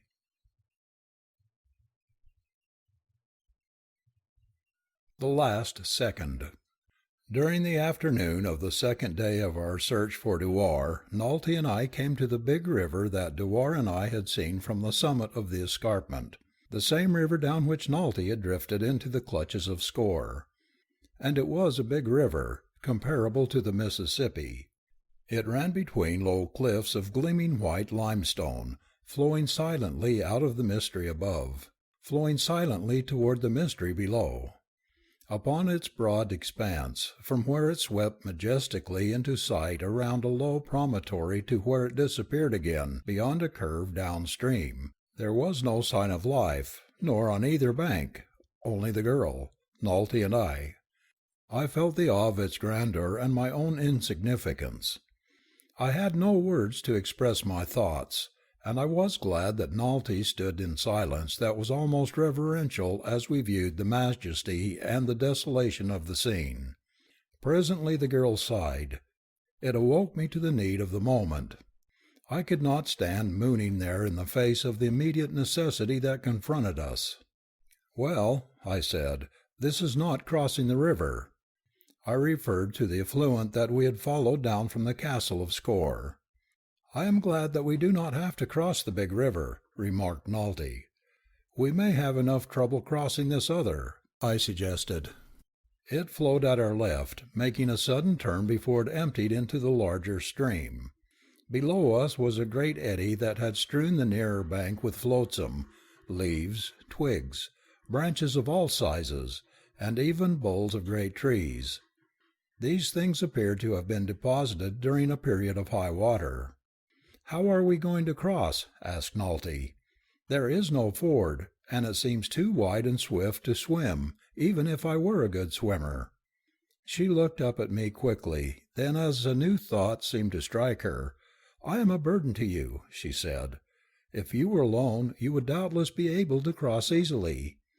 Pay no attention to me. I shall remain on this side and start up the river on my journey toward Andu." I looked down at her and smiled. "You really do not believe or hope that I will do anything of the sort?" "It would be the sensible thing to do," she said. "The sensible thing to do is to build a raft with some of the stuff down there and float across the river." I pointed to the debris piled up on the bank. "Why, we could do that, couldn't we?" she cried. She was all eagerness and excitement now, and a moment later she pitched in and helped me drag out such pieces as I thought we could use in the construction of a raft. It was hard work, but at last we had enough material to float us in safety. The next job was to fasten the elements of our prospective raft together so securely that the river could not tear it to pieces before we had gained the opposite bank. We gathered lianas for that purpose, and though we worked as rapidly as we could, it was almost dark before we had completed our rude ferry. As I contemplated the fruit of our labor, I saw Nalty surveying the swirling waters of the eddy with a dubious eye. "Are we going to cross now?" she asked, "or wait until morning?" "It is almost dark now," I replied. "I think we had better wait until tomorrow." She brightened visibly and drew in a deep sigh of relief. "Then we had better think about eating now," she said. I had found the girls of Venus not unlike their earthly sisters in this respect. The meal that night was a matter of fruit and tubers, but it was sufficient. Once more I constructed a platform among the branches of a tree and prayed that no prowling arboreal carnivore would discover us. Each morning that I awoke on Venus, it was with a sense of surprise that I still lived, and this first morning on the big river was no exception. As soon as we had eaten, we went to our raft, and after some difficulty succeeded in launching it.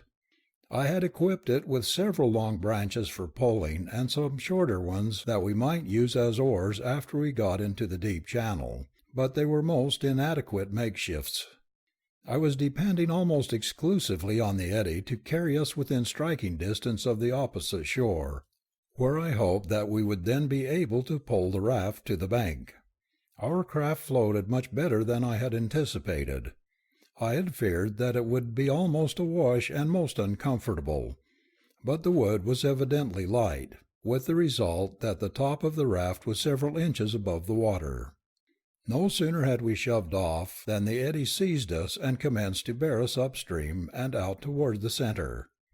Our only concern now was to keep from being drawn into the vortex, and by pulling frantically we managed to keep near the periphery of the whirlpool until the water deepened to such a degree that our poles would no longer touch bottom.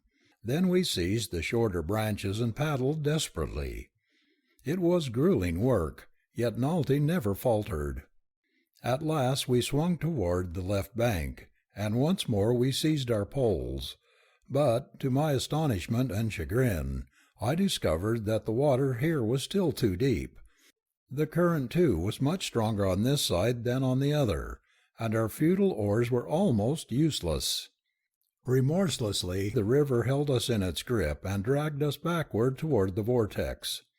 We paddled furiously, and held our own. We were keeping away from the center of the eddy, but we were being carried farther from the left bank. Presently we were in mid-channel. We seemed to be hanging on the very edge of the eddy. Both of us were almost exhausted by this time, yet we might not pause for an instant. With a last, supreme effort we tore the raft from the clutches of the current that would have drawn us back into the embrace of the swirling Titan. Then the main current of the mid-channel seized us, a fierce, relentless force. Our craft swirled and bobbed about absolutely beyond control, and we were swept down toward the great river. I laid aside my inadequate paddle. "We have done our best, Nalty," I said, "but it wasn't good enough. Now all that we can do is to hope that this thing will hang together until we drift to one shore or the other somewhere along the big river." "It will have to be soon," said Nalty. "Why?" I asked. "When Score found me, he said that I was fortunate to have come to shore where I did, as farther down the river tumbles over falls." I looked at the low cliffs that lined the river on both sides. "There isn't any chance of making a landing here," I said. "Perhaps we shall have better luck lower down," suggested Nalty. Down we drifted with the current, sometimes borne too close to one shore, sometimes close to the other as the channel meandered from bank to bank, or again we rode far out on the center of the flood. Sometimes we saw little breaks in the cliffs where we might have made a landing, but we always saw them too late, and were carried past before we could maneuver our clumsy craft within reach. As we approached each bend, we looked expectantly for some change in the shoreline that would offer us some hope of landing, but always we were disappointed. And then, at last, as we swung around a headland, we saw two cities. One lay up on the bank of the river, the other on the right directly opposite. The former appeared gray and drab, even at a distance, while that upon the right bank shone white and beautiful, and gay with its limestone walls and towers and its roofs of many colors. Nalty nodded toward the city on the left bank. "That must be Cormor. This is about the location that Score told me his city occupied." "And the other?" I asked. She shook her head. "Score never mentioned another city." "Perhaps it is all one city built upon both banks of the river," I suggested. "No, I do not think so. Score told me that the people who dwelt across the river from Cormor were his enemies, but he never said anything about a city. I thought it was just some savage tribe." "Why, that is a splendid city, far larger and handsomer than Cormor."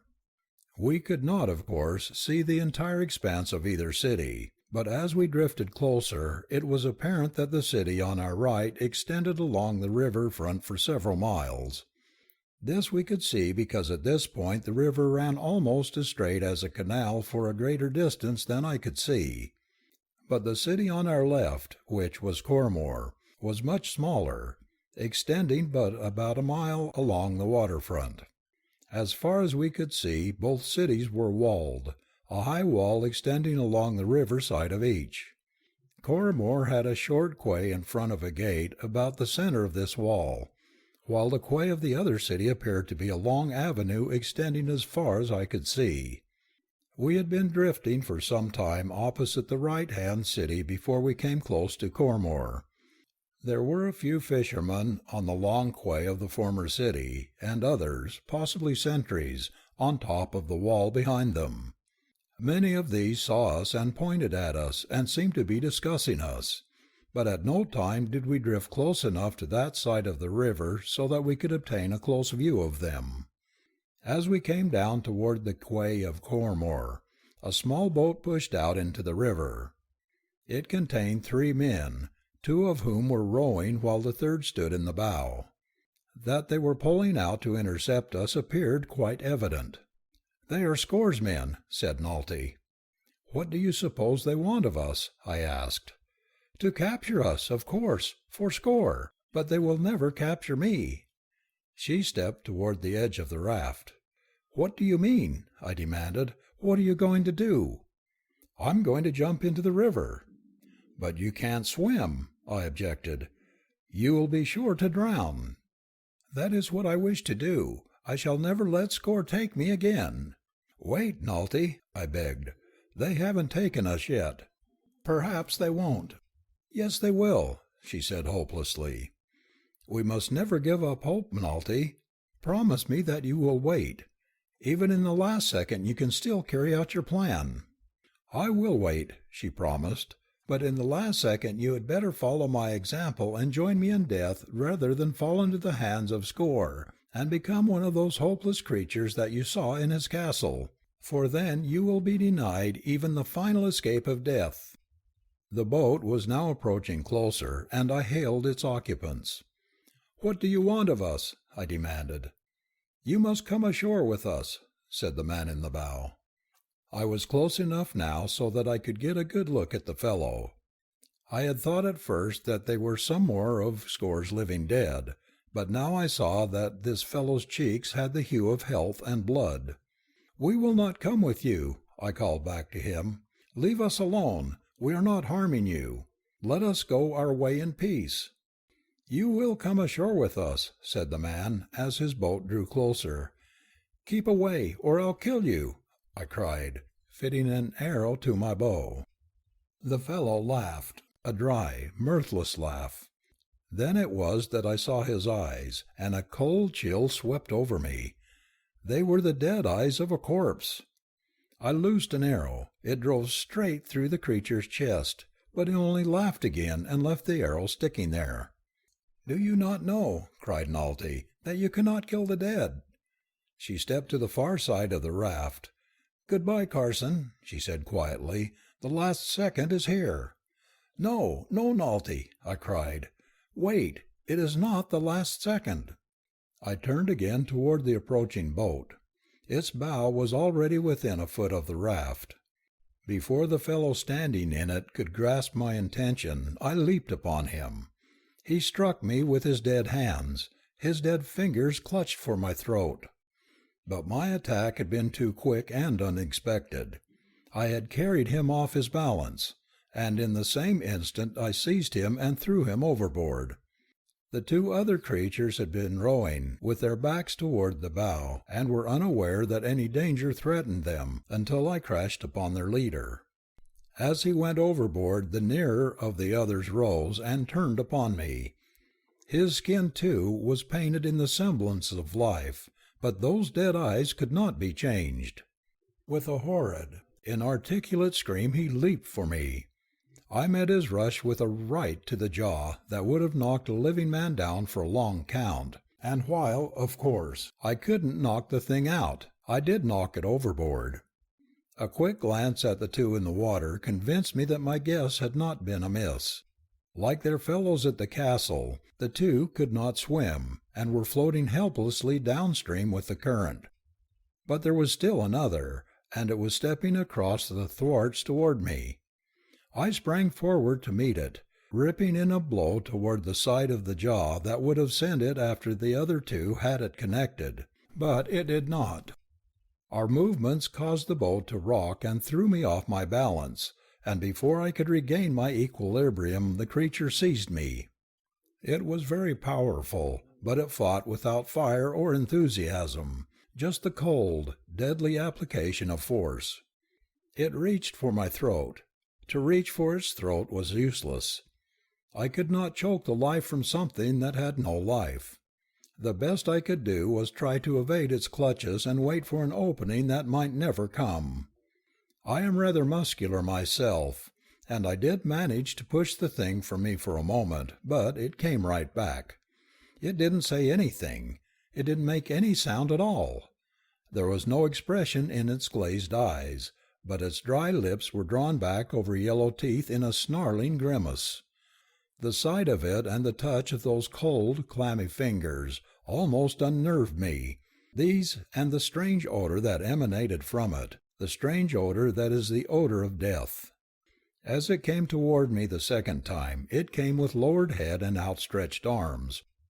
I leaped for it, and locked my right arm about its head from above. The back of its neck was snug against my armpit as I seized my own right wrist with my left hand and locked my hold tighter. Then I swung quickly around, straightening up as I did so, and incidentally nearly capsizing the boat. The creature lost its footing as I swung it about. Its arms flailed wildly, as with a last mighty surge I released my hold and sent it stumbling over the gunwale into the river. Like the others, it floated away. A few yards away, the raft was drifting with Nalty wide-eyed and tense with excitement. Seizing an oar, I brought the boat alongside and, extending a hand, assisted Nalty over the side. I noticed that she was trembling. "Were you frightened, Nalty?" I asked. "For you, yes. I didn't think that you had a chance against 3 of them. Even now I can't believe what I saw. It is incredible that one man could have done what you did." "Luck had a lot to do with it," I replied, "and the fact that I took them by surprise. They weren't expecting anything of the sort." "How strangely things happen," mused Nalty. "A moment ago I was about to drown myself in sheer desperation, and now everything is changed.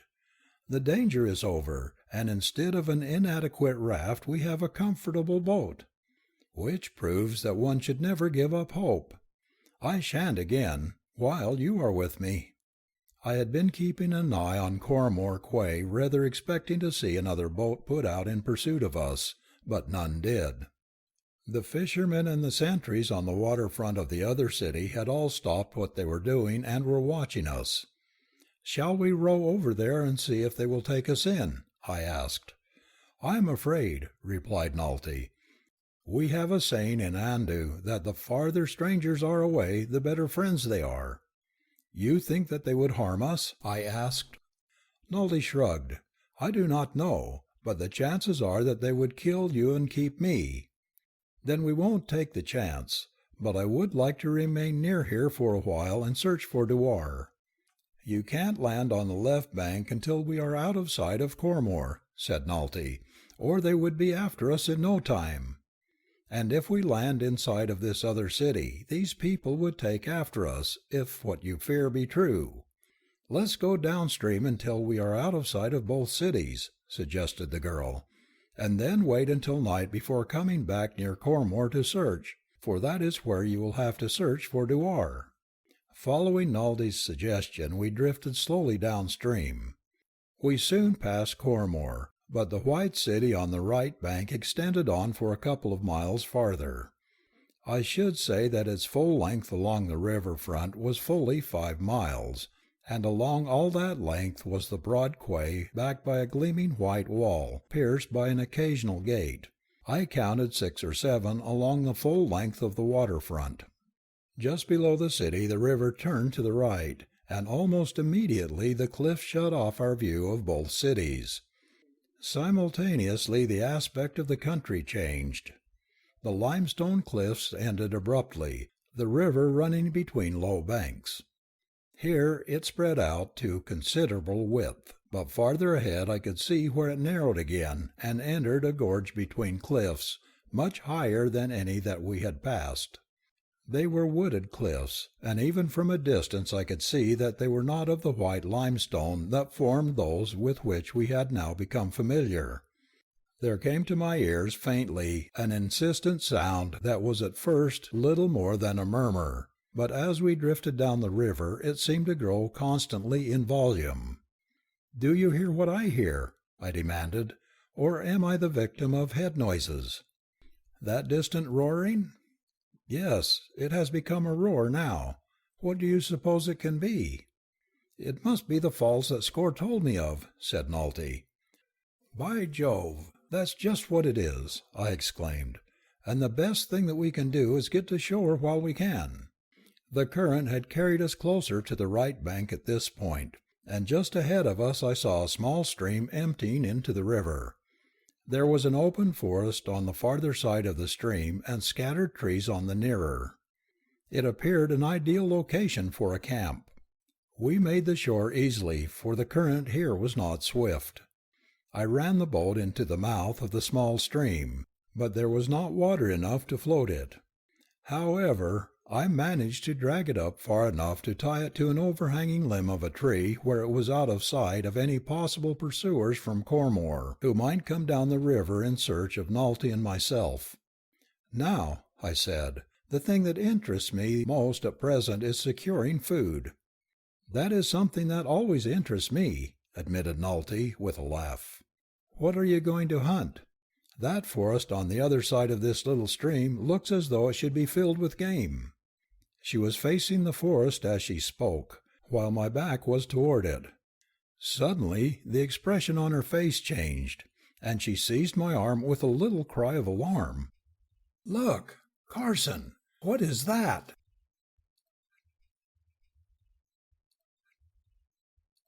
To live or die. As I turned at Nalty's warning cry, I thought I saw something dodge behind low bushes on the opposite bank. "What was it, Nalty?" I demanded. "Oh, it couldn't be what I thought I saw," she whispered excitedly. "I must be mistaken." "What did you think you saw?"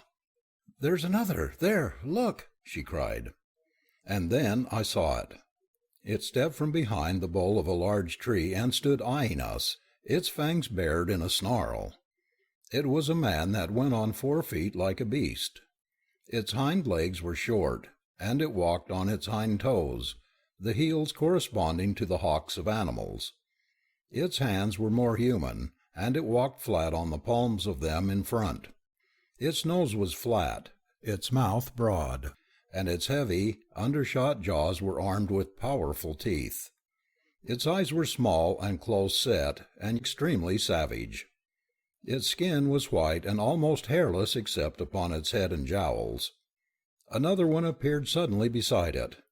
"You don't know what they are?" I asked Nalty. "We have heard of them in Andu, but no one ever believed that they existed. They are called Zangans. If the stories I have heard are true, they are terribly ferocious. They hunt in packs and devour men as well as beasts. Zangan means beast-man, and no better word could have been coined to describe the creature that faced us across that little stream in far Nubal. And now others came slinking into view from the shelter of bushes and from behind the boles of trees. "I think we had better hunt elsewhere," I said in a weak effort to be jocose. "Let's take to the boat again," suggested Nalty. We had already walked a little distance from the spot where I had moored our craft, and as we turned to retrace our steps I saw several of the Zangans enter the water on the opposite side and approach the boat. They were much closer to it than we, and long before I could untie it and drag it into deeper water they would be upon us. "It's too late," cried Nalty. "Let's fall back slowly to that little rise of ground behind us," I said. "Perhaps we can hold them off there." We retreated slowly, watching the Zangans as they crossed the stream toward us. When they came out on shore they shook themselves as dogs do, and then they came slinking after us again. They reminded me of tigers, human tigers, and their gait was much that of a stalking tiger as they approached with flattened heads and snarling lips. They growled and snapped at one another, revealing a viciousness greater than that of beasts. Momentarily I expected a charge, and I knew that when it came to Nalty's troubles and mine would be over forever. We wouldn't have even a fighting chance against that savage pack. There were about 20 of them, mostly males, but there were a couple of females and 2 or 3 half-grown cubs. On the back of one of the females rode a baby, its arms tightly hugging the neck of its mother. Savage as they appeared, they followed us warily as though they were half afraid of us, but their long, easy strides were constantly cutting down the distance between us. When we reached the little mound toward which we had been retreating, they were still 50 yards behind us. As we started to ascend the rise, a large male trotted forward, voicing a low roar. It was as though it had just occurred to him that we might be trying to escape, and that he ought to try to prevent it. I stopped and faced him, fitting an arrow to my bow. Drawing the shaft back to the very tip, I let him have it squarely in the chest. He stopped in his tracks, roared horribly, and clawed at the feathered end protruding from his body. Then he came on again, but he was staggering, and presently he sank to the ground, struggled for a moment, and lay still. The others had stopped and were watching him. Suddenly a young male ran up to him and bit him savagely about the head and neck, then raised his head and voiced a hideous roar. I guessed that it was a challenge as I saw him look about him at the other members of the pack. Here, perhaps, was a new leader usurping the powers of the one who had fallen. Apparently no one was prepared to question his authority, and now he turned his attention again to us. He did not advance directly toward us, but slunk off to one side. As he did so, he turned and growled at his fellows. That he was communicating orders to them at once became evident, for immediately they spread out as though to surround us. I loosed another arrow then, this time at the new leader. I struck him in the side and elicited such a roar of pain and rage as I hope I may never hear again, at least not under such circumstances. Reaching back with one hand, the beast-man seized the shaft and tore it from his body, inflicting a far more serious hurt than the arrow had made in entering, and now his roars and screams fairly shook the ground. The others paused to watch him, and I saw one large male slink slowly toward the wounded leader. The latter saw him too, and with bared fangs and ferocious growls charged him. The ambitious one, evidently realizing that his hopes had been premature, wheeled and fled, and the new chief let him go and turned again toward us. By this time we were 3/4 surrounded. There were nearly 20 ferocious beasts confronting us, and I had less than a dozen arrows. Nalty touched me on the arm. "Goodbye, Carson," she said. "Now surely, the last second is upon us." I shook my head. "I'm saving the last second in which to die," I replied. "Until then I shall not admit that there is ever to be a last second for me, and then it will be too late to matter." "I admire your courage, if not your reasoning," said Nalty, the ghost of a smile on her lips. "But at least it will be a quick death. Did you see how that fellow tore at the throat of the first one you shot? It is better than what Score would have done to us." "At least we shall be dead," I observed. They were closing in on us now from 3 sides. Arrow after arrow I drove into them, nor once did I miss my mark, but they only stopped those that I hit. The others slunk steadily forward. They were almost upon us as I loosed my last arrow. Nalty was standing close beside me. I put an arm about her. "Hold me close," she said. "I am not afraid to die, but I do not want to be alone, even for an instant." "You are not dead yet, Nalty." I couldn't think of anything else to say. It must have sounded foolish at such a time, but Nalty ignored it. "You have been very good to me, Carson," she said. "And you have been a regular brick, Nalty, if you know what that means, which you don't." "Goodbye, Carson. It is the last second." "I guess it is, Nalty." I stooped and kissed her. "Goodbye." From above us and behind us on the mound came a sudden crackling hum that was like the noise that an X-ray machine makes, but I knew that it was not an X-ray machine. I knew what it was even without the evidence of the crumpling bodies of the Zangons dropping to the ground before us. It was the hum of the R-ray rifle of Amtor. I wheeled and looked up toward the summit of the mound. There stood a dozen men pouring streams of the destructive rays upon the pack. It lasted for but a few seconds, but not one of the ferocious beasts escaped death. Then one of our rescuers, or were they our captors, came toward us. He, like his companions, was a man of almost perfect physique, with a handsome, intelligent face. My first impression was that if these were fair examples of the citizens of that white city from which I assumed they had come, we must have stumbled upon an Olympus inhabited solely by gods. In every company of men we are accustomed to seeing some whose proportions or features are ungainly or uncouth, but here, though no 2 men exactly resembled one another, all were singularly handsome and symmetrically proportioned. He who approached us wore the customary G-string and military harness of the men of Amtor. His trappings were handsome without being ornate, and I guessed from the insignia on the fillet that encircled his brow that he was an officer. "You had a close call," he said pleasantly. "Rather too close for comfort," I replied. "We have you to thank for our lives."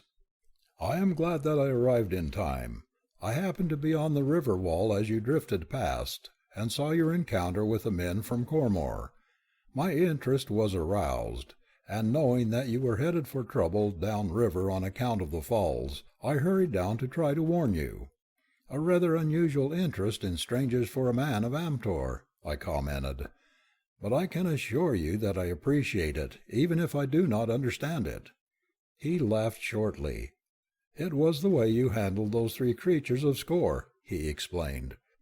"I saw possibilities in such a man, and we are always looking for better qualities to infuse into the blood of Havatu. But come, let me introduce myself. I am Arrow Shan." "And this is Nalty of Andu," I replied, "and I am Carson Napier of California." "I have heard of Andu," he acknowledged. "They raise an exceptionally fine breed of people there, but I never heard of your country. In fact, I have never seen a man before with blue eyes and yellow hair. Are all the people of California, I prompted. "Of California, like you?" "Oh, no. There are all colors among us, of hair and eyes and skin." "But how can you breed true to type, then?" he demanded. "We don't," I had to admit. "Rather shocking," he said, half to himself. "Immoral. Racially immoral. Well, be that as it may, Your system seems to have produced a rather fine type at that. And now, if you'll come with me, we shall return to Havatu." "May I ask," I inquired, "if we return as guests or as prisoners?" He smiled, just a shadow of a smile. "Will that make any difference as to whether you return with me or not?" I glanced up at the armed men behind him and grinned. "None," I replied. "Let us be friends," he said. "You will find justice in Havatu. If you deserve to remain as a guest, you will be treated as a guest. If not—" He shrugged. As we reached the top of the little hillock we saw, just behind it, a long, low car with traverse seats and no top. It was the first motor car that I had seen on Venus. The severity of its streamlines and its lack of ornamentation suggested it was a military car. As we entered the rear seat with Aroshan, his men took their places in the forward seats. Aroshan spoke a word of command, and the car moved forward. The driver was too far from me and hidden by the men between us to permit me to see how he controlled the car, which moved forward over the uneven ground smoothly and swiftly. Presently, as we topped a rise of ground, we saw the city of Havatu lying white and beautiful before us. From our elevation I could see that it was built in the shape of a half-circle, with the flat side line along the waterfront, and it was entirely walled. The river curves to the right below the city, and the direct route that we followed returning to it brought us to a gate several miles from the river.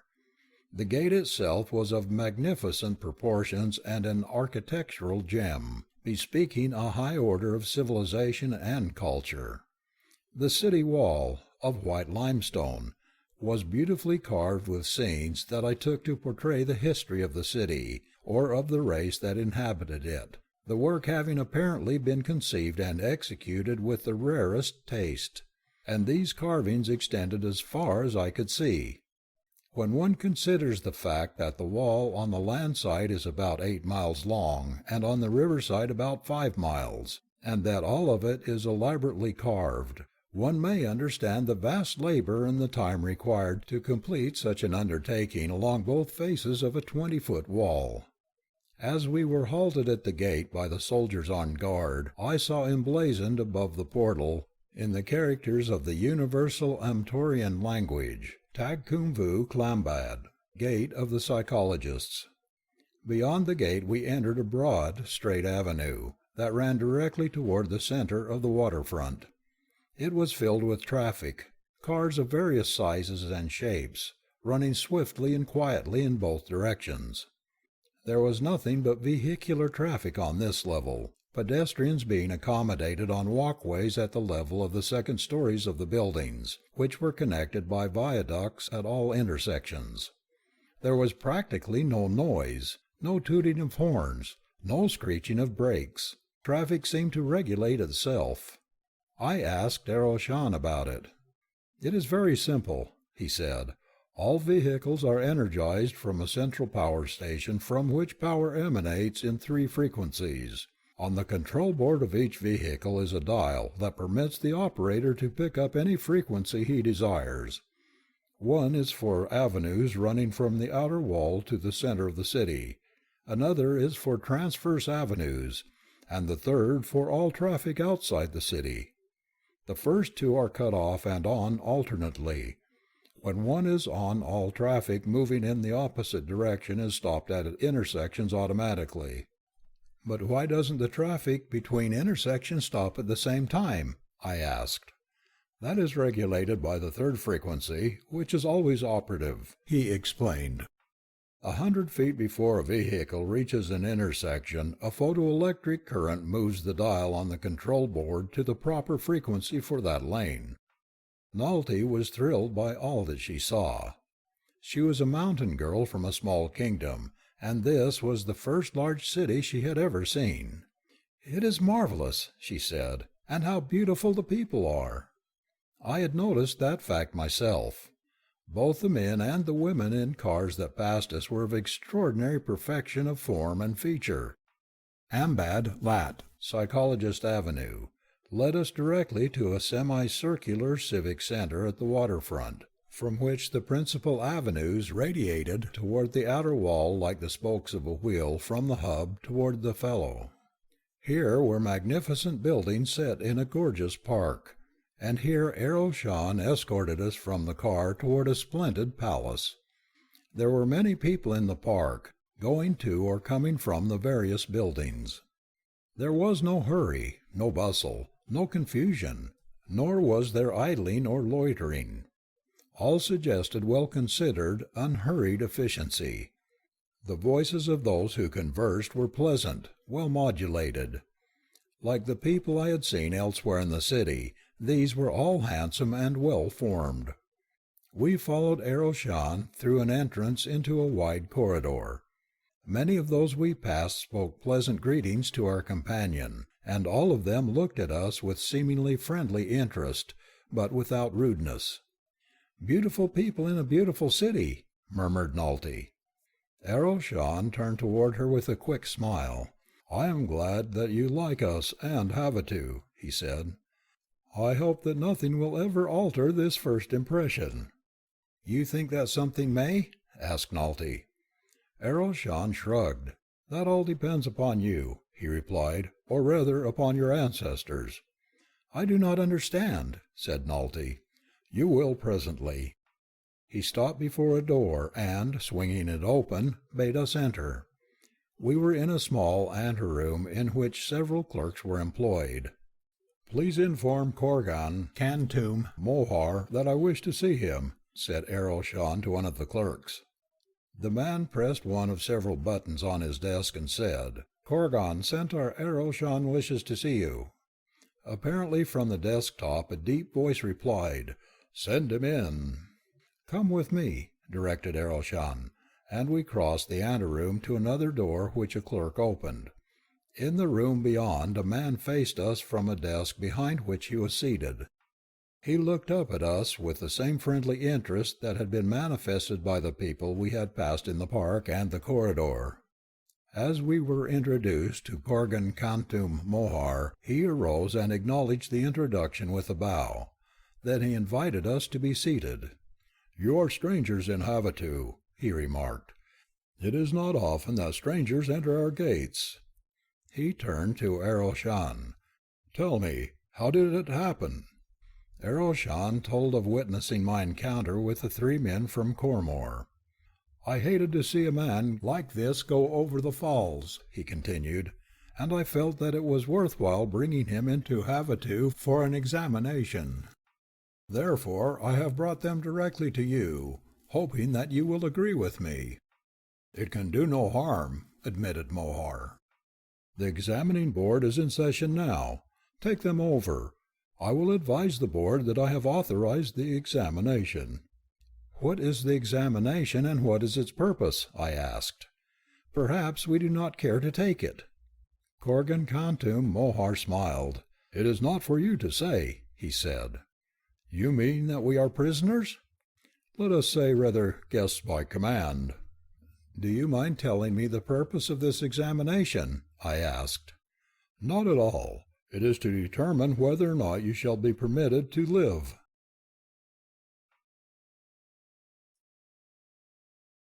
Havasu. They were all very polite and pleasant, very professional and efficient.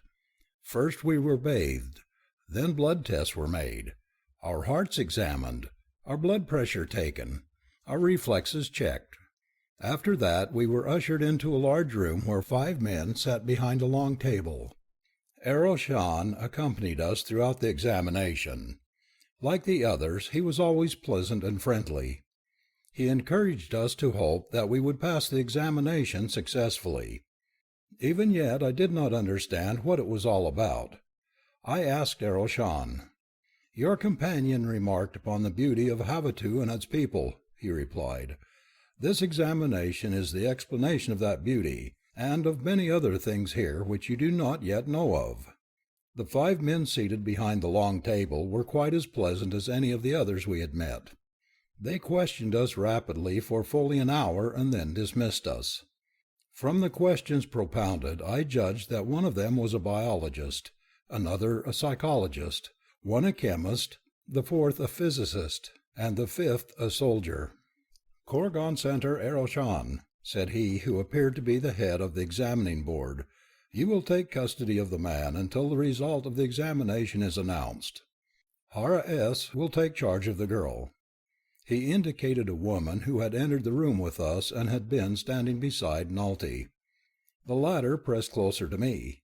"Oh, Carson, they are going to separate us," she whispered. I turned toward Eroshan to expostulate, but he motioned me to be silent.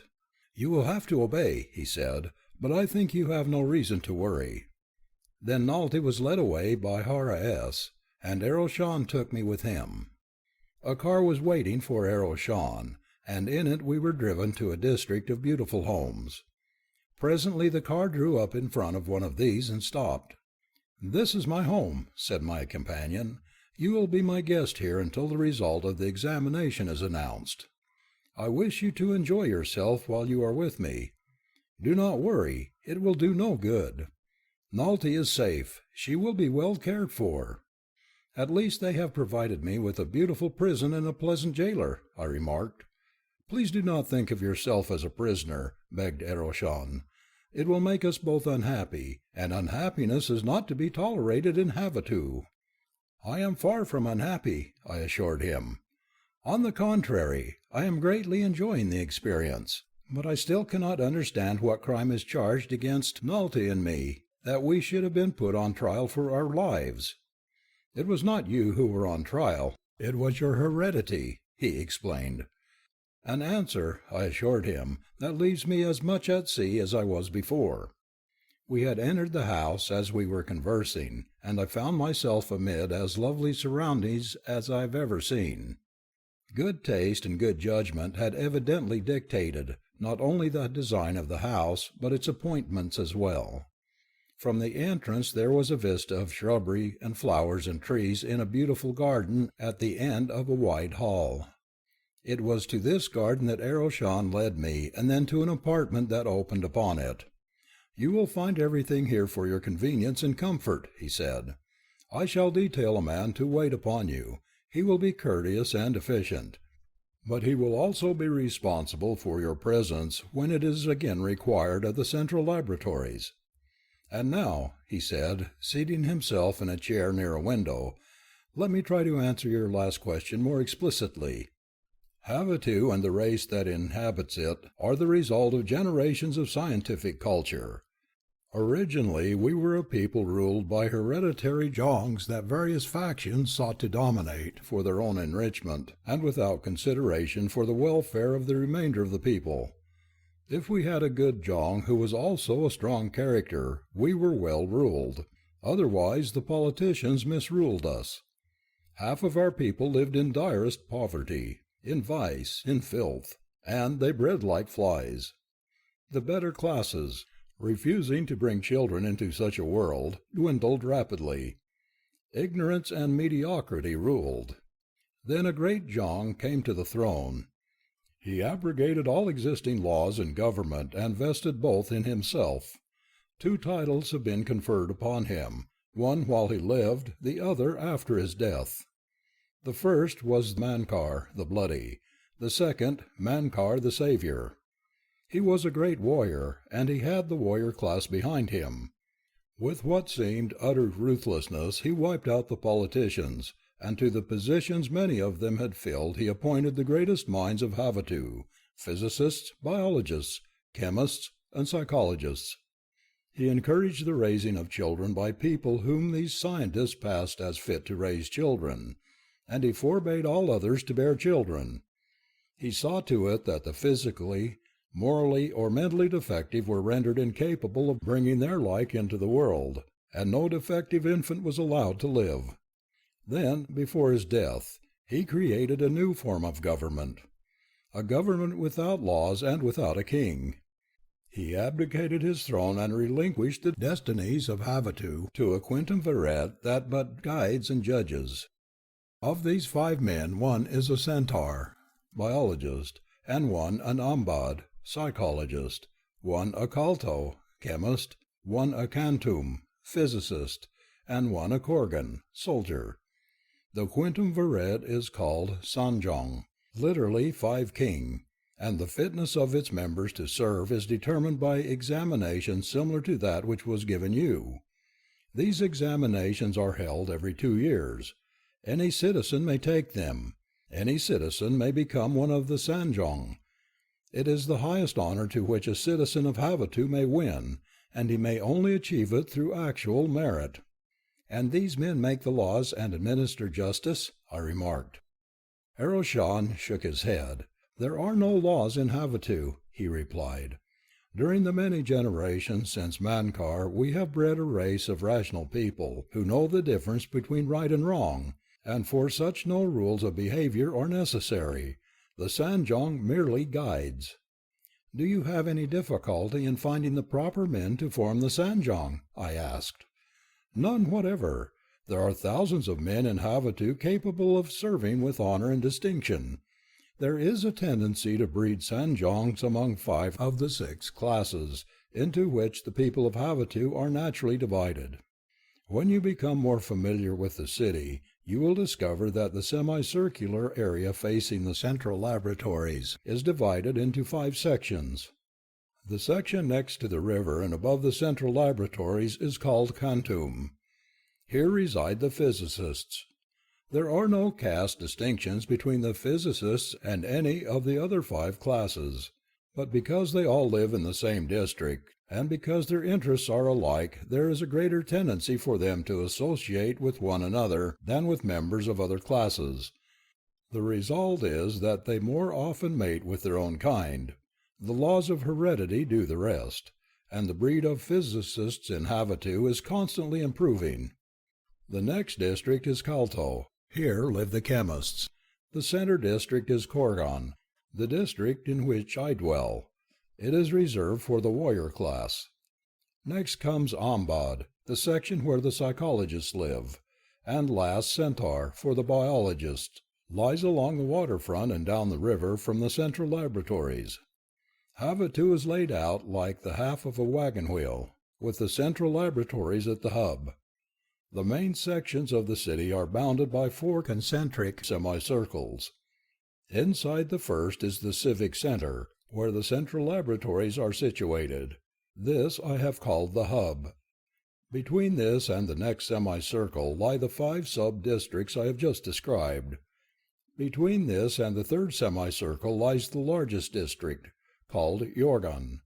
Here dwell the common people. And in the 4th section, a narrow strip just inside the outer wall, are the shops, markets, and factories. It is all most interesting, I said, and to me the most interesting part of it is that the city is governed without laws. Without man-made laws, Aroshan corrected me. We are governed by natural laws, with which all intelligent people are conversant. Of course, occasionally a citizen commits an act that is harmful to another or to the peace of the city, for the genes of vicious and nonconformist characteristics have not all been eradicated from the germ cells of all the citizens of Havasu. If one commits an act that is subversive of the rights of others, or of the general welfare of the community, he is tried by a court that is not hampered by technicalities nor precedent, and which, taking into consideration all of the facts in the case, including the heredity of the defendant, reaches a decision that is final and without appeal. It seems rather drastic to punish a man for the acts of his ancestors, I remarked. But let me remind you that we do not punish, explained Aroshan. We only seek to improve the race to the end that we shall attain the greatest measure of happiness and contentment. Havasu, with no bad people in it, must be an ideal city in which to live, I said. Oh, there are some bad people, replied Aroshan, for there are bad genes in all of us, but we are a very intelligent race, and the more intelligent people are, the better able they are to control their bad impulses. Occasionally strangers enter Havasu, bad men from the city across the river. How they accomplish it is a mystery that has never been solved, but we know that they come and steal a man or a woman occasionally. Sometimes we catch them, and when we do, we destroy them. Rarely our own people commit crimes, usually crimes of passion, but occasionally one commits a premeditated crime. The latter are a menace to the race and are not permitted to survive and transmit their characteristics to future generations, or influence the present by their bad examples. As he ceased speaking, a very powerfully built man came to the door of the room.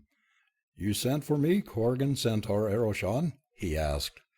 Then he turned to me. "Hairlock will serve and guard you until the result of the examination is announced. You will find him an efficient and pleasant companion. Hairlock," he continued, addressing my guard, "this man is a stranger in Havasu. He has just been before the examining board. You will be responsible for him until the board's decision has been announced. His name is Carson Napier." The man inclined his head. "I understand," he said. "You will both dine with me in an hour," Aeroshan announced as he took his departure. "If you would like to rest before dinner," said Hairlock, "there is a couch in the next room."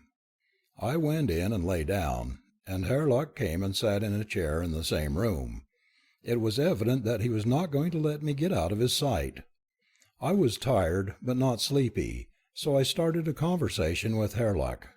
"Are you employed in Aeroshan's house?" I asked. "I am a soldier in the unit he commands," he explained. "An officer?" "No, a common soldier." "But he asked you to dine with him. In my world, officers do not mingle socially with common soldiers." Hairlock laughed. "Similar social occasions prevailed in Havasu ages ago," he said, "but not now.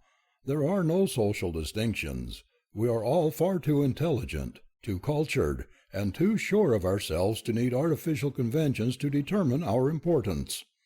Whether a man cleans a street or is a member of the Sanjong is not important as is how he performs the duties of his position, his civic morality, and his culture. In a city where all are intelligent and cultured, all men must be more or less companionable, and an officer suffers no loss of authority by mingling with his men socially." "But don't the soldiers take advantage of this familiarity to impose upon their officers?" I asked. Hairlock looked his surprise. "Why should they?" he demanded. "They know their duties as well as the officer knows his, and it is the aim in life of every good citizen to do his duty, not to evade it." I shook my head as I thought of the mess that Earthmen have made of government and civilization by neglecting to apply to the human race the simple rules which they observe to improve the breeds of dogs and cows and swine. "Do the various classes mingle to the extent of intermarrying?" I asked. "Of course," replied Hairlock. "It is thus that we maintain the high moral and mental standards of the people. Were it otherwise, the Yorgans must deteriorate while the several other classes diverge so greatly from one another that eventually they would have nothing in common and no basis for mutual understanding and regard." We talked of many things during that hour while we awaited dinner, and this common soldier of Havasu discussed the sciences and the arts with far greater understanding and appreciation than I myself possessed. I asked him if he was particularly well educated, and he said that he was not, that all the men and women of Havasu were schooled alike to a certain point, when a series of elaborate examinations determined the calling for which they were best fitted, and in which they would find the greatest happiness. "But where do you find street cleaners?" I asked. "You speak as though some reproach might attach to that calling," he remonstrated. "But it is work that many might find distasteful," I argued. "Necessary and useful work is never distasteful to the man best fitted to do it. Of course, highly intelligent people prefer creative work, and so these necessary but more or less mechanical duties, which, by the way, are usually done by means of mechanical contrivances in Havasu, never become the permanent calling of any man. Any one can do them. So every one takes his turn, that is, every one in the Yorgan class. It is his contribution to the public welfare, a tax paid in useful labor." And now a girl came to summon us to dinner. She was a lovely girl. Her sarong-like garment was of fine material, her ornaments of great beauty. "A member of Aeroshan's family?" I asked Hairlock after she had left. "She is employed in his house," replied Hairlock. Korgan Centaur Eroshan has no family. I had heard this Korgan Centaur title attached to Eroshan's name previously, and had wondered relative to its significance. The two words mean warrior biologist, but they made no sense to me as a title. I questioned Herlack concerning them as we crossed the garden in response to the summons to dinner. The title means that he is both a warrior and a biologist. He has passed examinations admitting him to both classes. The fact that he is a member of one of the other 4 classes as well as a Korgan makes him an officer and eligible to the title. We common soldiers would not care to serve under any but a brilliant man, and believe me, it takes a brilliant man to pass the entrance examination to any of the scientific classes, for he has to pass credibility even in the 3 to which he is not seeking elevation. Herlack led me to a large apartment where I saw Eroshan, 3 other men, and 6 women laughing and talking together. There was a suggestion of a lull in the conversation as we entered the room, and interested glances were cast in my direction. Eroshan came forward to meet me and then introduced me to the others. I should have enjoyed that dinner, with its marvelous food and sparkling conversation, and the kindness showed me by the other guests, but I could not rid my mind of a suspicion that their kindness might be prompted by pity, that they might share my doubt as to my ability to pass the heredity test. They knew, as well as I did, that the shadow of death was hovering over me. I thought of Dewar, and hoped she was safe.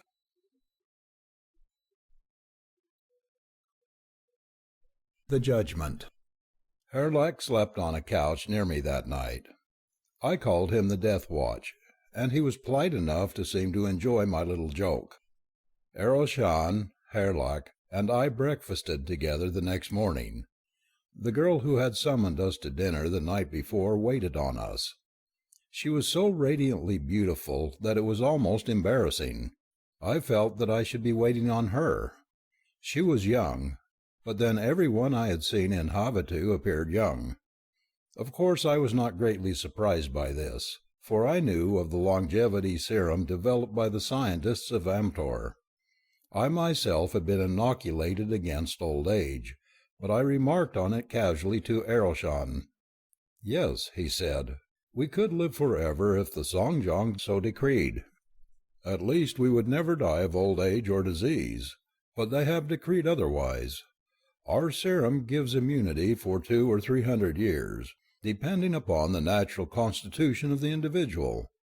When it ceases to be effective, death comes quickly. As a rule, we anticipate it when we see that the end is coming." "But why not live forever if you can?" I asked. It was quite apparent that if we lived forever, the number of children that could be permitted would be too small to result in any considerable improvement of the race, and so we have refused immortality in the interest of future generations and all of Amtor.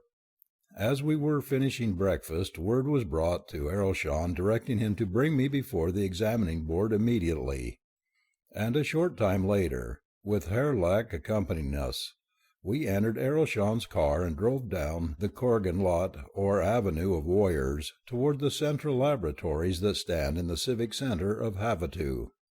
Both Eroshan and Herlack were unusually quiet and grave during the drive, and I sensed that they anticipated that the worst was about to befall me. Nor can I say that I was particularly blithe, though the least of my worries was occasioned by what lay in store for me. It was Dewar I was thinking of, Dewar and Nalty. The stately government buildings, the Saratartum, or central laboratories as they call them, look very beautiful in the gorgeous setting of Mankarpal, the park that is named for the great last Jong of Havasu, as we drove in and stopped before the building in which I had been examined the day before. We did not have to wait after we entered the building, but were immediately ushered into the presence of the examining board. Their grave faces portended bad news, and I prepared myself for the worst. Through my mind raced plans for escape, but something told me that these people did things so well and were so efficient that there would be no escape from whatever fate they decreed for me. Kantum Shogun, chief of the board, invited me to be seated. and I took a chair facing the august five. Eroshan sat at my right, Herlick at my left. "Carson Napier," commenced Kantum Shogun, "our examination of you shows that you are not without merit. Physically, you approach that perfection toward which our race is constantly striving. Intellectually, you are alert but ill-trained. You have no culture. While that might be remedied, I regret to advise you that you possess inherent psychological faults that, if transmitted to progeny, or allowed to contaminate others through association with you, would work inestimable wrong on future generations. You are the unfortunate victim of inherited repressions, complexes, and fears. To a great extent you have risen above these destructive characteristics, but the chromosomes of your germ cells are replete with these vicious genes, constituting a potential menace to generations yet unborn. With deep regret, therefore, we could but conclude that it would best serve the interests of humanity were you destroyed." "May I ask," I inquired, "by what right you elect to say whether or not I shall live? I am not a citizen of Havatu. I did not come to Havatu of my own free will.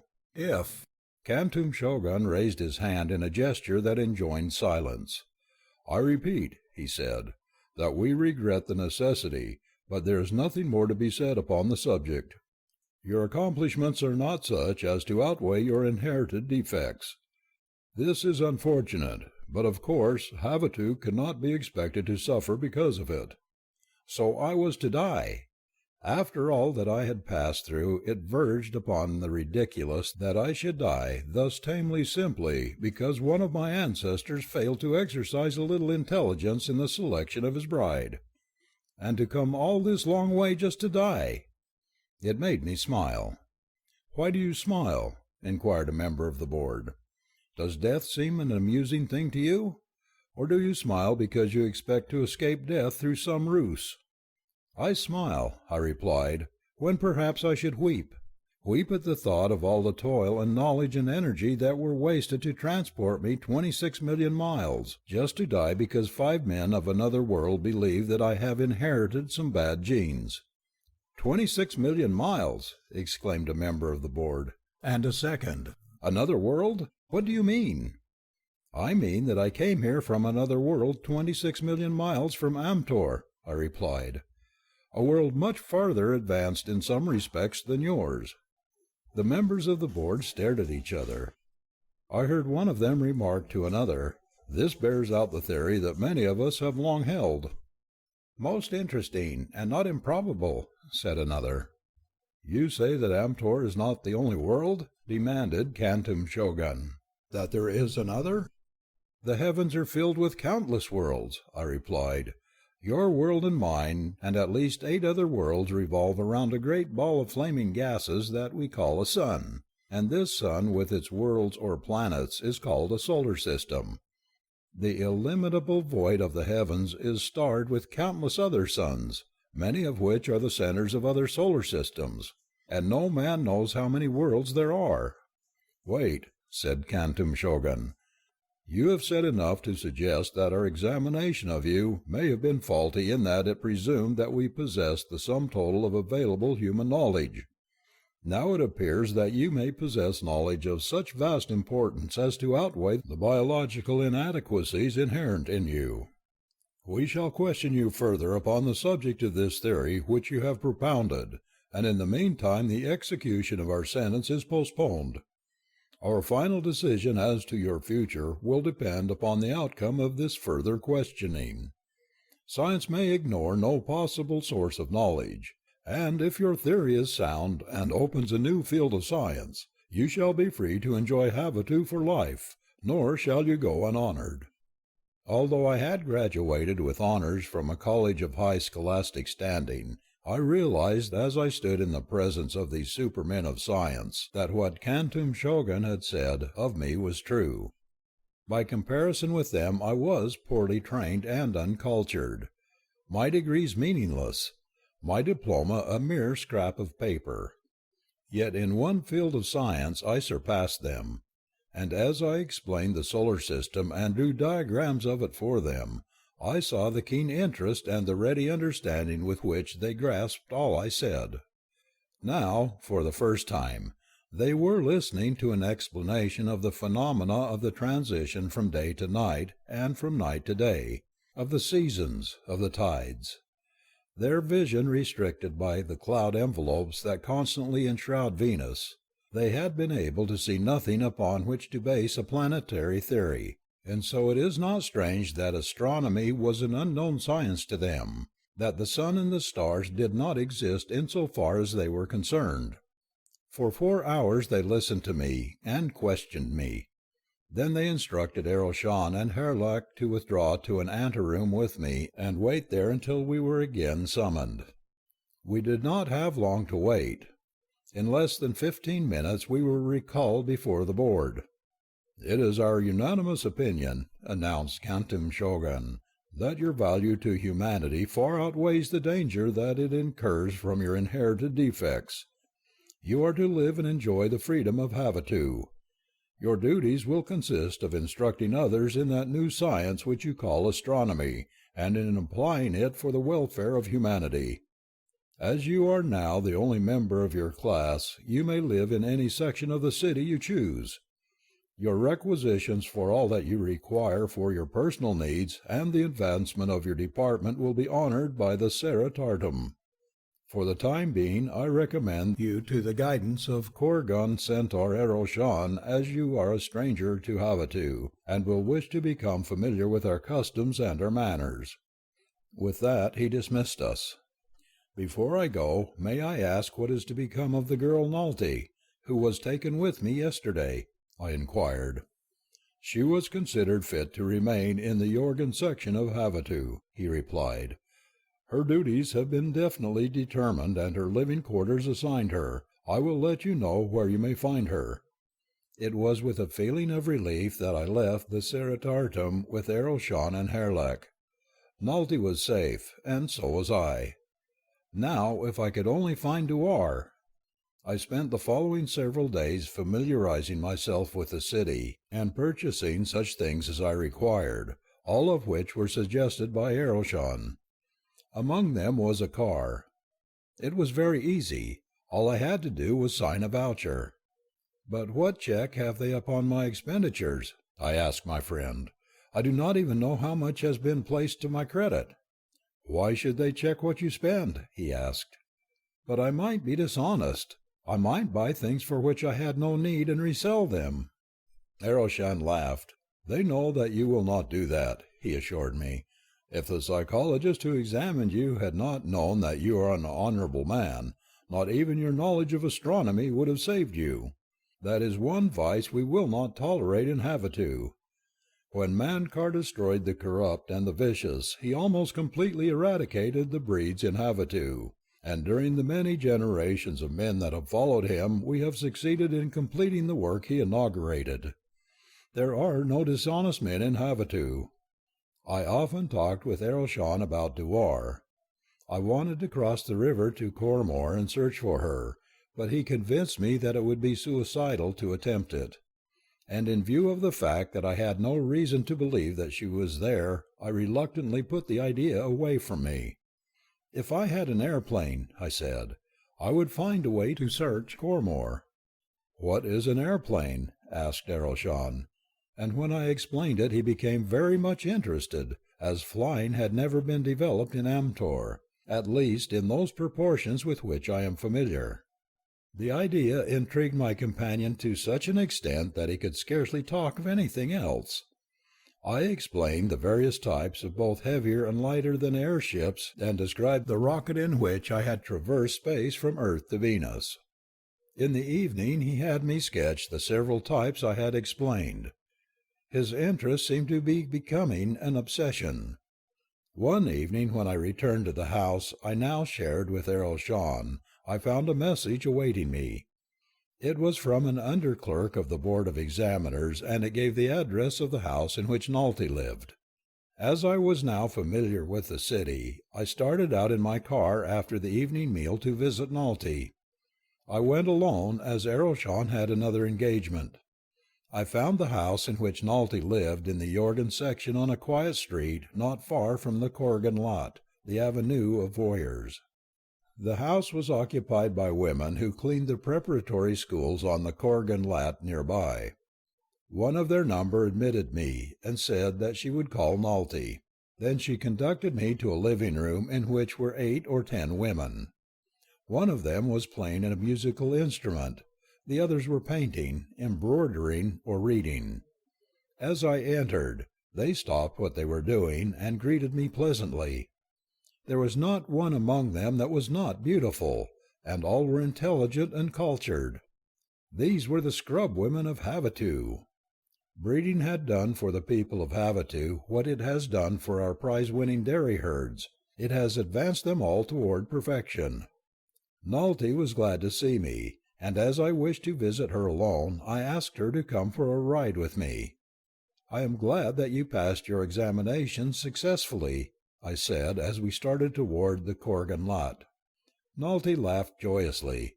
"I just squeezed through," she admitted.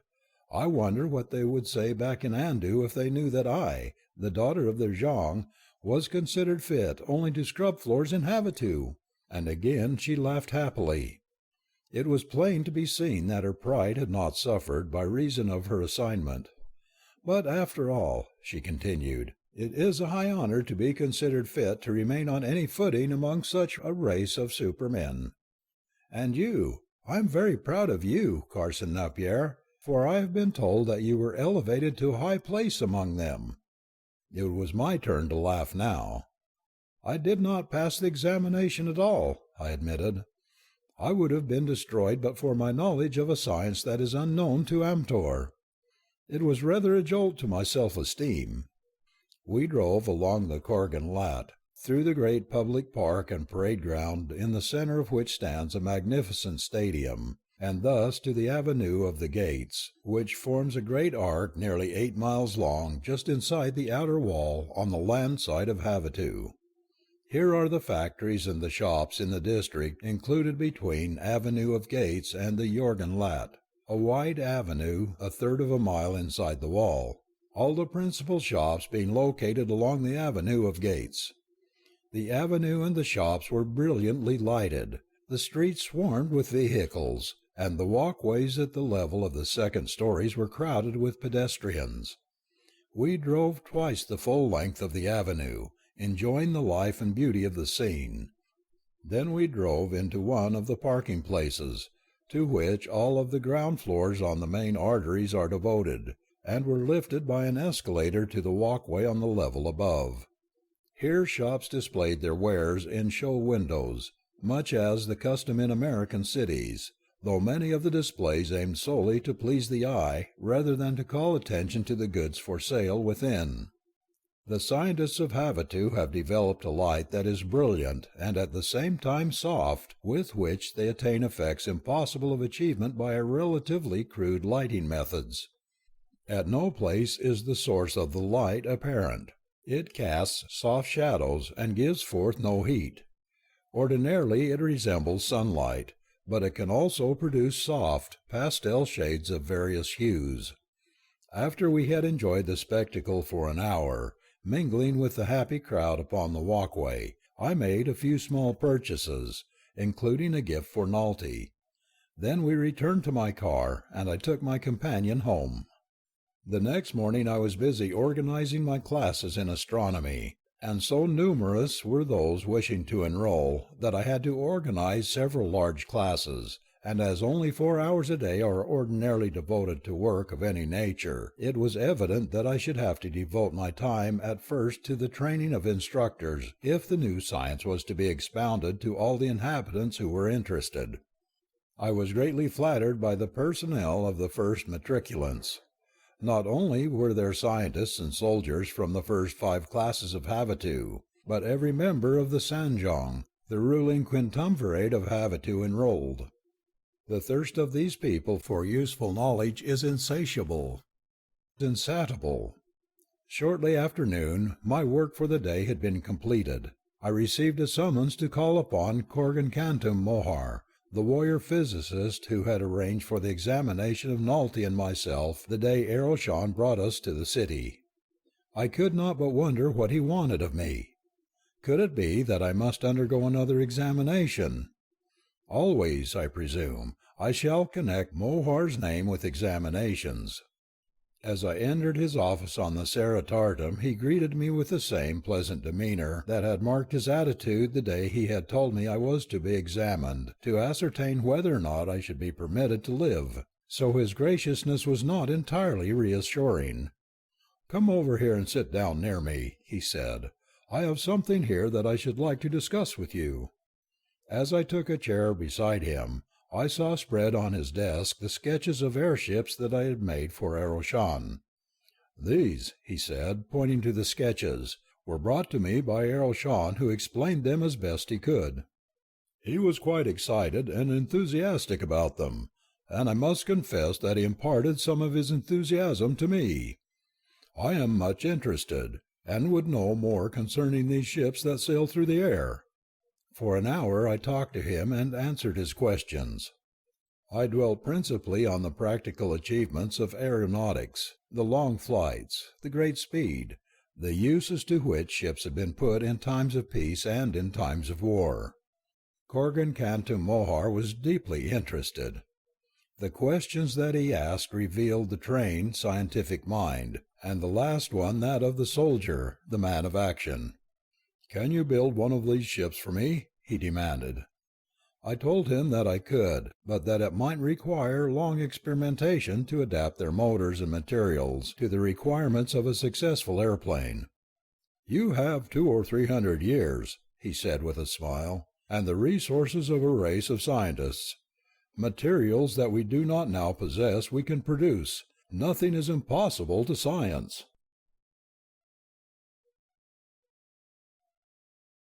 Attack in the night. I was given a factory close to the gate of the physicists, at the end of Kantum Lot. I chose this location because there was a level plain beyond this gate that would make an excellent flying field, and also so that I would have my finished plane finally assembled where it could easily be wheeled out of the city without interfering with traffic to any great extent. On the advice of the Sanjong, which took a deep interest in both this new adventure into aeronautics and the, to them, new science of astronomy, I divided my time between the two. My time was fully occupied, and I worked far more than the usual 4 hours a day. But I enjoyed the work, especially the building of a plane, and engrossing were my daydreams in which I indulged of exploring Venus in a ship of my own. The necessity for relaxation and entertainment is stressed by the people of Havasu, and Aroshan was constantly dragging me away from my drawing board or my conferences with a corps of assistants that had been placed at my disposal by Mohar to take me to this thing or that. There were theaters, art exhibits, lectures, musicals, concerts, and games of various descriptions in gymnasiums and the great stadium. Many of their games are extremely dangerous, and injury and death often accompany them. In the great stadium at least once a month men fight with wild beasts or with one another to the death, and once a year the great war game is played. Aroshan, Garalo, Aroshan's friend, Nalty, and I attended this year's game together. To Nalty and I it was all new. We did not know what to expect. "Probably we shall witness an exhibition of such scientific wonders as only the men of Havasu are capable," I suggested to her. "I haven't the faintest conception of what it will be," she replied. "No one will tell me anything about it. They say, 'Wait and see.'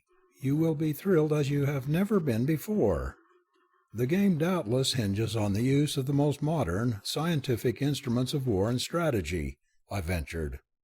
"Well," she remarked, "we shall soon know. It is about time for the games to begin." The great stadium, seating 200,000 people, was crammed to capacity.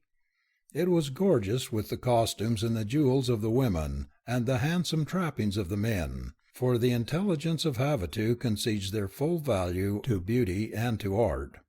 But of all that went in to make up this splendid spectacle, there was nothing more outstanding than the divine beauty of the people themselves. Suddenly a cry arose, a roar of welcome. "They come! The warriors!"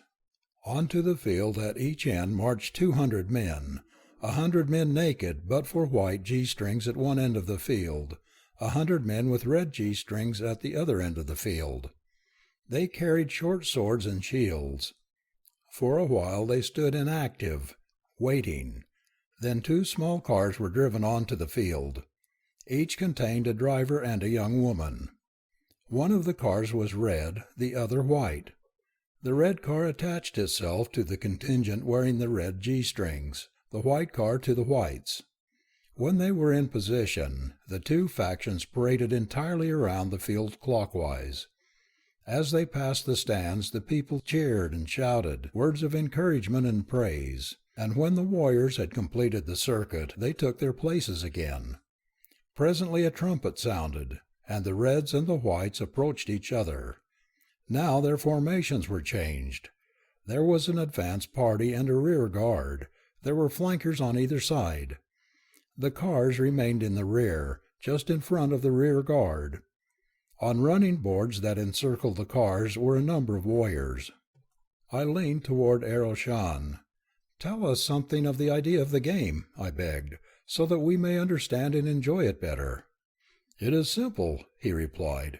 "They contend for 15 vir, the equivalent of 60 minutes of Earth time, and the side that captures the opponent's queen oftenest is the winner." I do not know what I expected, but certainly not that which followed. The reds formed a wedge with its apex toward the whites, then charged. In the melee that ensued, I saw 3 men killed and more than a dozen wounded, but the whites held their queen. When a queen was pressed too closely, her car turned and fled, the rear guard coming up to repel the enemy. The tide of battle moved up and down the field. Sometimes the white seemed about to capture the red queen, again their own was in danger. There were many individual duels and a display of marvelous swordsmanship throughout. But the whole thing seemed so out of harmony with all that I had seen heretofore in Havasu, that I could find no explanation for it. Here was the highest type of culture and civilization that man might imagine suddenly reverting to barbarism. It was inexplicable. And the strangest part of it all to me was the almost savage enjoyment with which the people viewed the bloody spectacle.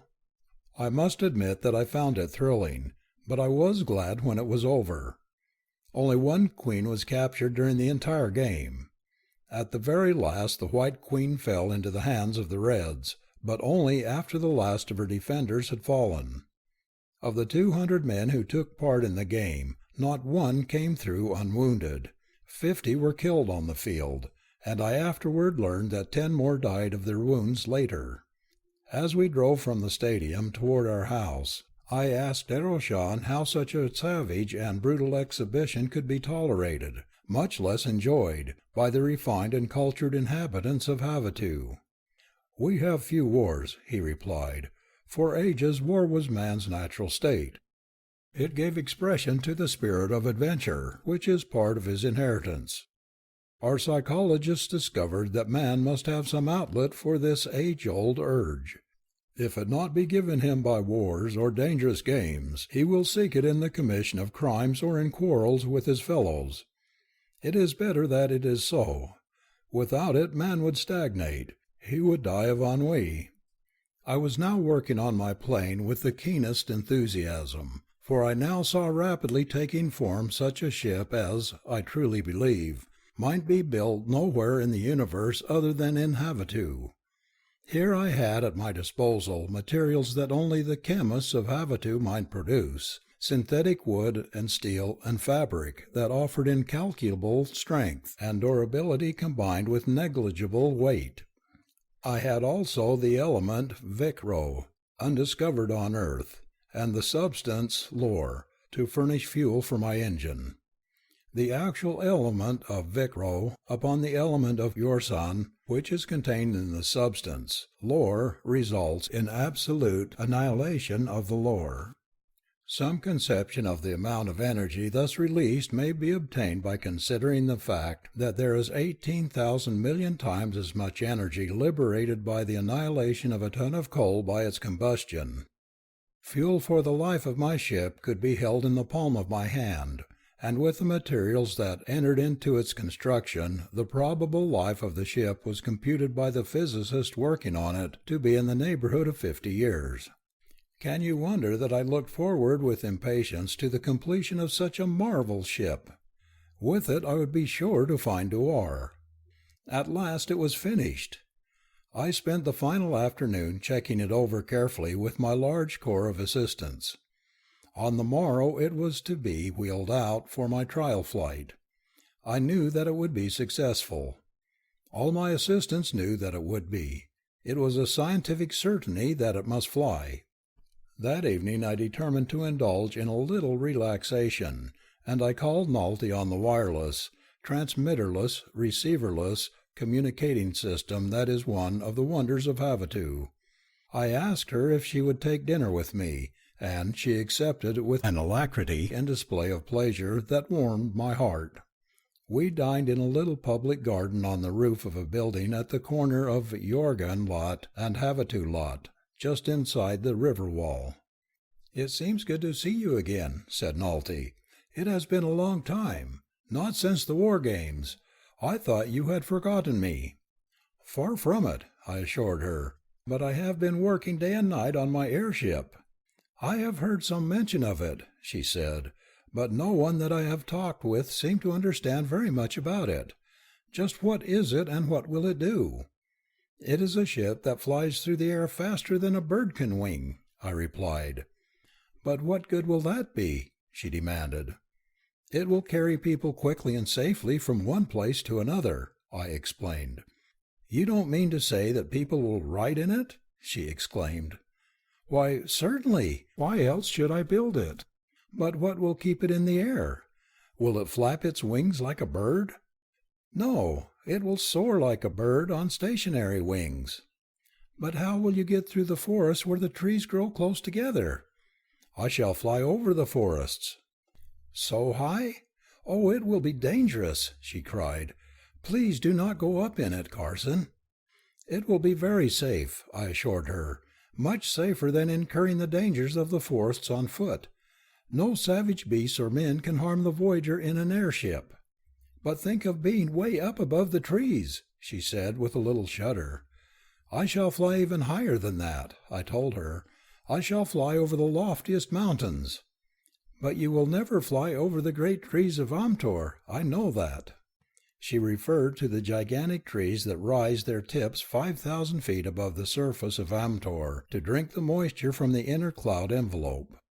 "Yes, possibly I shall fly even above those," I replied, "though I will admit that flying blind in that solid bank of clouds does not appeal to me." She shook her head. "I shall be afraid every time I know that you are up in the thing." "Oh, no, you won't. Not after you are familiar with it. Some day soon I am going to take you up with me." "Not me." "We could fly to Andu," I said. "I've been thinking of that ever since I started to build the ship." "To Andu?" she exclaimed. "Home? Oh, Carson, if only we could!" "But we can. That is, if we can find Andu. This ship will take us anywhere. If we could carry enough food and water, we could stay in the air for 50 years, and it certainly wouldn't take that long to find Andu." "I love it here in Havasu," she said musingly. "But after all, home is home. I want to see my own people, but I would like to come back to Havasu again.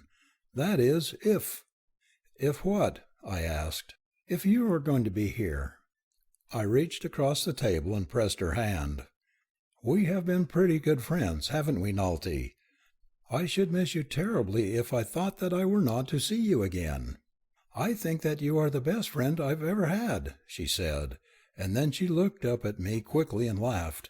"Do you know," she continued, but stopped suddenly and looked down, as a slight flush suffused her cheeks. "Do I know what?" I asked. "Well, I might as well confess. There was a long time that I thought that I loved you." That would have been a great honor, Nalty. I tried to hide it because I knew that you loved Duar, and now recently Eroshan has been coming to see me, and I know that I did not know before what love was. You love Eroshan? Yes. I'm glad. He is a splendid fellow. I know you will both be happy. That might be true but for one thing, she said. Eroshan does not love me. How do you know that he doesn't? I don't see how he could help it.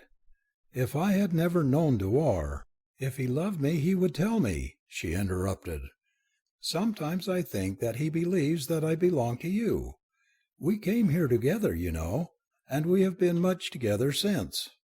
But what's the good in speculating? If he loved me he would not be able to hide it. We had finished our dinner, and I suggested that we drive about the city for a while and then go to a concert. Let's take a little walk instead of driving, suggested Nalty, and as we rose from our table, how beautiful the view is from here! In the strange glow of the Amtorian night the expanse of the great river stretched into the vanishing visibility above and below the city, while on the opposite shore gloomy Cormor was but a darker blotch against the darkness of the night, with here and there a few dim lights showing feebly in contrast to brilliant Havasu lying at our feet. We followed the walkway along Havasu Lat to a narrow side street that extended away from the river. "Let's turn here," said Nalty. "I feel like quiet and dim lights tonight, not the brilliance and the crowds of Havasu Lat." The street that we turned into was in the Jorgen section of the city. It was but dimly lighted, and the walkway was deserted. It was a quiet and restful street even by comparison with the far from noisy main avenues of Havasu, where raucous noises are unknown. We had proceeded but a short distance from Havasu Lat when I heard a door open behind us and footsteps on the walkway. I gave the matter no thought. In fact, I scarcely had time to give it thought when someone seized me roughly from behind, and as I wheeled about I saw another man grab Nalty, clap a hand over her mouth, and drag her into the doorway from which the two had come.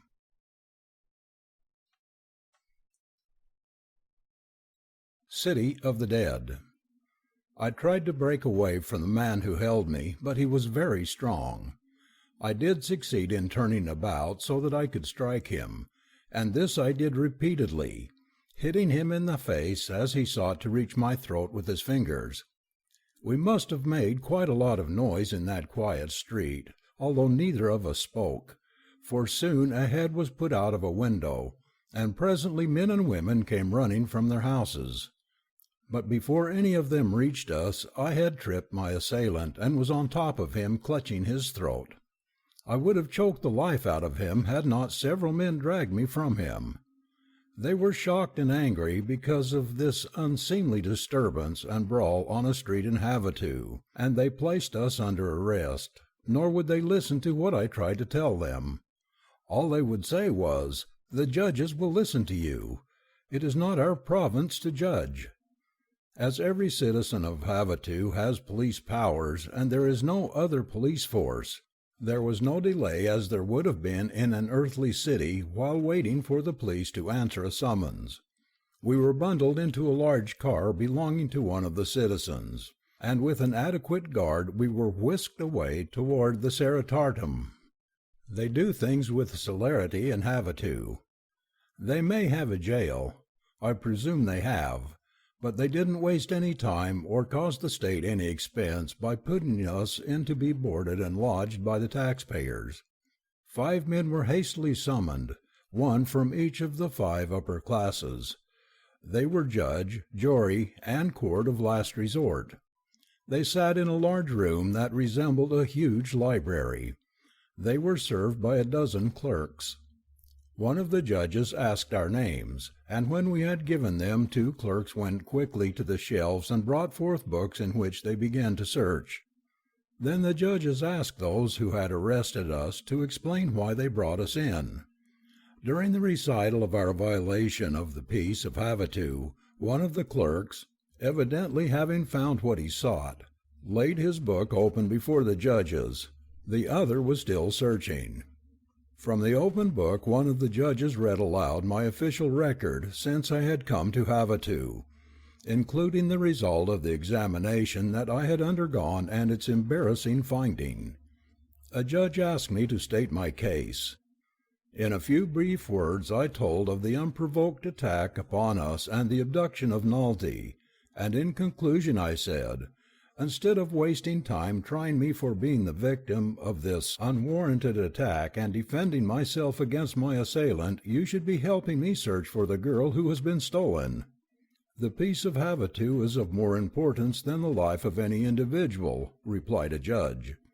When we have fixed the responsibility for this breach of the peace, the other matter will be investigated. The second clerk now approached the judges. The name of the prisoner who calls himself Mal-Un does not appear in the records of Havasu. All eyes turned toward my assailant, Mal-Un, and for the first time I had a good look at him under a bright light. I saw his eyes. Instantly I recalled what I had evidently noticed only subconsciously before, the chill of the flesh of his hands and his throat when I had fought with him. And now those eyes! They were the eyes of a dead man. I wheeled toward the judges. "I understand it all now," I cried. "When I first came to Havasu, I was told that there were a few bad men in the city, but that occasionally, none knew how, bad men came from the city of Cormor across the river, and stole men and women from Havasu. This man is from Cormor. He is not a living man. He is a corpse. He and his companion sought to steal Nalty and me for score." With calm efficiency the judges made a few brief and simple, but none the less effective, tests upon Mal-Un. Then they whispered together for a few seconds without leaving the bench. Following this, the one who acted as spokesman for the tribunal cleared his throat. "Mal-Un," he announced, "you will be decapitated and cremated forthwith. Carson Napier, you are exonerated with honor. You are free. You may conduct a search for your companion and call upon any citizen of Havasu to assist you in any way that you desire assistance." As I was leaving the room I heard a mirthless laugh burst from the dead mouth of Mal-Un. Horribly it rang in my ears as I hastened out into the night. The dead man laughing because he was sentenced to death! Naturally, the first person I thought of in my extremity was Aroshan, who had rescued me from the ape-men. My own car was parked where I had left it at the corner of Jorgenlat and Havatulat, so I hailed a public conveyance and was driven rapidly to the house at which Aroshan was being entertained that evening. I did not go in, but sent word that I wished to speak to him on a matter of great urgency, and a moment later I saw him coming from the house toward me. "What brings you here, Carson?" he asked. "I thought you were spending the evening with Nalty." When I told him what had happened, he went very white. "There is no time to be lost," he cried. "Can you find that house again?" I told him that I could. "That doorway is indelibly burned into my memory." "Dismiss your car. We will go in mine," he said, and a moment later we were speeding toward the place where I had lost Nalty. "You have all my sympathy, my friend," said Aroshan. "To have lost the woman you love, and such a woman, is a calamity beyond any feeble words to express."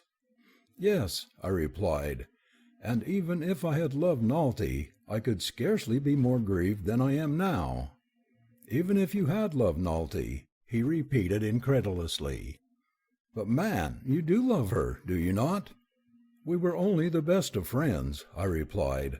"Nalty did not love me." Aroshan made no reply. He drove swiftly on in silence. Presently we reached our destination.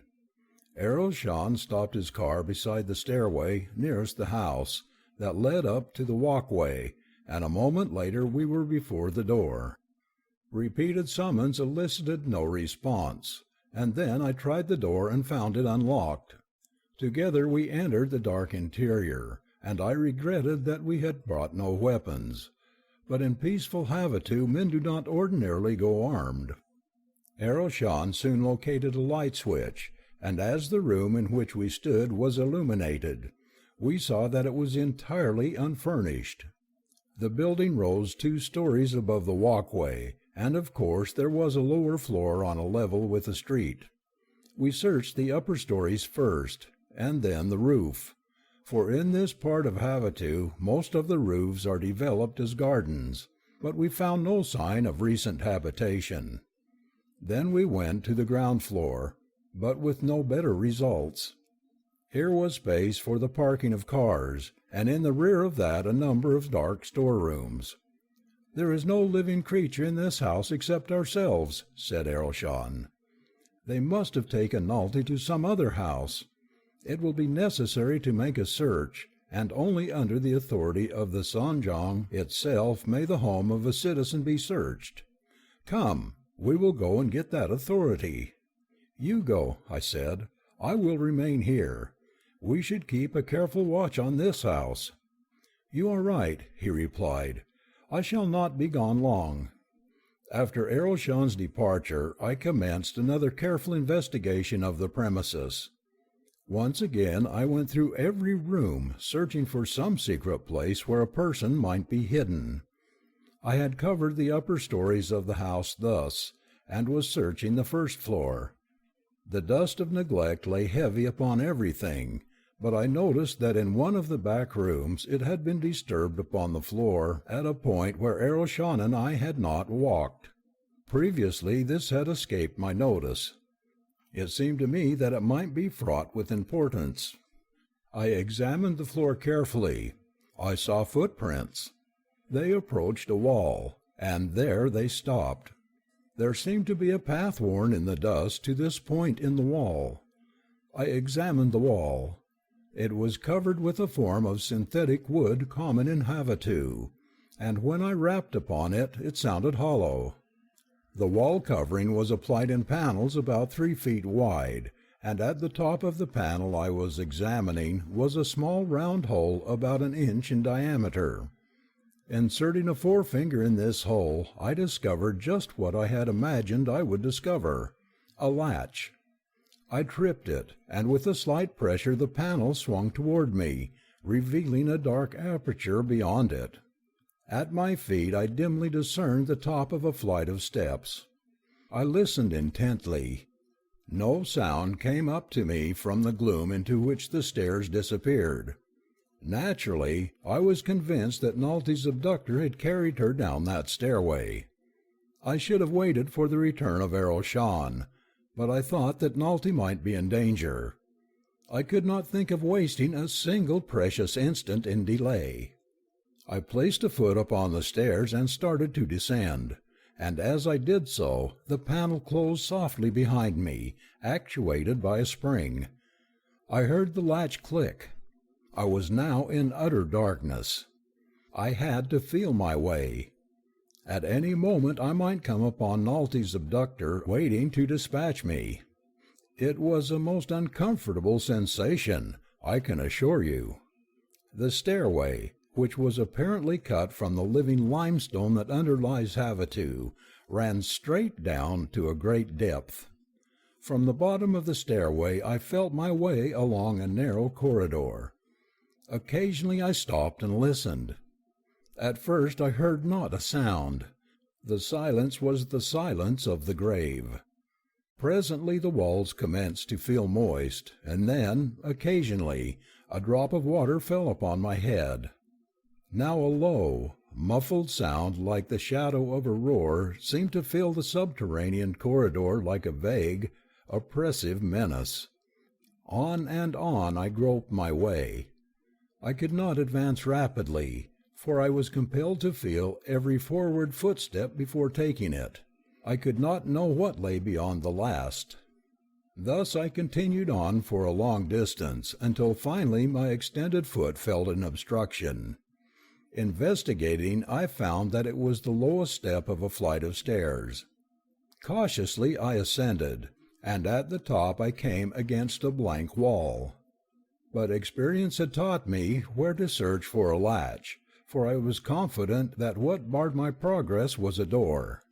Presently my fingers found what they sought, A door gave to the pressure of my hand. I pushed it slowly and cautiously until a narrow crack permitted me to look beyond it. I saw a portion of a room dimly illuminated by the night light of Amtor.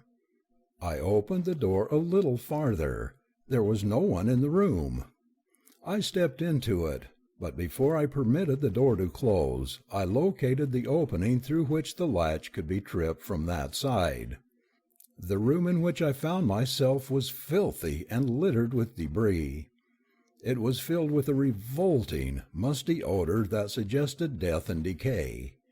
In the wall opposite me were 3 openings, a doorway and 2 windows, but there was no window sash and no door.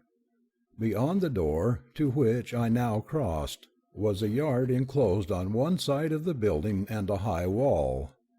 There were 3 rooms on the ground floor of the building, and these I searched rapidly. They contained only broken furniture, old rags, and dirt. I went upstairs.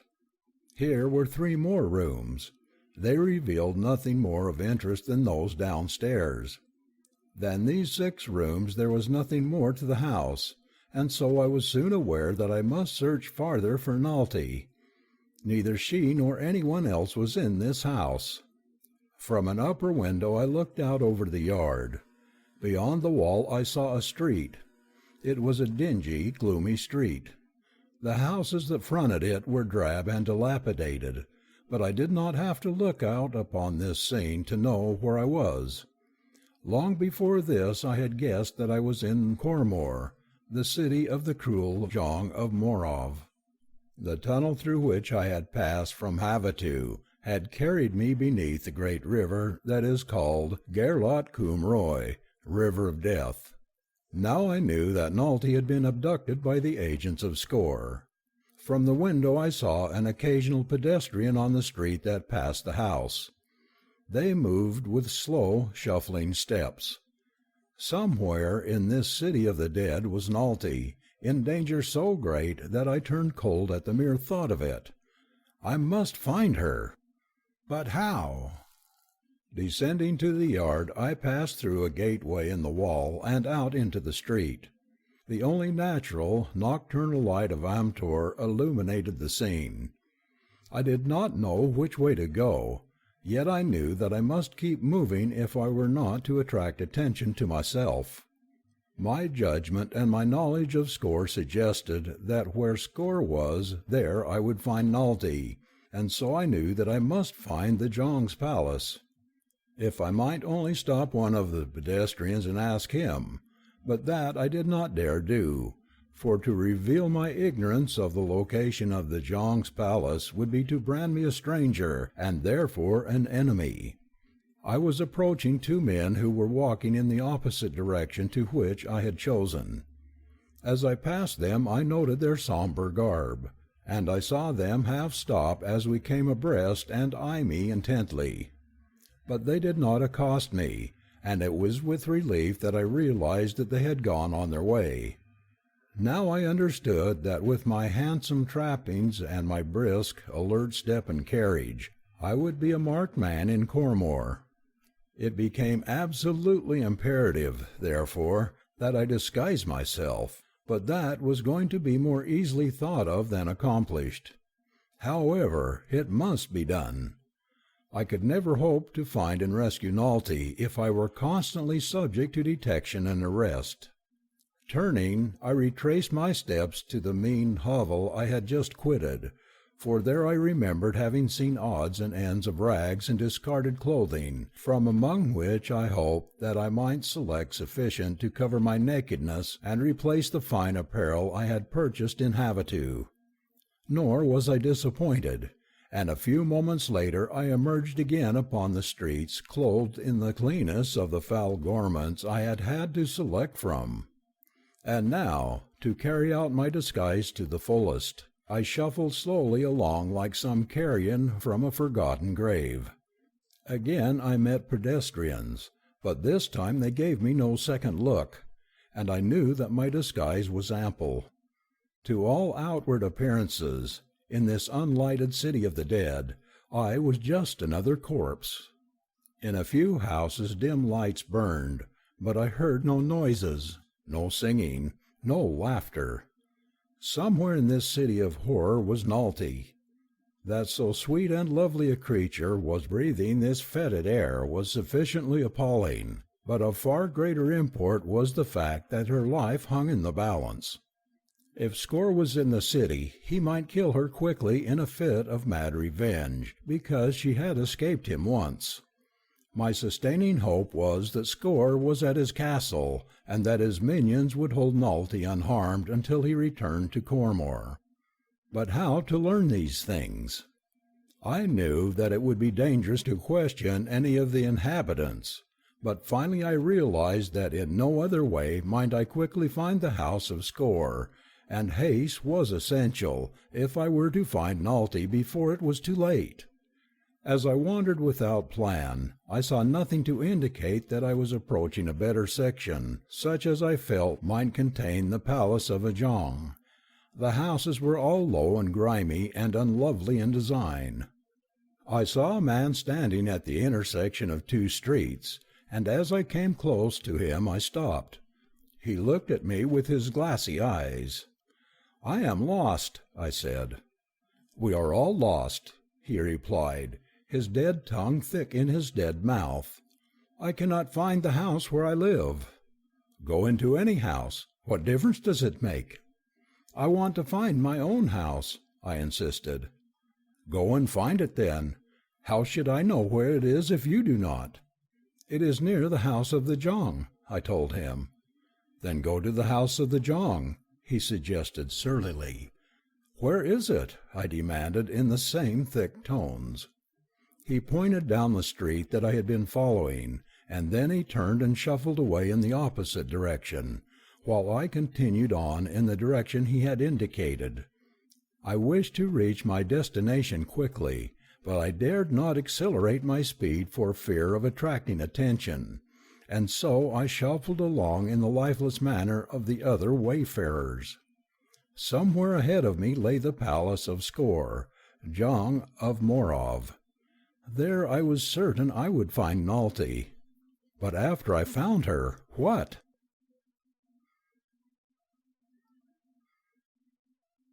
A surprise. The palace of Score was a three-storied building of grey stone, similar in its ugliness to his castle by the river in the forest, but it was considerably larger. It stood in no spacious plaza.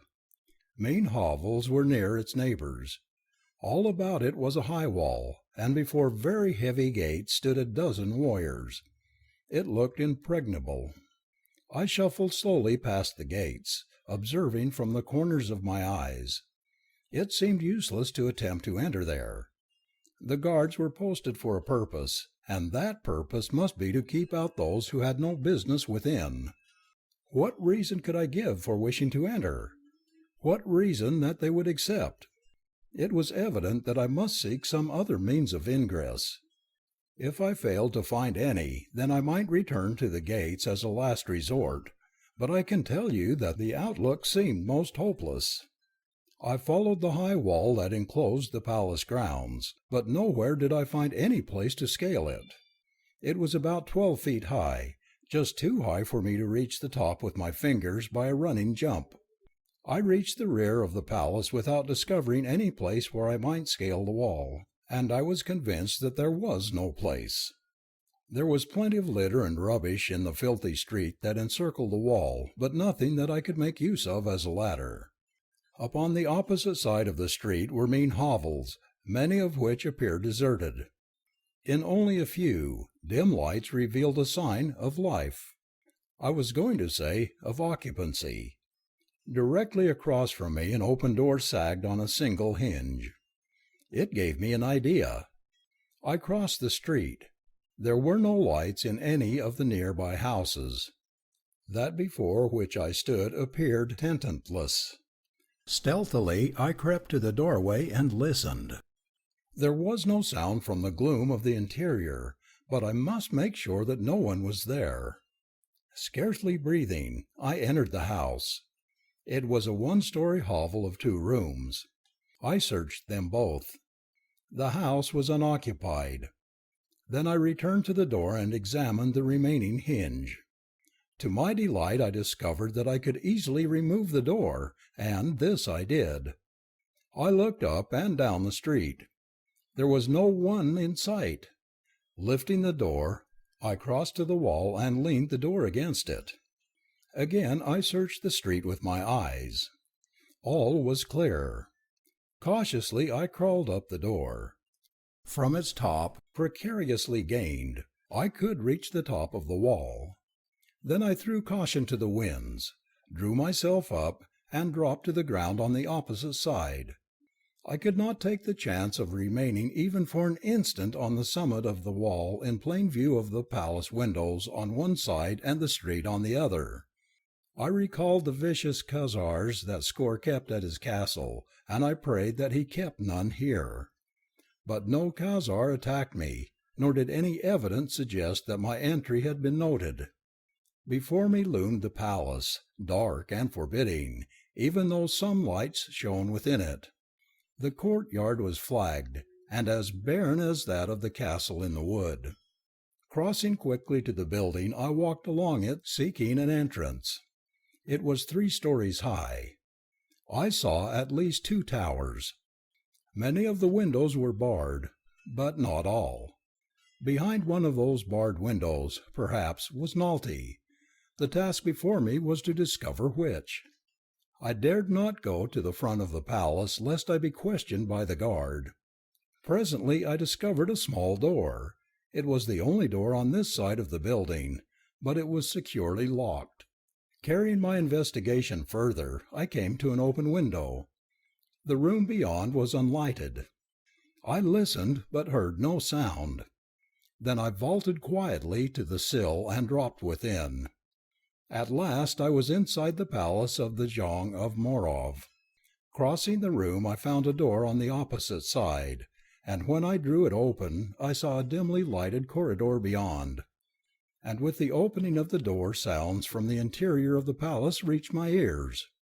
The corridor was deserted as I stepped into it and made my way in the direction of the sounds I had heard. At a turning, I came to a broader and better lighted corridor, but here dead men and women passed to and fro. Some were carrying dishes laden with food in one direction. Others were bearing empty dishes in the opposite direction. I knew that I risked detection and exposure, but I also knew that it was a risk I must take sooner or later. As well now, I thought, as any time. I noticed that these corpses were painted in the semblance of life and health. Only their eyes and their shuffling gait revealed the truth. My eyes could not change, but I kept them lowered as I shuffled into the corridor behind a man carrying a large platter of food. I followed him into a large room in which 200 men and women were seated at a banquet table. Here at last, I thought, were living people, the masters of Cormor. They did not seem a very gay company, but that I could understand in surroundings such as theirs. The men were handsome, the women beautiful. I wondered what had brought them and what kept them in this horrid city of death. A remarkable feature of the assemblage was the audience that packed the room, leaving only sufficient space for the servants to pass around the table. These people were so well painted that at first I thought them alive too. Seeing an opportunity to lose my identity in the crowd, I wormed my way behind the rear rank and then gradually worked my way around the room and toward the front rank of the spectators until I stood directly in rear of a large, throne-like chair that stood at the head of the table, and which I assumed to be Skor's chair. Close contact with the men and women watching the banqueters soon disclosed the fact that I was doubtless the only living creature among them. For no make-up, however marvelous, could alter the expressionlessness of those dead eyes, or call back the fire of life or the light of soul. Poor creatures! How I pitied them! And now, from the lower end of the chamber came a blare of trumpets, and all the banqueters arose and faced in that direction.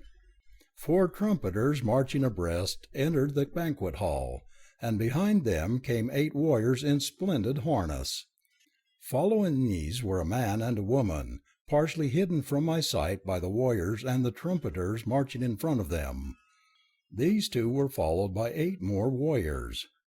And now the trumpeters and the warriors separated and formed an aisle down which the man and the woman walked. Then I saw them, and my heart stood still. Score and Dewar! Dewar's head was still high.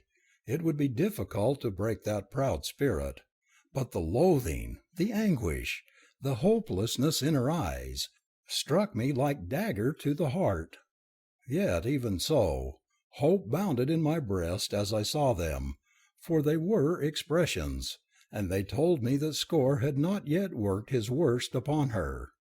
They seated themselves, Score at the head of the table, Dewar at his right, scarce 3 paces from me, and the guests resumed their seats. I had come for Nalty, and I had found Dewar. How was I to rescue her, now that I had found her? I realized that I must do nothing precipitate. Here, faced by overwhelming odds in the stronghold of an enemy, I knew that I might accomplish nothing by force. I looked about the room. On one side were windows. In the center of the opposite wall was a small door. At the far end, the large doors through which all seemed to be entering or leaving. And behind me was another small doorway. I had no plan, but it was well to note the things that I had noted. I saw Score pound on the table with his fist. All the guests looked up. Score raised a goblet, and the guests did likewise. "To the Zhang!" he cried. "To the Zhang!" repeated the guests. "Drink!" commanded Score, and the guests drank. Then Score addressed them. It was not a speech. It was a monologue to which all listened. In it occurred what Score evidently considered an amusing anecdote. When he had narrated it, he paused, waiting. There was only silence.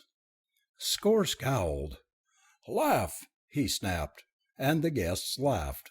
Hollow, mirthless laughs. It was then, with those laughs, that my suspicions were aroused. When Score finished his monologue, there was another silence until he commanded, "Applaud!" Score smiled and bowed in acknowledgment of the ensuing applause, just as though it had been spontaneous and genuine. "Eat!" he commanded, and the guests ate. Then he said, "Talk!" and they commenced to converse. "Let us be gay!" cried Score. "This is a happy moment for more of. I bring you your future queen." He pointed to Dewar. There was only silence. "Applaud!" growled Score, and when they had done his bidding, he urged them again to be gay. "Let us have laughter," he bid them. "Starting at my left, you will take turns laughing, and when the laughter has passed around the table to the future queen, you will start over again." The laughter commenced. It rose and fell as it passed around the table. God, what a travesty on gaiety it was! I had passed closer until I stood directly behind Score's chair. Had Dewar turned her eyes in my direction, she must have seen me, but she did not. She sat staring straight before her. Score leaned toward her and spoke. "Are they not fine specimens?" he demanded. "You see, I am coming closer and closer to the fulfillment of my dream. Do you not see how different are all the people of Cormor from the mean creatures at my castle? And look at these, the guests at my table. Even their eyes have a semblance of real life. Soon I shall have it. I shall be able to breathe full life into the dead. Then think what a nation I can create. And I shall be Zhang, and you shall be Vadjong." "I do not wish to be Vadjong," replied Dewar. "I only wish my liberty." A dead man sitting across the table from her said, "That is all that any of us wishes, but we shall never get it." It was then his turn to laugh, and he laughed.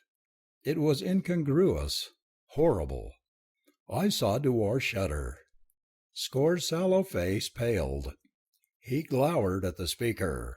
"I'm about to give you life," cried the Jong angrily, "and you do not appreciate it." "We do not wish to live," replied the corpse. "We wish death. Let us have death and oblivion again. Let us return to our graves in peace." At these words, Score flew into a fit of rage.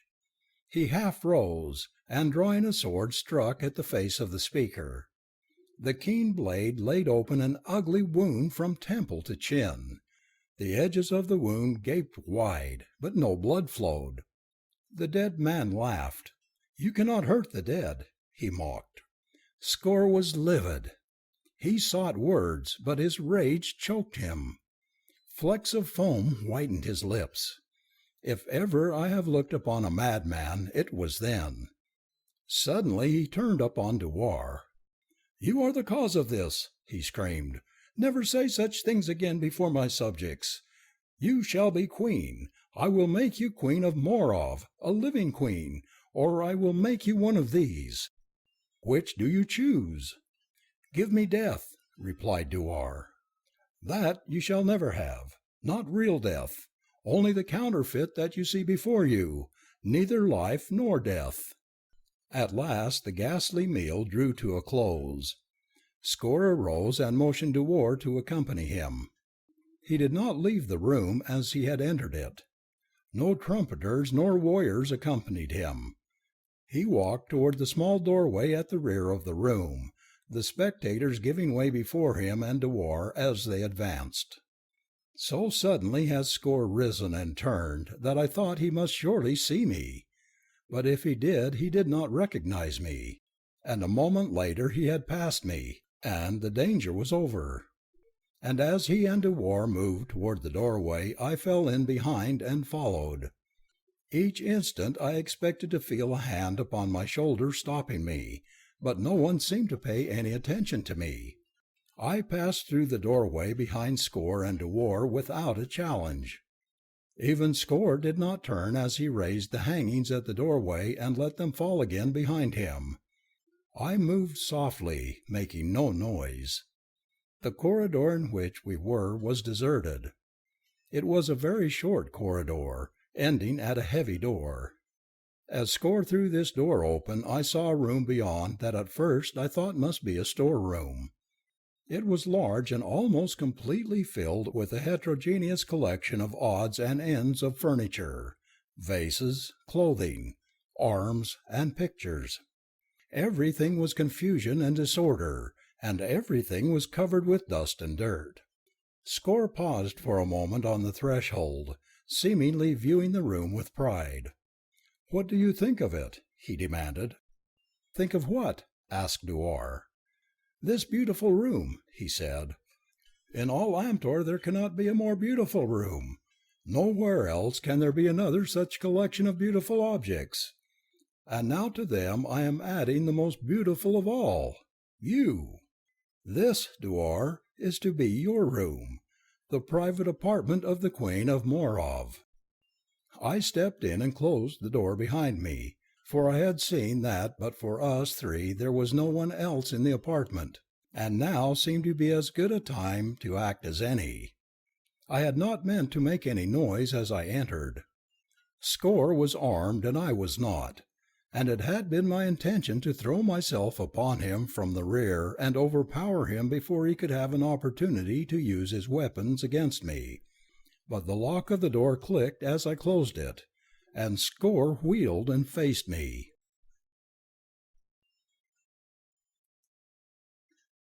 As the eyes of the Jong of Morov fell upon me, he recognized me, and he voiced a sardonic laugh as he whipped out his sword and brought my charge to a sudden, ignominious stop. One does not furnish a charge with the point of a sword in one's belly. "So," he exclaimed, "it is you? Well, well, it is good to see you again. I did not expect to be so honored.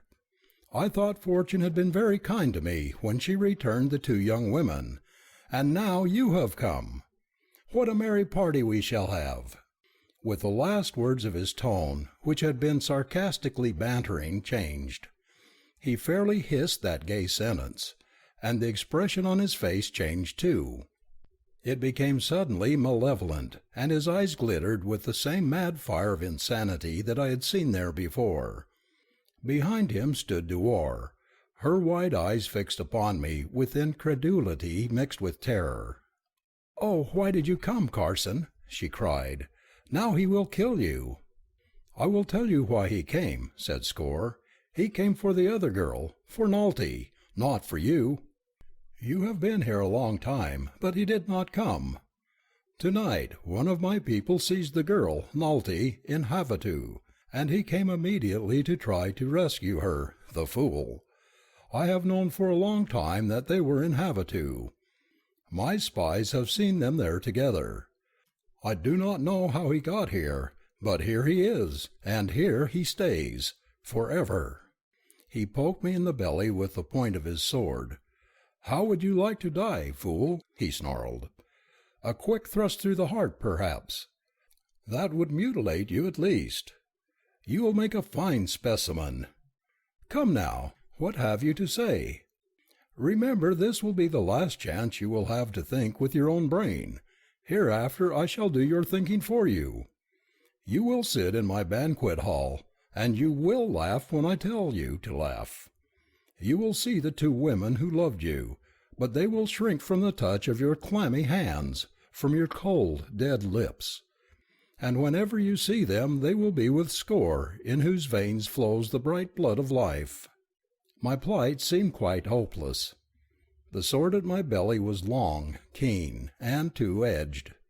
I might have grasped it, but its edges were so sharp that it would have slipped through my fingers, severing them as it plunged into my body. Yet that I intended doing. I would not wait like a sheep the lethal blow of the butcher. "You do not reply," said Score. "Very well, we will have it over quickly." He drew back his sword hand for the thrust. Dewar was standing just behind him, beside a table littered with the sort of junk to which Score seemed partial, his crazy objects d'art. I was waiting to seize the blade when he thrust. Score hesitated a moment, I presume to better enjoy my final agony, but in that he was disappointed. I would not give him that satisfaction, and so, to rob him of most of his pleasure, I laughed in his face.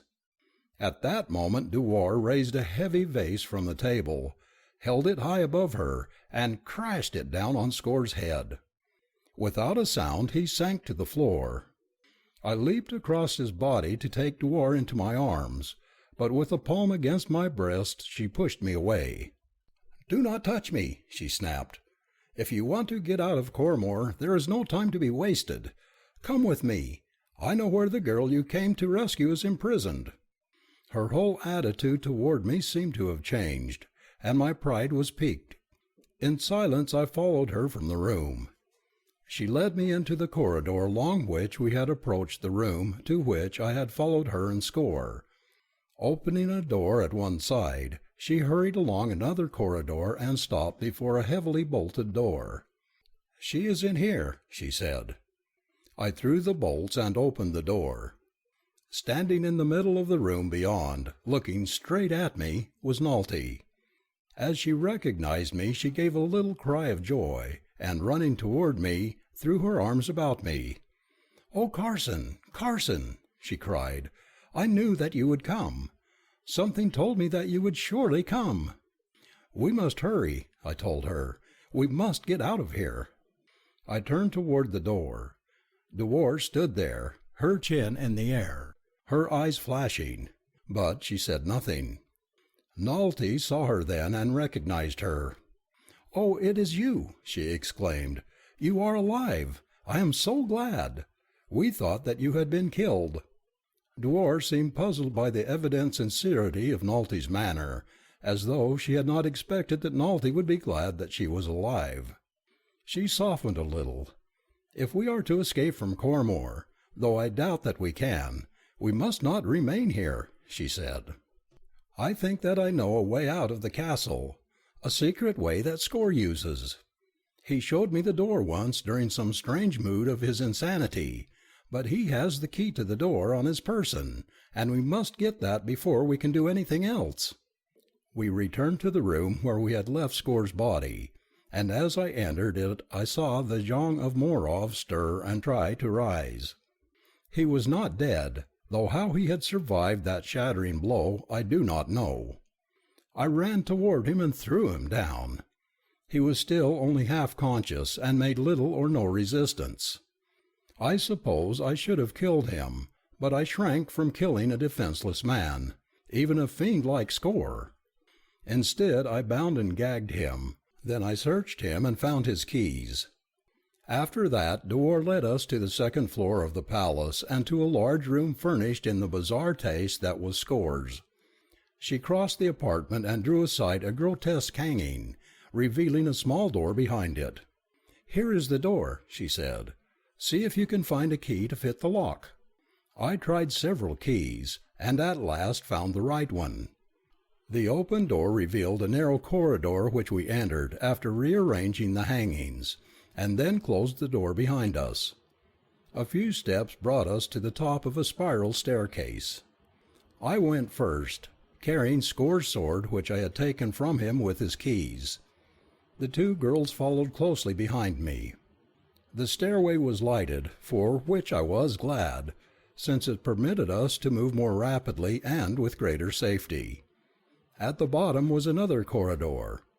I waited there until both girls stood beside me. "Do you know where this corridor leads?" I asked Dewar. "No," she replied. "All that Score said was that he could get out of the castle this way without anyone seeing him. He always came and went this way. Practically everything that he did, the most commonplace things in life, he veiled with mystery and secrecy." "From the height of that stairway," I said, "I believe that we are below the ground level of the palace. I wish that we knew where this corridor ends, but there is only one way to find out. Come on." The corridor was but dimly illuminated by the light from the stairway, and the farther we went from the stairway, the darker it became. It ran straight for a considerable distance, ending at the foot of a wooden stairway. Up this I groped my way only a few steps, when my head came in contact with a solid substance above me. I reached up and felt of the obstruction. It consisted of planking and was obviously a trap door. I tried to raise it, but could not. Then I searched around its edges with my fingers, and at last found that which I sought, a latch. Tripping it, I pushed again, and the door gave. I opened it only an inch or two, but no light showed in the crack. Then I opened it wider and raised my head through the aperture. Now I could see more, but not much more, only the dark interior of a room with a single small window through which the night light of Amtor showed dimly. Grasping the sword of the Jean of Morov more tightly, I ascended the stairway and entered the room. I heard no sound. The girls had followed me, and now stood just behind me. I could hear them breathing. We stood waiting, listening. Slowly my eyes became accustomed to the darkness, and I made out what I thought was a door beside the single window. I crossed to it and felt it. It was a door. Cautiously I opened it and looked out into one of the sordid streets of Cormor. I peered about in an effort to orient myself and saw that the street was one of those that extended directly away from the palace, which I could see looming darkly behind its wall at my right. "Come," I whispered, and with the girls behind me I stepped out into the street and turned to the left. "If we meet anyone," I cautioned, "remember to walk like the dead. Shuffle along as you will see me do. Keep your eyes on the ground. It is our eyes that will most surely betray us." "Where are we going?" asked Dewar in a whisper. "I am going to try to find the house through which I came into the city," I replied, "but I don't know that I can do so." "And if you can't?" "Then we shall have to make an attempt to scale the city wall. But we shall find a way, Dewar." "What difference will it make?" she murmured, half to herself. "If we escape from here, there will only be something else. I think I would rather be dead than go on any more." The note of hopelessness in her voice was so unlike Dewar that it shocked me. "You mustn't feel like that, Dewar," I expostulated. "If we can get back to Havasu, you will be safe and happy, and I have a surprise there for you that will give you new hope." I was thinking of the plane in which we might hope to find Vepajah, the country that I could see she had about despaired of ever seeing again. She shook her head. "There is no hope of happiness, ever, for Dewar." Some figures approaching us along the dusty street put an end to our conversation. With lowered eyes and shuffling feet we neared them. They passed, and I breathed again in relief. It would be useless to recount our futile search for the house I could not find. All the remainder of the night we searched, and with the coming of dawn I realized that we must find a place to hide until night came again. I saw a house with a broken door, no unusual sight in dismal Cormor, and investigation indicated that it was tenantless. We entered and ascended to the second floor. Here, in a back room, we prepared to await the ending of a long day that lay ahead of us. We were all tired, almost exhausted, and so we lay down on the rough planks and sought to sleep. We did not talk. Each seemed occupied with his own dismal thoughts. Presently, from their regular breathing, I realized that the girls were both asleep, and very shortly thereafter I must have fallen asleep myself. How long I slept I do not know. I was awakened by footsteps in an adjoining room. Someone was moving about, and I heard mutterings as of a person talking to himself. Slowly I rose to my feet, holding Score's sword in readiness. Its useless against the dead did not occur to me, yet had it, I still would have felt safer with the sword in my hand. The footsteps approached the door to the room in which we had sought sanctuary, and a moment later an old woman stopped upon the threshold and looked at me in astonishment. "What are you doing here?" she demanded.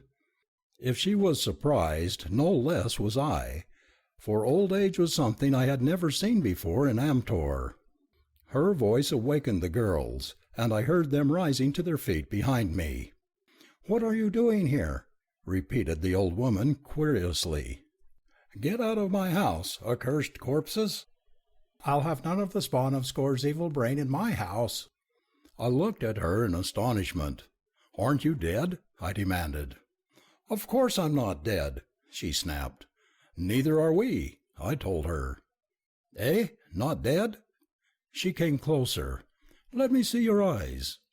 "No, they do not look like dead eyes, but they say that Score has found some foul way in which to put a false light of life into dead eyes." "We are not dead," I insisted. "Then what are you doing in Cormor? I thought that I knew all of the living men and women here, and I do not know you. Are the women alive too?" "Yes, we are all alive," I thought quickly. I wondered if I might trust her with our secret and seek her aid. She evidently hated Score, and we were already in her power if she wished to denounce us. I felt that we could not be much worse off in any event. We were prisoners of Score. We escaped. We want to get out of the city. We are at your mercy. Will you help us? Or will you turn us over to Score?" "I won't turn you over to Score," she snapped. "I wouldn't turn a dead Mistal over to that fiend. But I don't know how I can help you. You can't get out of Cormor. The dead sentries along the wall never sleep." "I got into Cormor without being seen by a sentry," I said.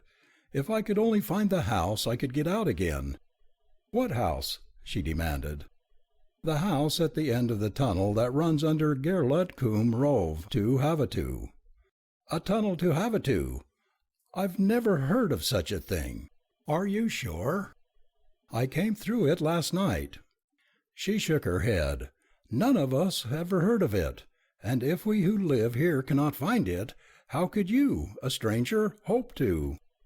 But I'll help as much as I can. At least I can hide you and give you food. We always help one another here in Cormor, we who are alive." "There are other people living in Cormor?" I asked. "A few," she replied. "Score has not succeeded in hunting us all down yet. We live a mean life, always hiding, but it is life. If he found us, he would make us like those others." The old woman came closer. "I cannot believe that you are alive," she said. "Perhaps you are tricking me." She touched my face, and then ran her palms over the upper part of my body. "You are warm," she said, and then she felt my pulse. "Yes, you are alive." Similarly, she examined Dewar and Nalty, and at last she was convinced that we had told her the truth. "Come," she said, "I will take you to a better place than this. You will be more comfortable. I do not use this house very often." She led us downstairs and out into a yard at the rear of which stood another house. It was a mean house, poorly furnished. She took us into a back room and told us to remain there. "I suppose you want food," she said. "And water," added Nalty. "I have had none since yesterday evening." "You poor thing," said the old woman. "I'll get it for you. How young and pretty you are! Once I was young and pretty too." "Why have you aged?" I asked. "I thought that all the people of Amtor held the secret of longevity." "Aye, but how may one obtain the serum in Cormor? We had it once, before Score came, but he took it away from us. He said that he would create a new race that would not require it, for they would never grow old. The effects of my last inoculation have worn off, and now I am growing old and shall die. It is not so bad to die, if Score does not find one's corpse. We of the living here bury our dead in secret beneath the floors of our houses. My mate and our 2 children lie beneath this floor. But I must go and fetch food and water for you. I shall not be gone long." And with that she left us. "Poor old creature," said Nalty. "She has nothing to look forward to except the grave, with the chance that Score may rob her of even that poor future. How strange she looked!" There was a shocked expression in Dewar's eyes as she spoke.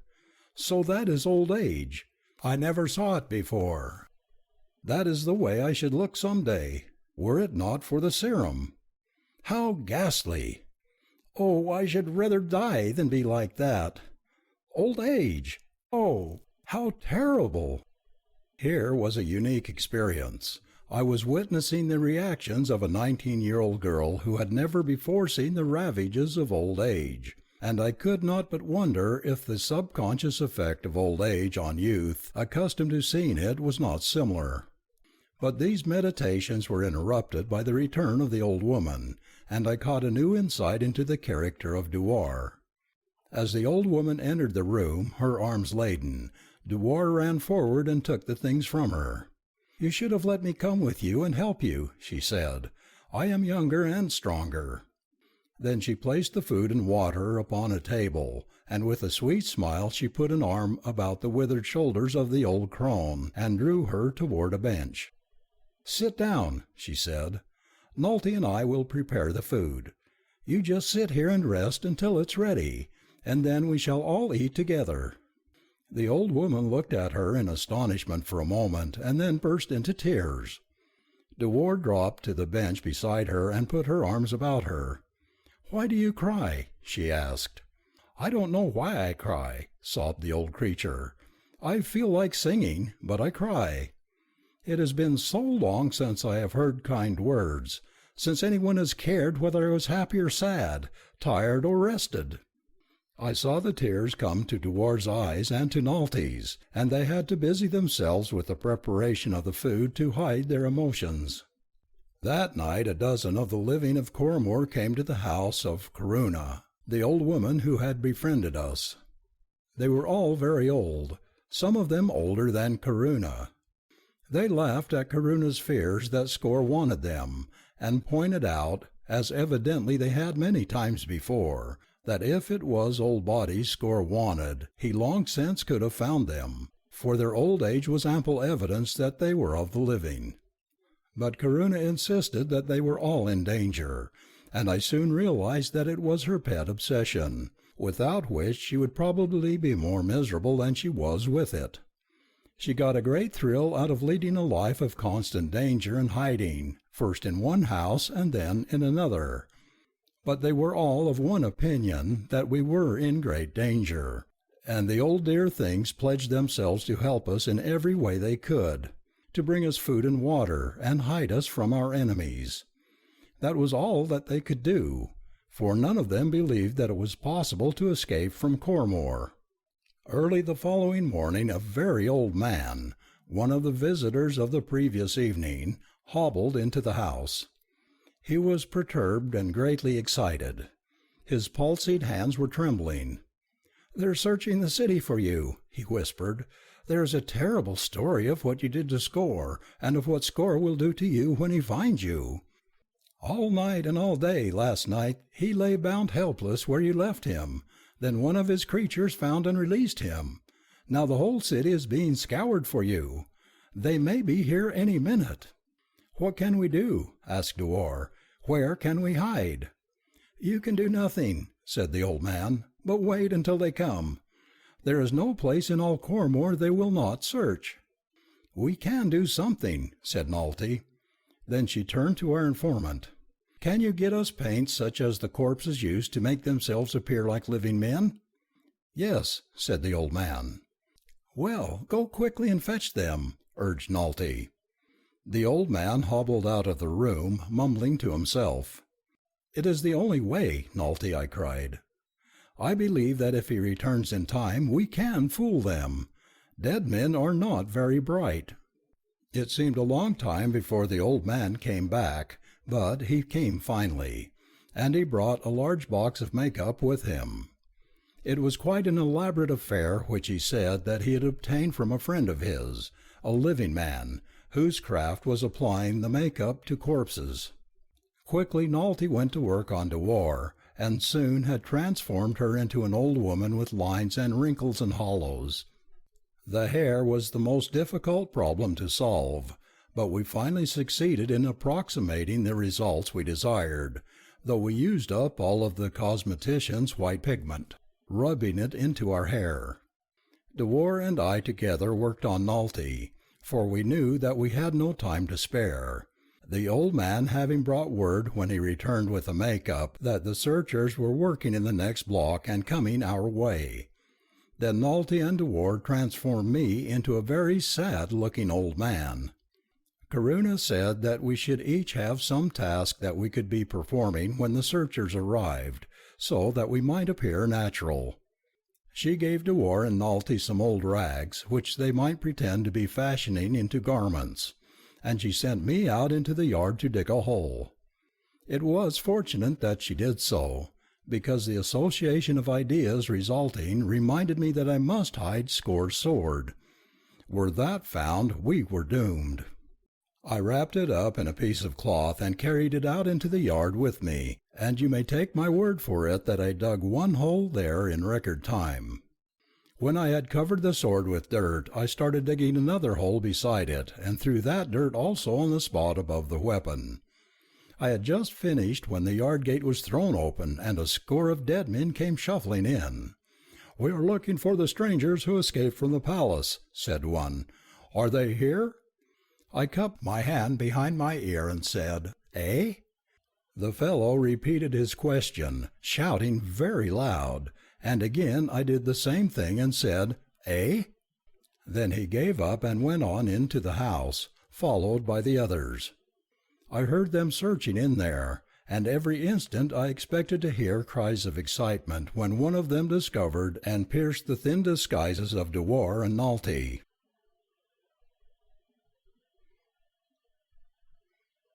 Under suspicion. Score's creatures searched Karuna's house far more carefully than they would have searched that of one of their own kind, for Score must have assumed that of all the people in Cormor the living would be most likely to aid the living.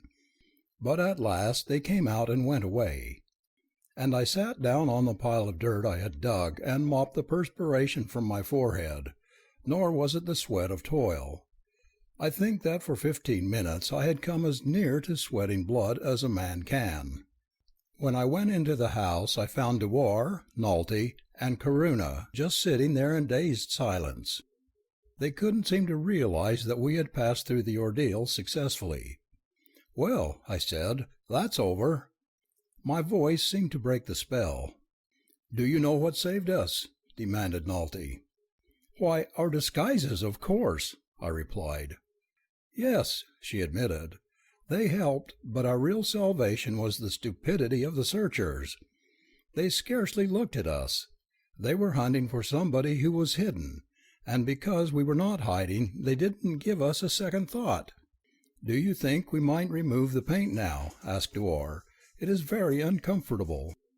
"I think we should not remove it at all," I replied. "As we know, they won't find us in this search. So Score may order another search, and next time we may not have time to disguise ourselves, even if we are lucky enough to get the materials again." "I suppose you are right," said Dewar.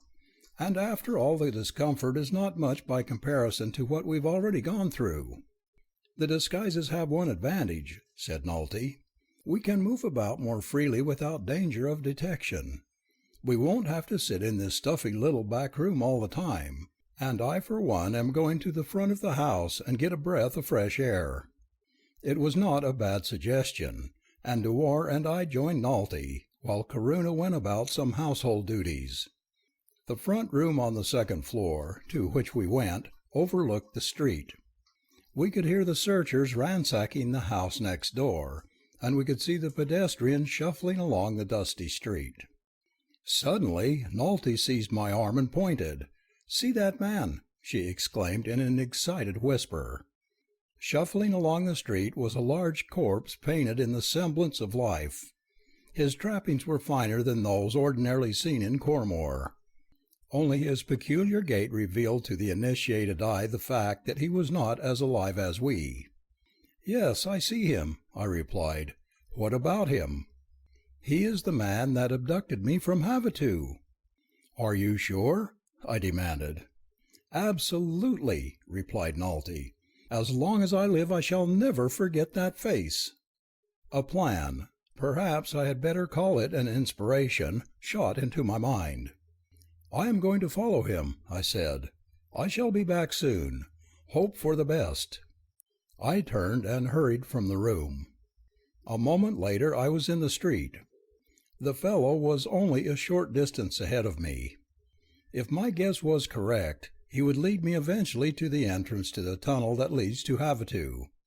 Perhaps not today, but if I learned where he lived today, then some other day. His gait was more rapid than that of the average cormoran, and he walked as though with a definite purpose in view. I judged that he was one of Score's more successful experiments, and for that reason he had been chosen as one of the Jong's agents in Havasu, where the ordinary run of cormoran corpses could not long have passed themselves off as living men.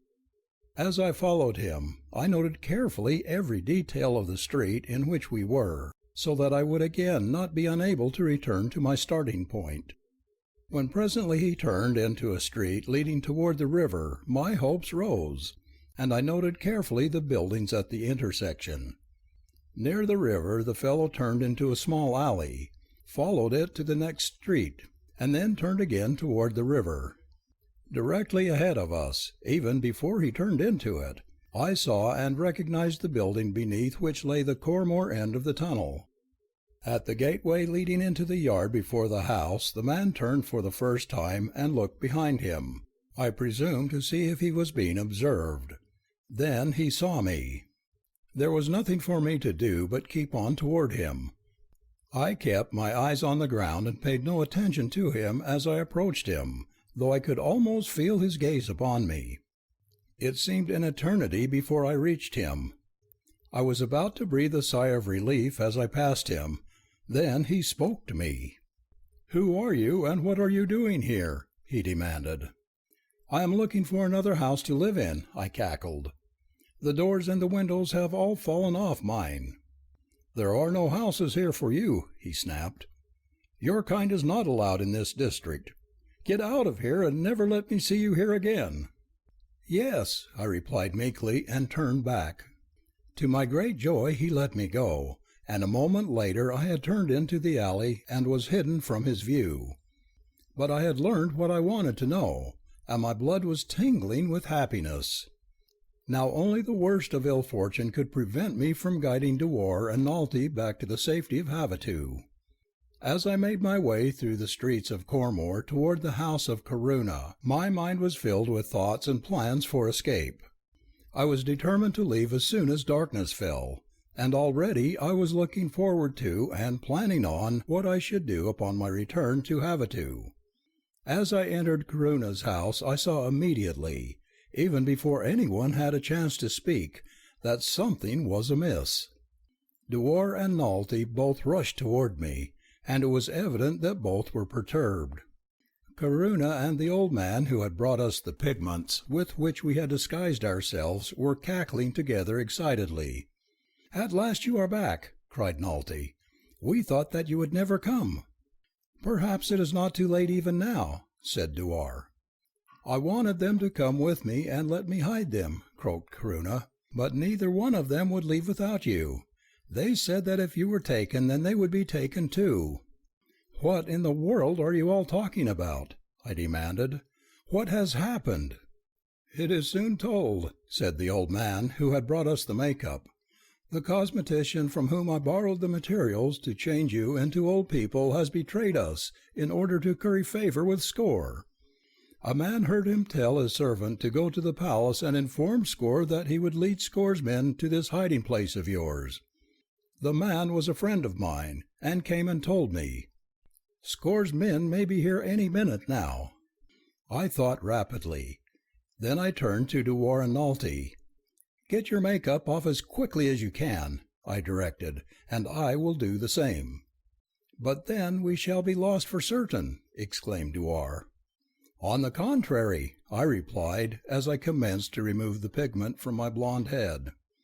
"They will know us at once without our disguises," insisted Dewar.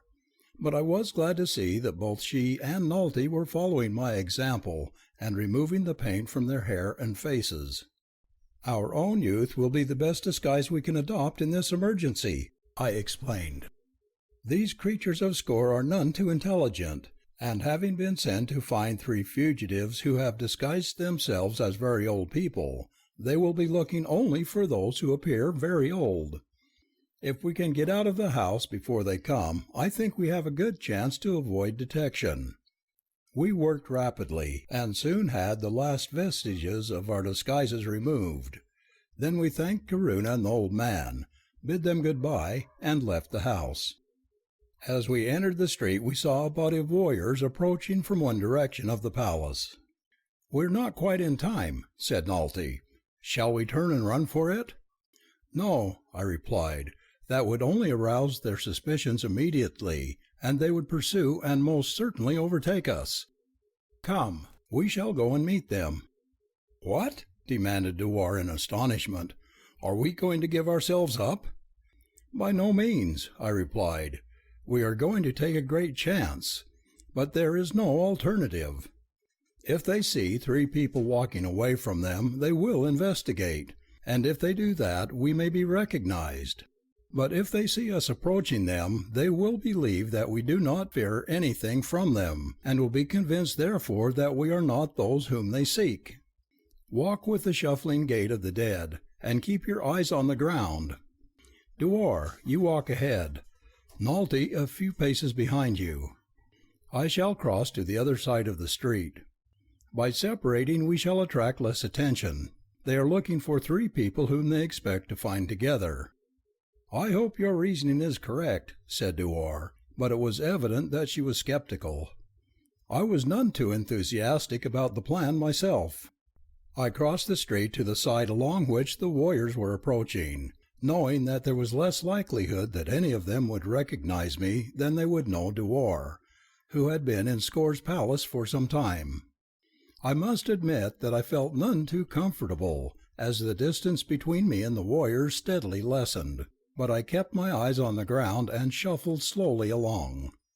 As I came abreast of them, their leader halted and addressed me. My heart stood still. "Where is the house of Karuna?" he asked. "I do not know," I replied, and shuffled on my way.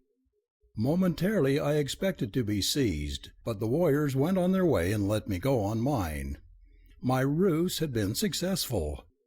As soon as I felt that it was safe, I crossed to the opposite side of the street, and as I caught up with the two girls, I told them to follow behind me, but not too closely. It still lacked an hour until sunset, and I did not dare risk approaching the entrance to the tunnel until after dark. In the meantime, we must find a place to hide and keep off the streets, where every moment we were in danger of arousing suspicion. Turning into a side street, I soon found a deserted house, of which there are many in Cormor, and presently we were in hiding again. Both girls were dejected. I could tell by their silence and listlessness. The future must have seemed hopeless to them, yet they voiced no complaints. "I have some good news for you," I said. Duor looked at me with scarcely any indication of interest, as though there never could be any good news for her again. She had been unusually silent since our escape from the palace. She seldom spoke unless directly addressed, and she avoided speech with Nalty as much as possible, although her manner toward her was not definitely unfriendly. "What is the good news?" demanded Nalty. "I have found the entrance to the tunnel to Havasu," I replied. The effect of that statement upon Nalty was electrical, but it seemed to arouse only passive interest in Duar. "In Havasu," she said, "I shall be as far as ever from Vepaja." "But your life will not be in danger," I reminded her. She shrugged. "I do not know that I care to live," she replied. "Don't be discouraged, Duar," I begged. "Once we are in Havasu, I am confident that I shall discover a way to find Vepaja and return you to your people." I was thinking of the plane ready and waiting in its hangar on Cantum Lot, but I didn't say anything about it. I wanted to save it as a surprise for her, and anyway, we were not yet in Havasu. The 2 hours that we waited until complete darkness enveloped the city were as long a 2 hours as I have ever spent. But at last it seemed safe to attempt to reach the silent, deserted house near the riverfront, where all our hopes were centered. The street was deserted when we left the building where we had been hiding. I was certain of my way to our destination, and without delay or adventure we at last came in sight of the decaying structure that hid the entrance to our avenue of escape. I led the girls into the buildings, and there we huddled in the dark, listening. I regretted then that I had been unable to retrieve the sword I had taken from Score and buried in the yard of Karuna's home. It would have given me a feeling of far greater security than I now enjoyed. Satisfied at last that we were the sole occupants of the building, and that no one had followed us, I crossed to the doorway that hid the entrance to the tunnel, Duor and Nalty close behind me. I had no difficulty in finding the latch, and a moment later we were descending into the dark corridor with liberty and safety almost in our grasp. There was a chance that we might meet one of Score's creatures returning from Havasu, but I felt that everything was in our favor inasmuch as one of them had just crossed in the opposite direction, and there had never been any evidence that they were in Havasu in great numbers. It was my opinion that the two that set upon Nalty and me were alone in that venture, and if that were true, it was also doubtless true that Score never had more than a couple of his retainers in Havasu at the same time. I certainly hoped that I was right. In silence, through the utter darkness, we groped our way along the cold, moist corridor beneath the river of death. I moved more rapidly than I had when I had come through it to Cormor, for I knew now that no pitfalls lay in my path. At last I felt the stairs leading upward at the tunnel's end, and a moment later I stopped behind the door that would have led us into Havasu. I did not wait. I did not listen. Nothing could have stopped me then. I would have grappled a dozen of the gruesome corpses of Cormor had they stood in my way, and I believe that I should have overcome them, so desperate was my mood. But we met neither dead nor living as we stepped out onto the lower floor of the dismal building off the Havasu Lat. Quickly we crossed to the front of the building and out through the door there to the street beyond, and a moment later we stood in the Havasu lot with its brilliant lights and its two streams of traffic. We were a conspicuous trio in our mean garments of rags with which we had sought to disguise ourselves in Cormor, and many were the suspicious glances cast in our direction. As quickly as I could I hailed a public conveyance, and instructed the driver to take us to the home of Aroshan, and as we settled down upon the cushions we relaxed for the first time in many a day. We talked a great deal during the drive, particularly Nalty and I. Dewar was very quiet. She spoke of the beauty of Havasu and the wonders that surrounded us, all strange and new to her, but only briefly, and then lapsed into silence again. Our driver had eyed us suspiciously when we entered his car, and when he deposited us in front of the house of Aroshan he behaved peculiarly. But Aroshan was delighted to see us. He ordered food and drink, and plied us with questions until he had had the whole story from us several times. He congratulated me upon finding Dewar, but I could see that his greatest happiness lay in the return of Nalty.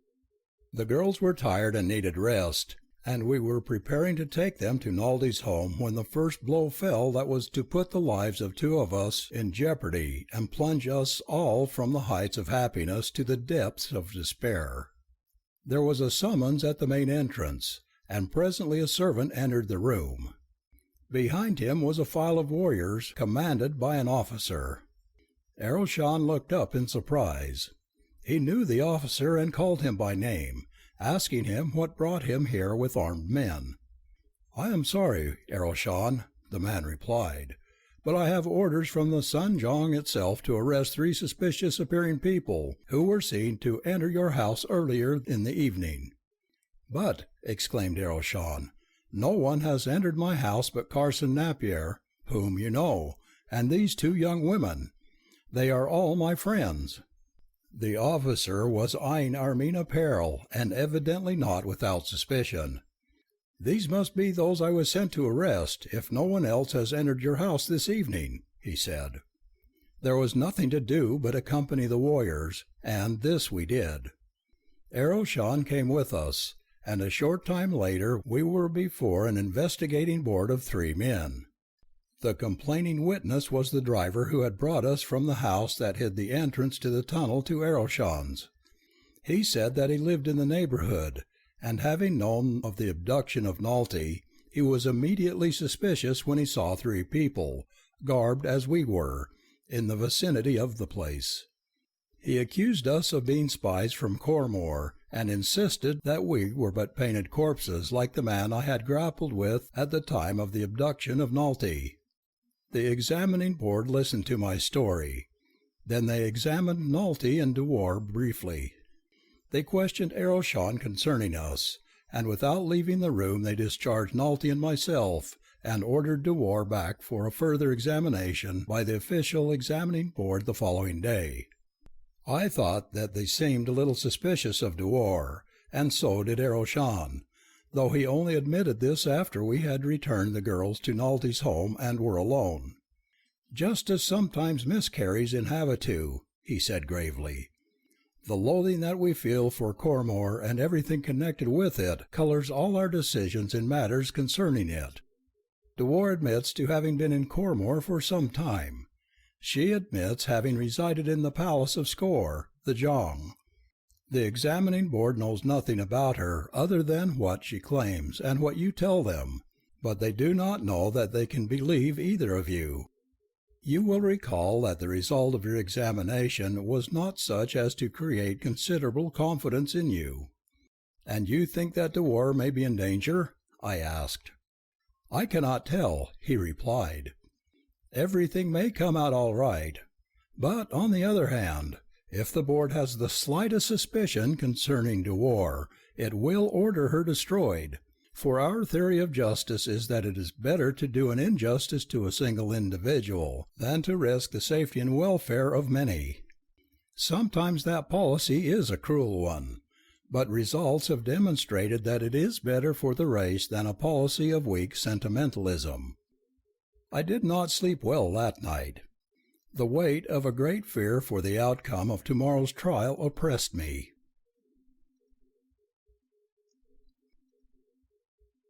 Flight. I was not permitted to accompany Dewar to her examination. She was placed in charge of the same woman who had guarded Nalty at the time of her examination, Hara S. To pass the hours until the results should be made known, I went to the hangar to inspect my plane. It was in perfect condition.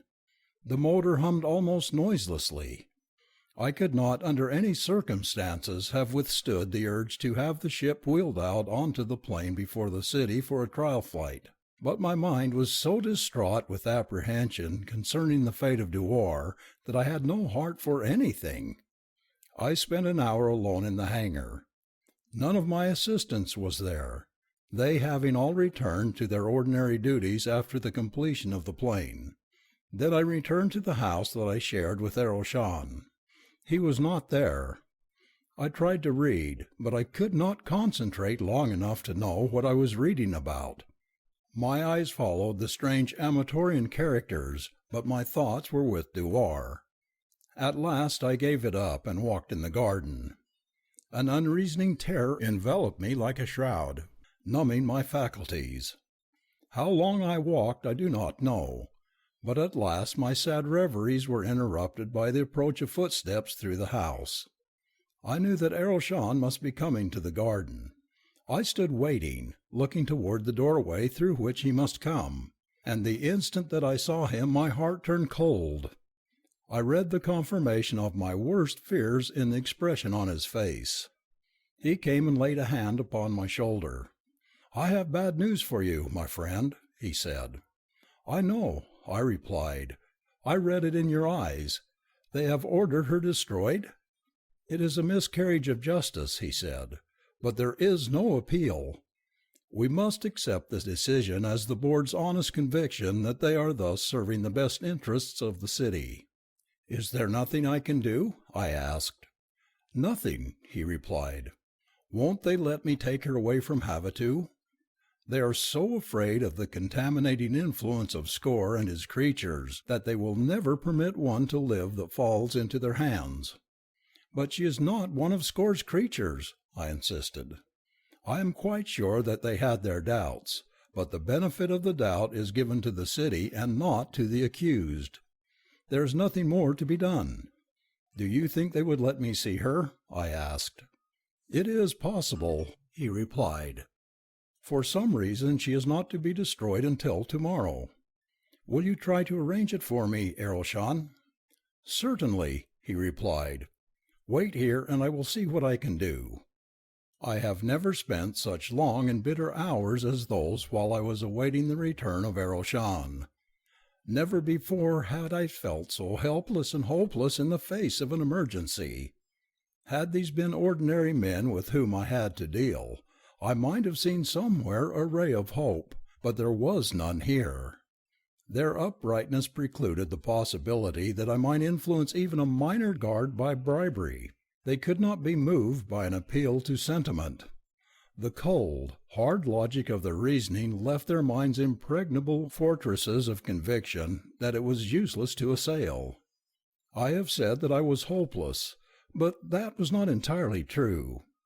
Upon what my hope fed I do not know, but it seemed so impossible to believe that Dewar was to be destroyed that my mind must in some slight measure have been stunned. It was dark before Eroshan returned. I could read neither hope nor despair in his expression as he entered the room where I had finally gone to await him. He appeared very serious and very tired. "Well," I demanded, "what is the verdict?" "I had a hard time of it," he said. "I had to go all the way up to the Sanjang, but at last I got permission for you to visit her." "Where is she?" "When may I see her?" "I will take you to her now," he replied. After we entered his car, I asked him how he had accomplished it. "I finally took Nalty with me," he replied. "She knew more about you and all that you and Dewar have passed through together than any one else in Havasu. For a while I almost thought that she was going to persuade the Sanjang to reverse the verdict against Dewar, and it was solely through her appeal that they at last gave their consent to this last meeting. I learned a great deal about you and Dewar from Nalty, much more than you have ever told me. And I learned something else. What was that? I asked as he paused. I learned that I love Nalty, he replied. And did you learn that she loves you? Yes. Were it not for your happiness, I should be quite the happiest man in Havasu tonight. But what made you think that Nalty loved me? She told me so. And you did not tell me? He asked reproachfully. I could not, I replied, until after I knew that you loved her. I suppose not. She told me that you were planning on taking her back to Andu. But now that won't be necessary. She seems quite content to remain in Havasu. We had been driving along the Corgan lot toward the stadium, and now Arrowshawn turned into a side street and stopped before a small house. Here we are, he said. This is the house of Hara S., in whose charge Dewar has been placed. Hara S. is expecting you. I shall wait out here. You are to be allowed to remain with Dewar for 5 veer. 5 veer are a little over 20 minutes of Earth time. It seemed all too short, but it was better than nothing. I went to the door of the house, and in answer to my summons, Hara S. admitted me. I've been expecting you, she said. Come with me. She led me up to the 2nd floor, and unlocking the door, pushed it open. Go in, she directed. In 5 veer I shall come for you. As I entered the room, Dewar rose from a couch and faced me. Hara S. closed the door and locked it. I heard her footsteps as she descended the stairs. We were alone, Dewar and I, for the first time in what seemed an eternity to me. Why did you come here? Asked Dewar in a tired voice. You ask me that? I exclaimed. You know why I came. She shook her head. You cannot do anything for me. No one can. I supposed you would come if you could help me, but as you can't, I do not know why you came. If for no other reason, because I love you. Is that not reason enough? Do not speak to me of love, she said, looking at me queerly. I determined not to make her last moments more unhappy by pressing unwelcome attention upon her. I sought to cheer her, but she said that she was not unhappy.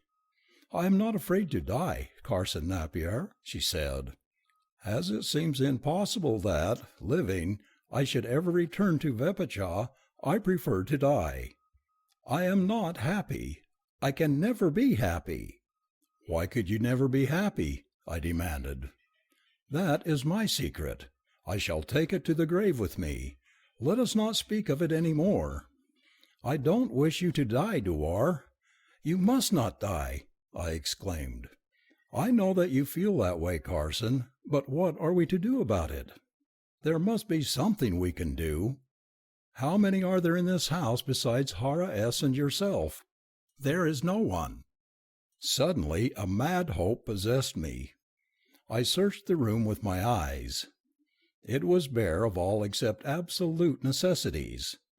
I saw nothing with which I might carry out my plan. Time was flying. Hara S. would soon return. My eyes fell upon the sarong-like scarf that Dewar wore, the common outer garment of Amtoran women.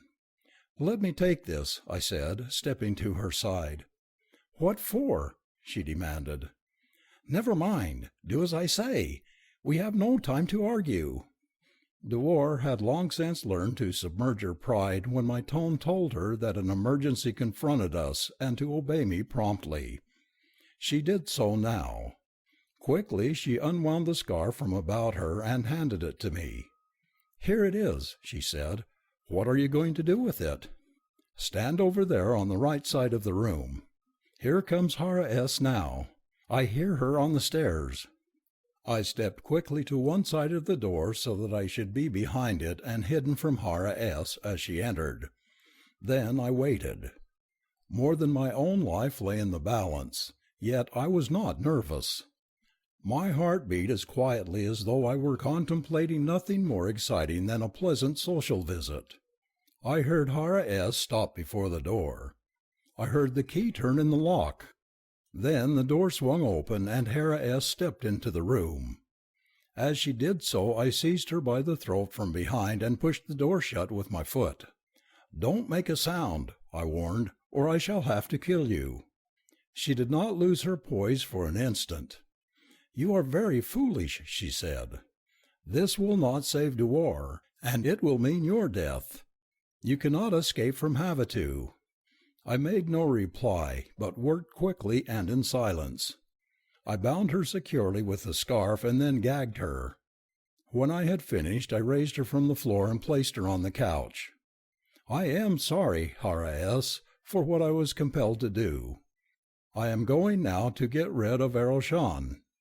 He will know nothing of what I have done. Please be sure to inform the Sanjang that Eroshan is in no way responsible for what has happened, or what is going to happen. I shall leave you here until I can get away from Eroshan without arousing his suspicions. In the meantime, Dewar, watch Hara S. closely until I return. See that she does not loosen her bonds." I stooped and picked the key up from the floor where Hara S. had dropped it. Then I quit the room, locking the door after me. A moment later I was in the car with Eroshan. "Let us get home as quickly as possible," I said.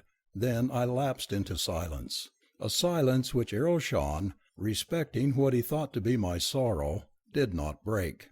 He drove rapidly, but it seemed an eternity before he steered the car into the garage at the house. There be no thieves in Havasu, locks are unnecessary, so our garage doors stood wide open as they always were except in inclement weather. My car, facing toward the street, stood there. "You have eaten scarcely anything all day," said Eroshan as we entered the house. "Suppose we have something now?" "No, thanks," I replied. "I'm going to my room. I could not eat now." He laid a hand upon my arm and pressed it gently, but he did not say anything. Then he turned and left me. A wonderful friend was Eroshan. I hated to deceive him, but I would have deceived anyone to save Dewar. I went to my room, but only long enough to procure weapons. Then I returned to the garage. As I stepped into my car, I offered a prayer of thanks that the motors of Havasu are silent. Like a wraith, the car slipped out of the garage into the night, and as I passed the house, I whispered a silent goodbye to Eroshan. Approaching the house of Hara S., I felt the first qualm of nervousness that had assailed me during this adventure. But the house seemed quite deserted as I entered it and ran up the stairs to the second floor. Unlocking the door of the room in which I had left Dewar and Hara S., I breathed a sigh of relief as I saw them both there. I crossed quickly to the couch and examined Hara S.'s bonds. They appeared quite secure. "Come," I said to Dewar, "we have no time to waste." She followed me out of the room. I locked the door on Hara S., found another sarong for Dewar in a room on the first floor, and a moment later Dewar and I were in my car. "Where are we going?" she asked. "We cannot hide in Havasu.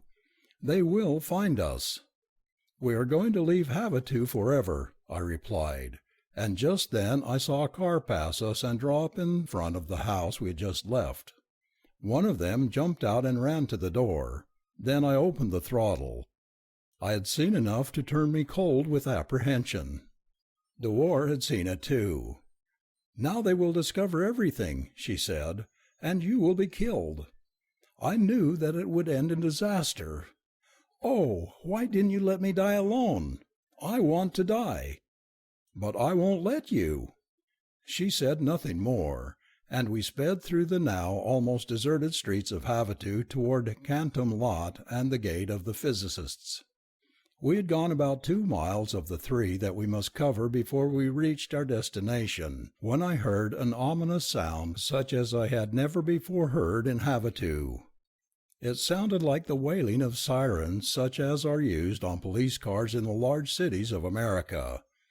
Instantly I knew that it was an alarm, and I guessed that the man who had entered the house of Hara S had discovered her and that our escape was known. Closer and closer came the sounds of the wailing sirens as I drew up before the hangar where my plane stood. They seemed to be converging upon us from all directions. I was not surprised that they should have guessed where they would find us, for it would have been obvious to even duller minds than those of Havasu that there lay my only chance to escape. Fairly dragging Dewar with me, I leaped from the car and ran into the hangar. The great doors, operated by mechanical means, rolled open at the touch of a button. I lifted Dewar into the cockpit. She asked no questions. There was no time for questions. Then I took my place at her side. I had designed the plane for training purposes, and it had 2 seats, each accommodating 2 people. I started the motor, and such a motor! Silent, vibrationless, and it required no warming up. I taxied out into the Khantum lot. The sirens were very close now. I saw the lights of the cars bearing down upon us. As I started toward the gate of the physicists, I heard the staccato hum of Amtorian rifles behind us. They were firing at us. I nosed up. The wheels left the ground. The great gate loomed directly ahead. Up, faster, faster. I held my breath. Would we make it? Responding perfectly, the light ship climbed almost vertically in the last few seconds. She sped over the top of the lofty gate with only inches to spare. We were safe. Far below, the lights of Havasu lay behind us as I turned the ship's nose toward the shimmering ribbon that was the river of death, the river of life to us, that was to guide us down to that unknown sea where, I was confident, we would find Vepajah. Dewar had not spoken. I felt her arm against mine trembling. I reached over and laid a hand upon it. "Why are you trembling?" I asked. "You are quite safe now." "What is this thing we are in?" she asked. "Why does it not fall to the ground and kill us? What keeps it up?" I explained as best I could, telling her that there was no danger that it would fall, and then she drew a deep, long sigh of relief. "If you say that we are safe, then I'm afraid no longer," she said. "But tell me, why are you making this sacrifice for me?" "What sacrifice?" I asked. "You can never return to Havasu now. They would kill you." "I do not want to return to Havasu if you cannot live there in safety," I replied. "But what of Nalty?" she asked. "You love one another, and now you can never see her again." "I do not love Nalty, nor does she love me. I love only you, Dewar, and Nalty and Aroshan love one another. We are on our way to Vepajah. I would rather take my chances of winning you there than live a Sanjong in Havasu without you." She sat in silence for a long time. Then presently she turned and looked up into my face. "Carson," she said in a low voice. "Yes, Dewar, what is it?" "I love you." I could not believe that I had heard aright. "But, Dewar, you are the daughter of a Jong of Vepajah," I exclaimed. "That I have known always," she said, "but I have just learned that above all things else I am a woman." I took her in my arms then. I could have held her thus forever, as our marvelous plane raced onwards toward Vepajah and home. End of Lost on Venus by Edgar Rice Burroughs.